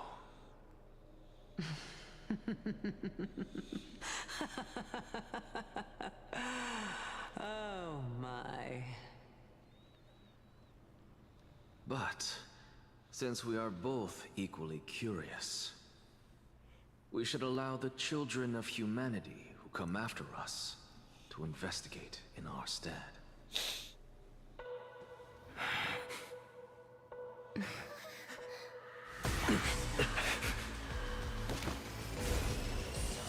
Rejoice, Circes. I sow the seeds of suspicion in the new world with your soul!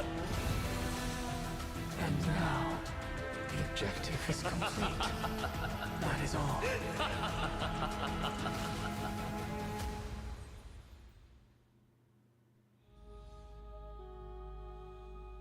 Thankfully, she's still alive. Okay, awesome. Was March 7th also in this condition when she was first rescued by the Express?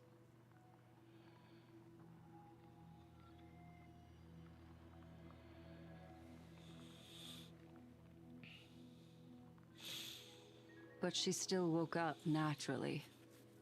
Looking on the bright side, That might happen this time as well.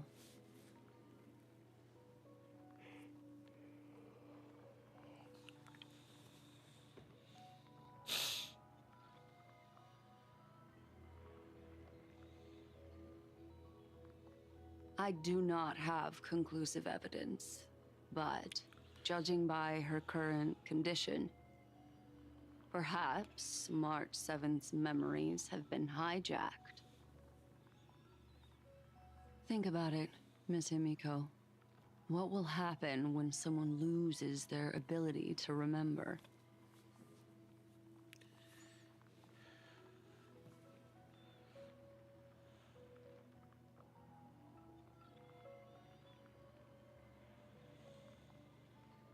Unfortunately, short-term memory is an entirely different concept from the inability to remember. Perhaps it is difficult for you to imagine, but an individual who has lost their ability to remember turns into nothingness. The belief of the Garden is that everything in this universe can be interpreted through memories. This is the driving force behind the continuance of Oh, this because path. if no one remembers, The past then all is made up of memoria, while the future like is literally a all the possibility that paths will that connect you to eventually other be people are converted gone. to memoria. But the present, it doesn't really exist, and it's only an abstract expression. Therefore, when a person is affected by the path and loses their ability to remember, their physical form will also be affected. These ice crystals are a manifestation of that.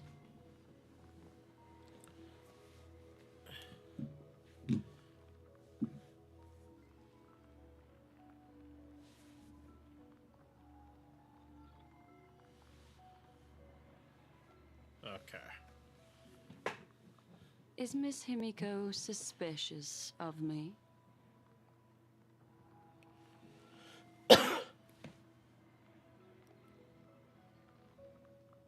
In other words, now is the time for me to prove my innocence. That's not a problem, of course. The true reason behind my intentions is that Emporius holds special significance. For some memo keepers of the Garden with extremist views, it is a perfect example.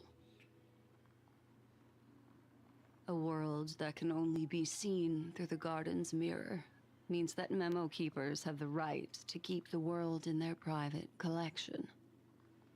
If those Pathstriders of Remembrance were to uncover the secrets of Emporius first, they might unleash their wild ambitions and remodel more worlds into a similar form.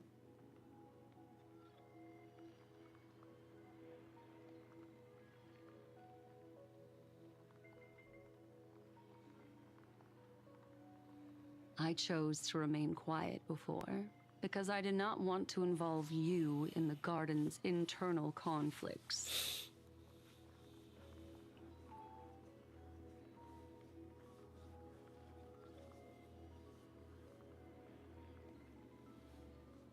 You can be even bolder with your guesses. The people that I'm talking about, they aren't just individuals. They are an organization that has already attached itself to the pinky finger of Fu Li.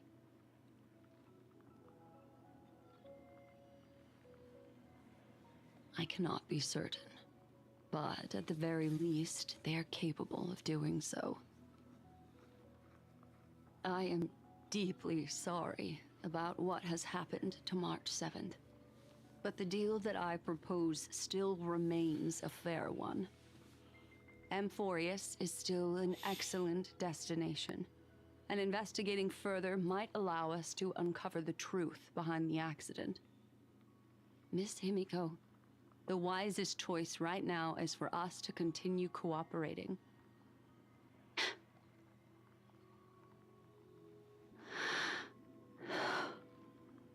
Let me take back a part of what I said just now, Miss Himiko. Although we indeed struck a deal, it seems like I have involved you in some unforeseen danger. Please accept my deepest apologies.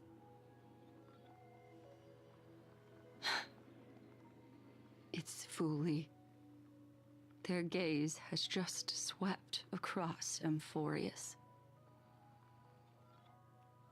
Again? Or was that happening in real time? Oh, how interesting. I never expected a mere memo snatcher to be actually hiding so much inside her head. What's even more interesting is that the word Amphorius has appeared in her subconscious. This lady seems to be having fun. Is she usually like this? It's, hard to explain. What are you two whispering about? Has it not occurred to you that I can hear everything clearly? Oh, please pardon me, Madam Herta. Would you mind sharing with us what you've discovered? The ones who need help are the Astral Express. You will have to put up with my methods, even if they are rather unconventional. Let's get back to the topic. By using the fourth mirror, I rummaged through the brain of this memo snatcher and learned a good deal. Not only does this person know of Amphorius, but there are also many memo keepers who are interested in the place. I searched through her consciousness and found the following terms: the Eternal Land, the Rejected Land, and the private collection of the Garden of Recollection. It seems like Miss Black Swan is indeed hiding some things from us. Since I'm not able to find any useful clues from the outside, why don't I personally visit this mysterious Amphorius? You're planning to head to Amphorius yourself? Yes, but not in the flesh like you all foolishly did. See these Herta mirrors? With them, I can project my data spirit entity to any corner of the cosmos through spatial warps, without even needing to leave my room. But of course, these corners of the cosmos must be within the coverage zone of inter-astral peace communications. After all, this is collaborative technology. I see. You do seem like the more indoor type. Although that star zone is not within the network of the IPC, the Express itself can serve as a signal station. Come, give me the astral chart coordinates. Then, sit back and enjoy the show.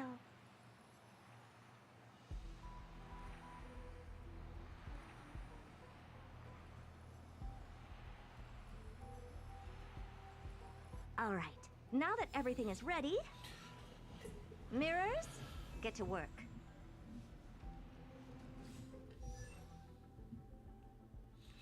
All right.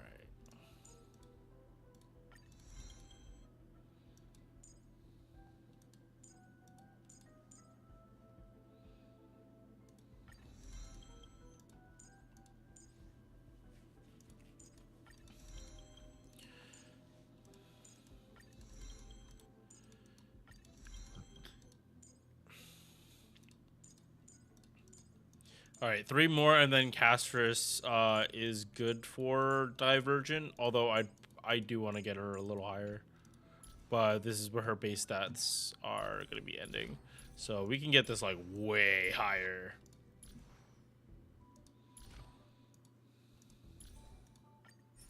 Yeah, A rank.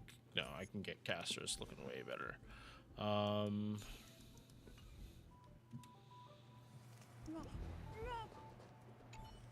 Madam, watching you work has been an enlightening experience for me. It's hard to imagine that an outstanding scholar like you could maintain such a relaxed manner most of the time. Your calm and collected nature is truly a trait that I should learn. This brat. Why does everything that comes out of his mouth sound so snarky?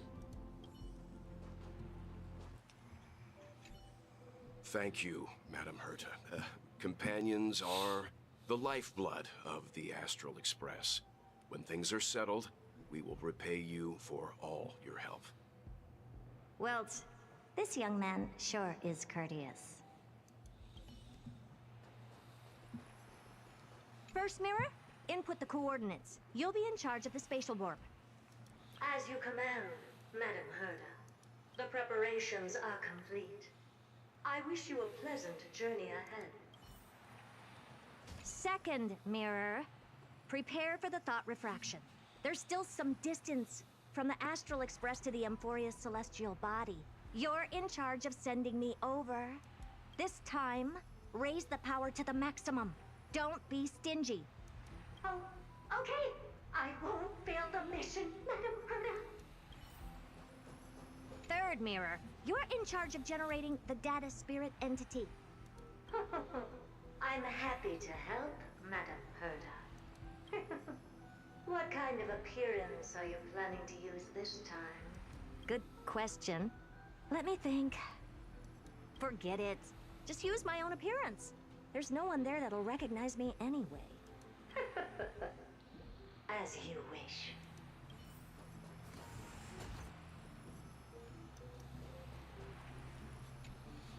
Preparation of the data spirit entity complete. Thought refraction at max power. Excellent. The first mirror. Let's get going. Have a safe trip, Madam Herta. May your journey yield good results. Coordinates input complete. Preparing to activate spatial warp. Spatial warp countdown. Warp activate. Oh! So that's Amphorius?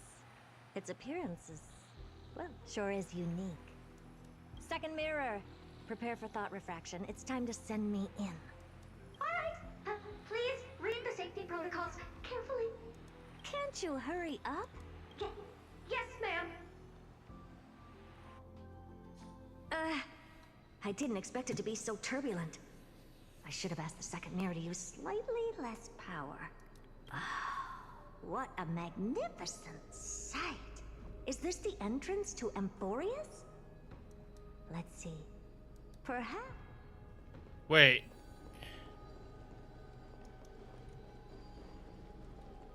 What's this? A stat? Oh, I finally. How esteemed must you be for the great Herda to. What's this? Oh, it moves? Who are you? It's either a projection or a fake. There doesn't seem to be much to take note of. My deepest apologies, esteemed lady. I'm afraid that you cannot proceed further. Who's there? Your visit, although not part of my calculations, is a pleasant surprise. It's a pity that the preparations are not yet in place. Wait, how does this guy know about this? With the hospitality that someone of your status deserves. How would this guy know, though? Are you not going to answer my question? Who are you? I have many identities, and I'm going to have even more in the future. But if you just need a form of address, you can use my common alias, Lycurgus. Lygus. All right, Lygus. But you can't possibly think that I'm just asking for a name, can you? Regrettably, I do not have the authority to share more. However, standards are always flexible. While not violating the ultimate agreement, I'm able to disclose this piece of information. As you thought, this is the entrance to Amphorius.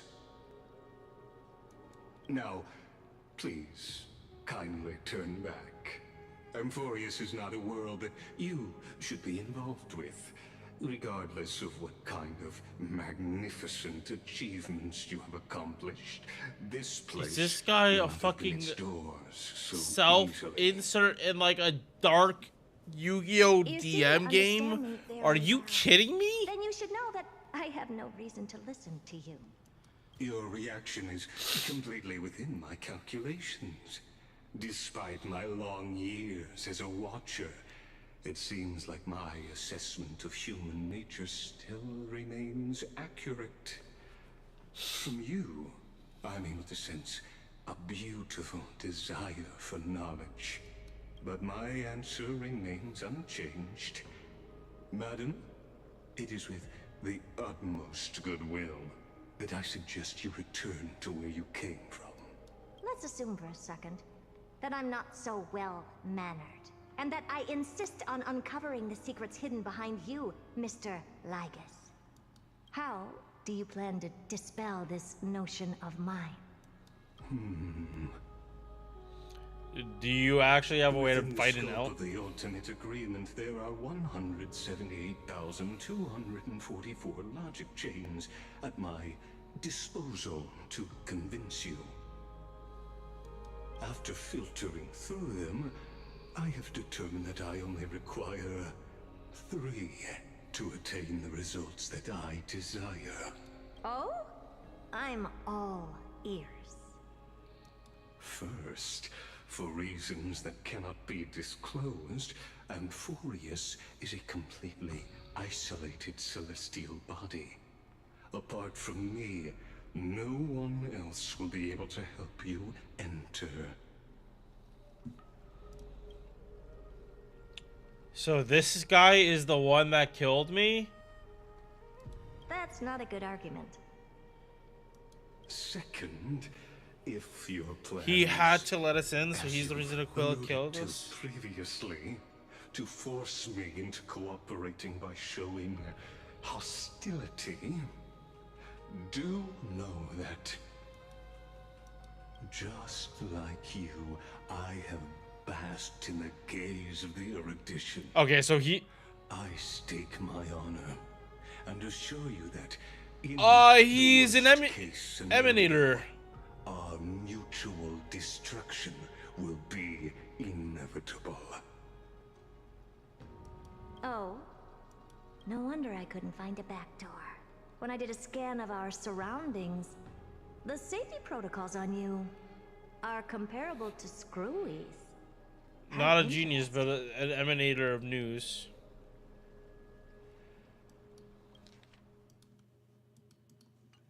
I assume that you still wish to hear the third logic chain.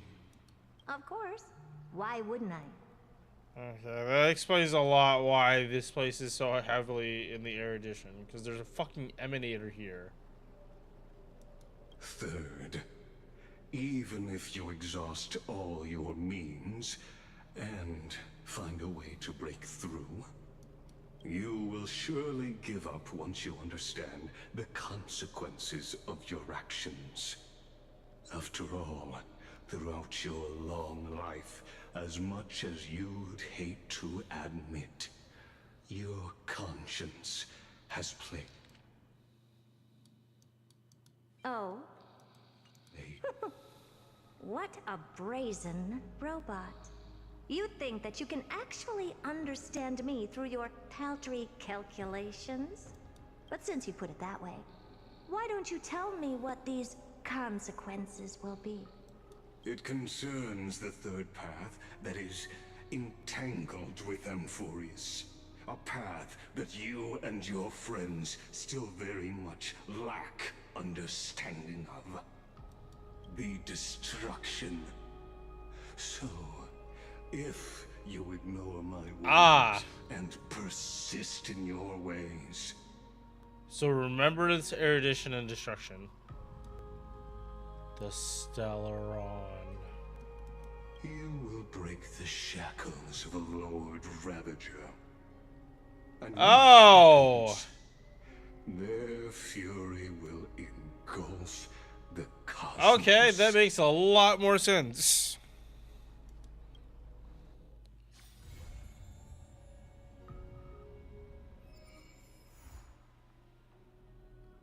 So Amphorius is a prison cell for a Ravager that is guarded by another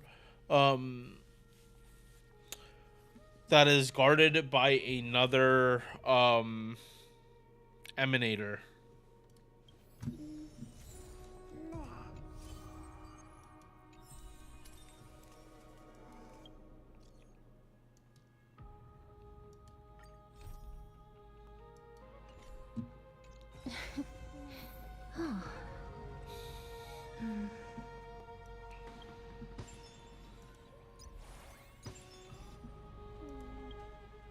Okay. Yeah. I'm enjoying myself. I'm enjoying this story. Is it being told the absolute best? Nope. But I understand what kind of story they're trying to tell with this.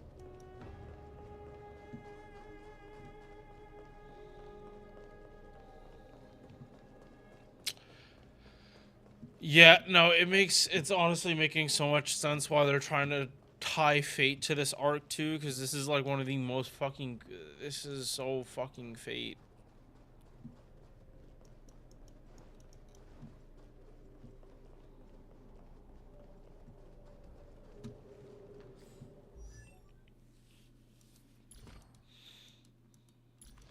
Or it vibes with the Fate stuff. I'm not saying it's like trying to like, all right.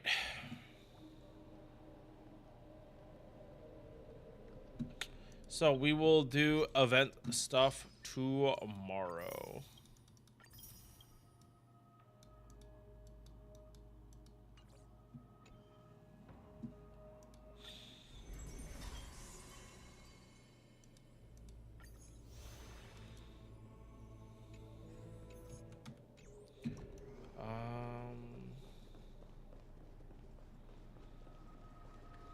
I'm so parched. Oh wait, it's only 8? No, it's only 9? Hold up.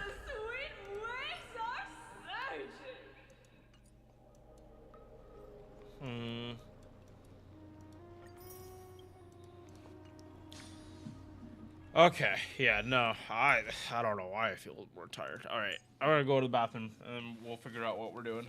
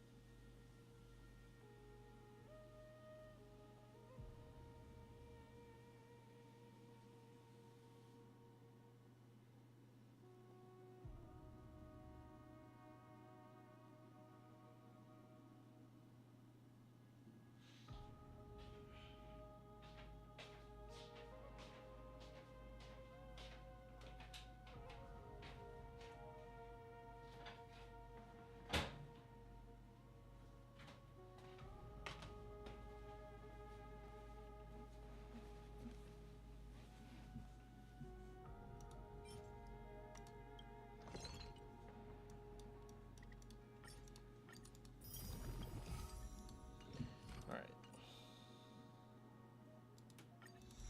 Bop, bop.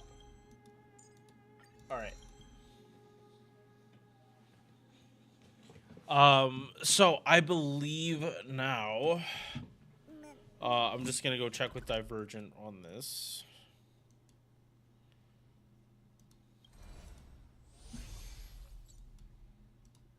But yeah, I'm not like map sweeping today.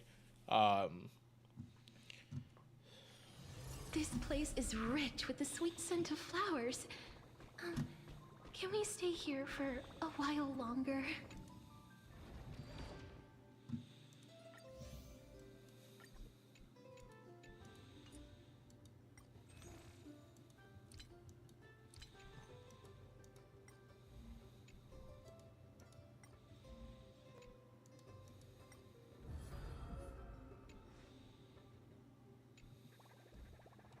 Oh, right.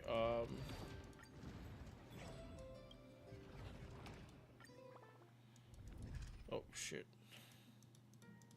Misclick, definite misclick.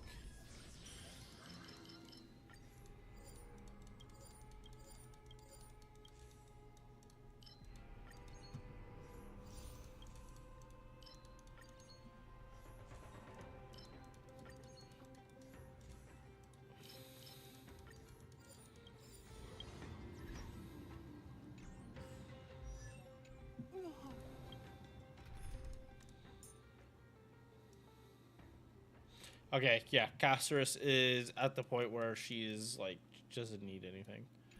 All right.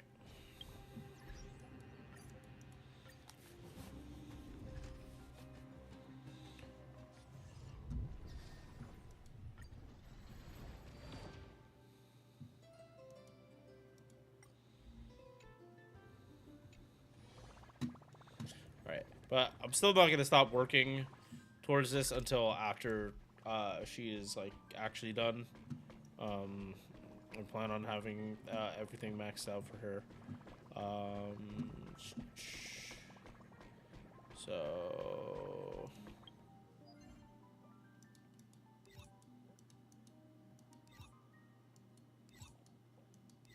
I'm gonna leave the energy here.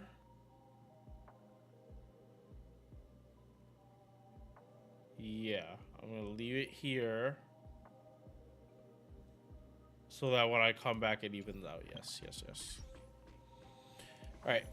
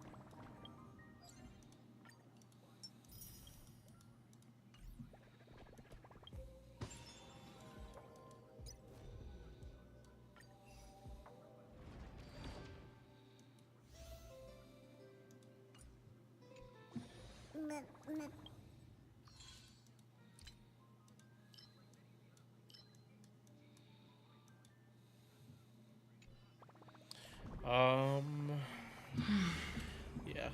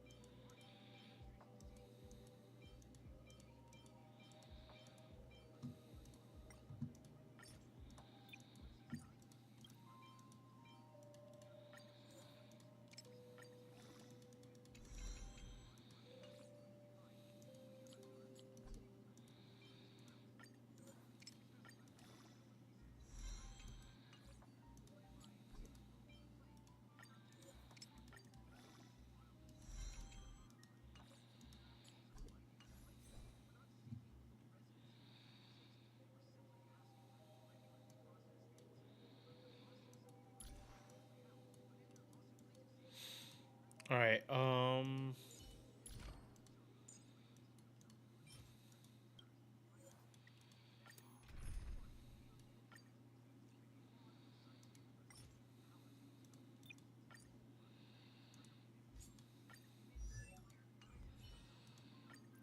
Any justification here?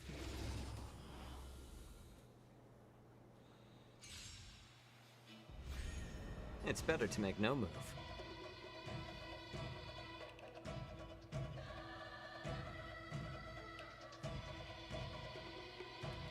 A little more heat. I'm honored by, since you're already here, Why not have a meal before you leave? Net markers activated. Time for a good old counterattack. I weep for the departed. It too shall fall. Ready for another? Ah.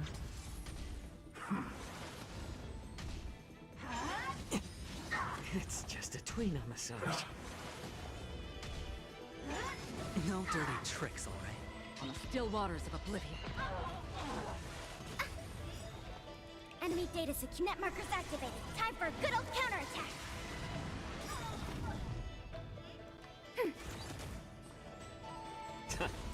Hedge your bets. I weep for the departed. It too shall fall. Since you're already here, why not have a meal before you leave? Net markers activated. Time for a good old counterattack. More seasoned. It's on me.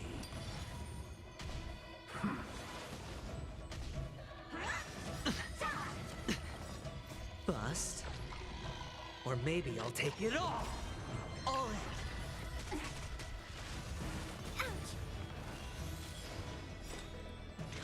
Destined for oblivion. I weep for the departed. It too shall fall.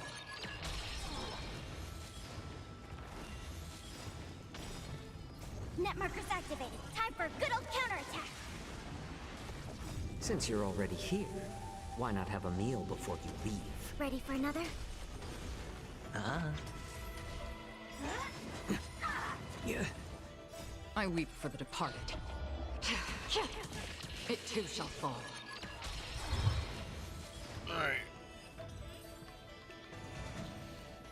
A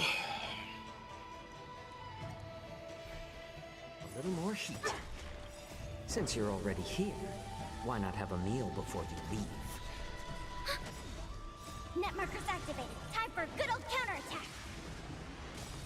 I weep for the departed. It too shall fall.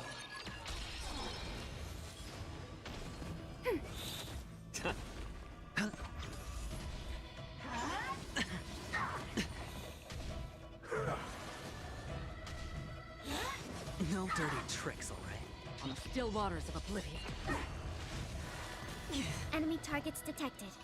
Ready for another? How about letting the... Sure, I'll play... I'm honored. Since you're already here, why not have a meal before you leave?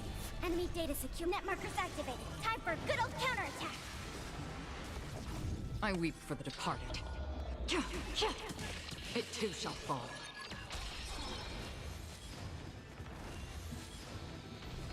More seasoned. It's on me. Bust. Or maybe I'll take it all. All in.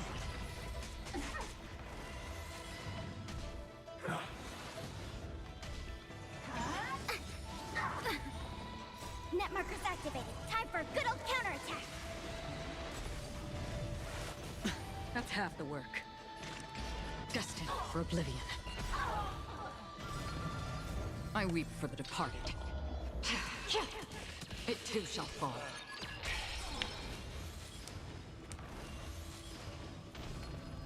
Since you're already here, why not have a meal before you leave? Net markers activated. Time for a good old counterattack.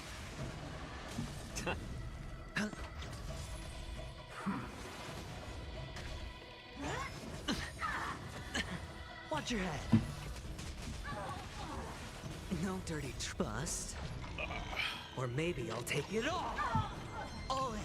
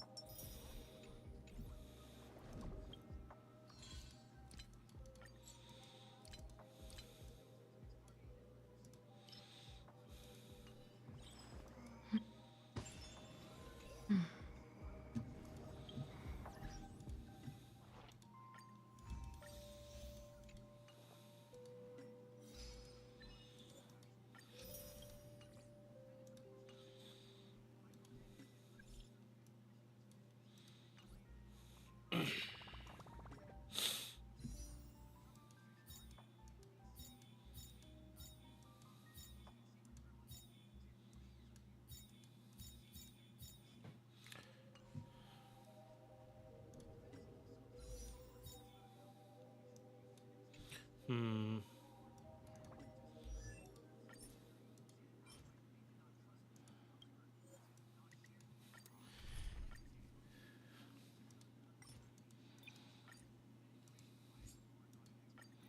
Any justification? A little more heat. Since you're already here, why not have a meal before you leave? I weep for the departed. It too shall fall. Net markers activated. Time for a good old counterattack.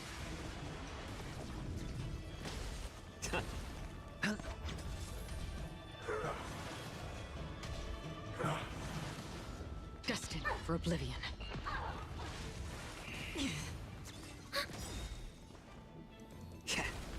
Hedge your bets. I weep for the departed. It too shall fall. Since you're already here, why not have a meal before you leave? Net markers activated. Time for a good old counterattack. More seasoned. It's on me. Bust. Or maybe I'll take it all. Watch your head.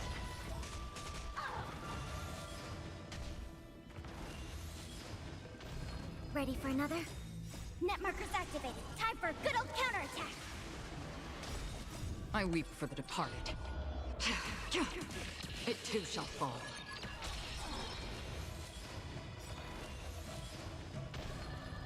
Since you're already here, why not have a meal before you leave?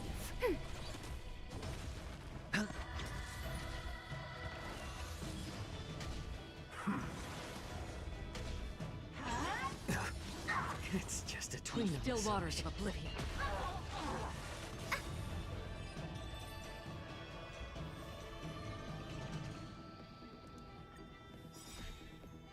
Since you're already here, why not have a meal before you leave? Net markers activated. Time for a good old counterattack. A little more heat. I weep for the departed. It too shall fall.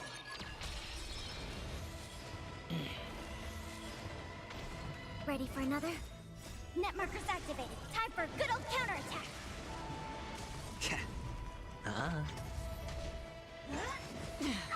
How familiar.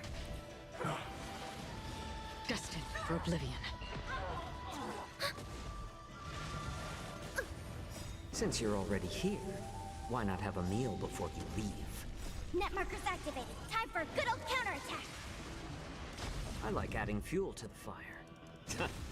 Hedge your bets. I weep for the departed. It too shall fall.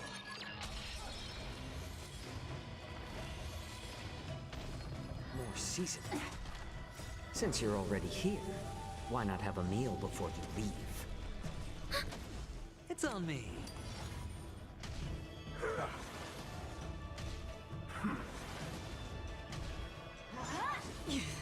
On the still waters of oblivion. Commencing support. I weep for the departed. It too shall fall.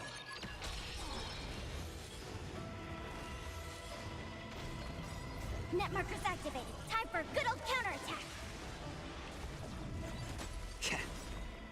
Since you're already here, why not have a meal before you leave? Bust. Or maybe I'll take it all.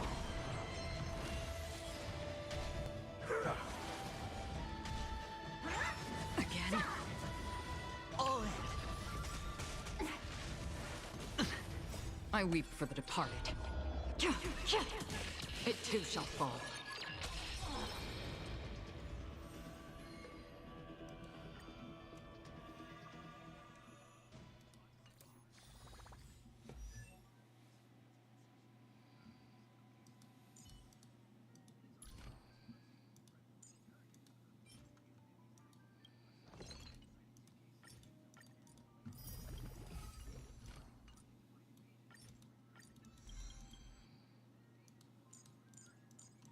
All right, let's go. Save for Jiao Cho.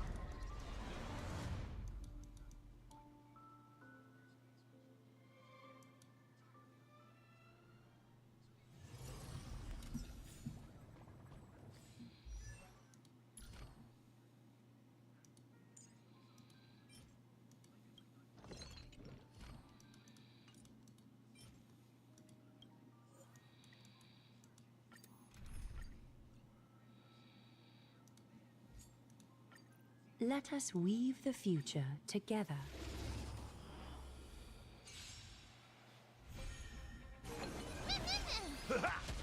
Care to dance? Ha! Meaning. Existence is unity.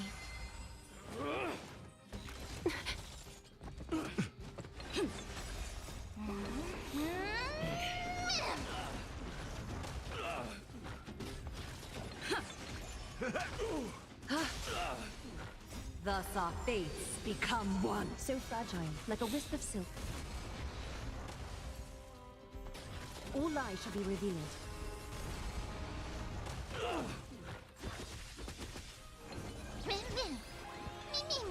So fragile, like a wisp of silk.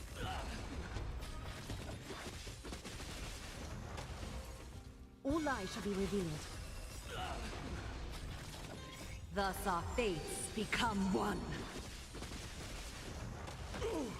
So fragile, like a wisp of silk.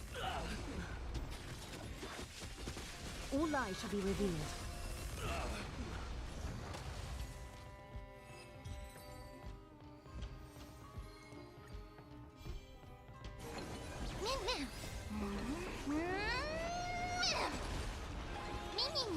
Time for resolution. Ha!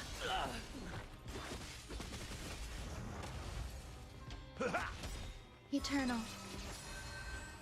All will be swept away by the wind. I like that confidence. My friends? Indulge yourselves!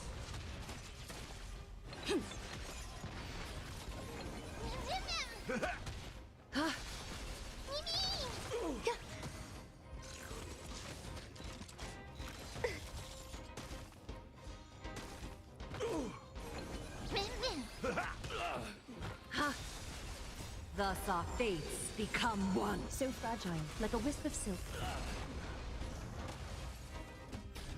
All lies shall be revealed.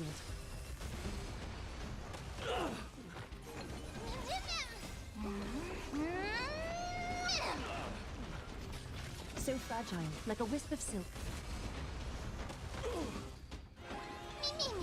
All lies shall be revealed. Thus our fates become one. So fragile, like a wisp of silk.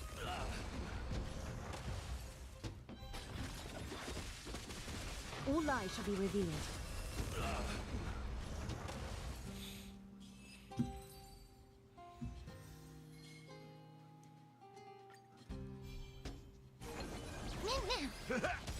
Care to dance? Ha! Existence is unity.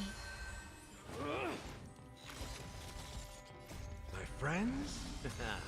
Indulge yourselves!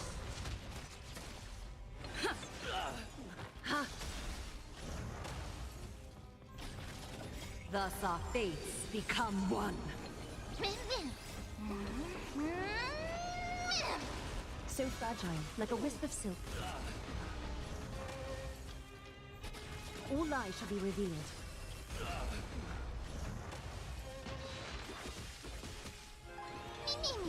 So fragile, like a wisp of silk. All lies shall be revealed. Thus our fates become one. So fragile, like a wisp of silk. All lies shall be revealed.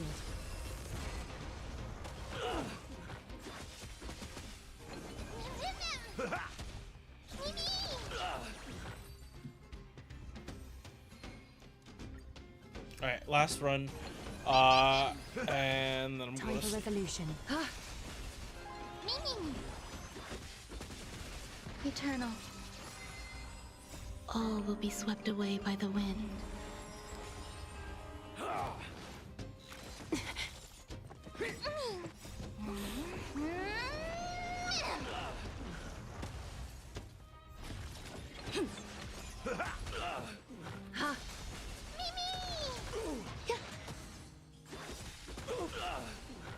Thus our fates become one. So fragile, like a wisp of silk.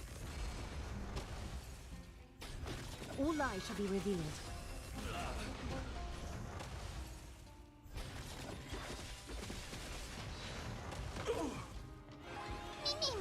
So fragile, like a wisp of silk.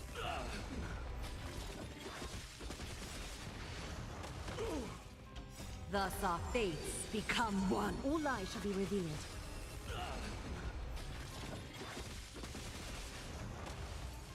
So fragile, like a wisp of silk.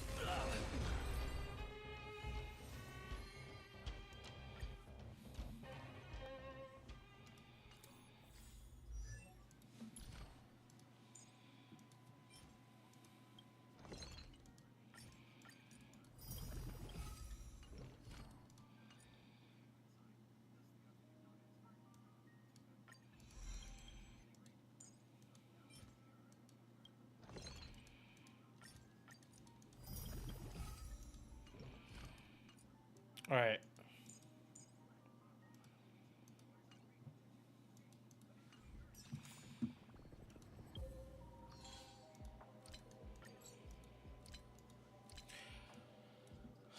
Alright. 3.2 story done.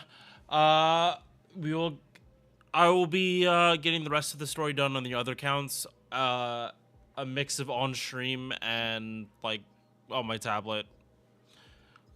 Peace.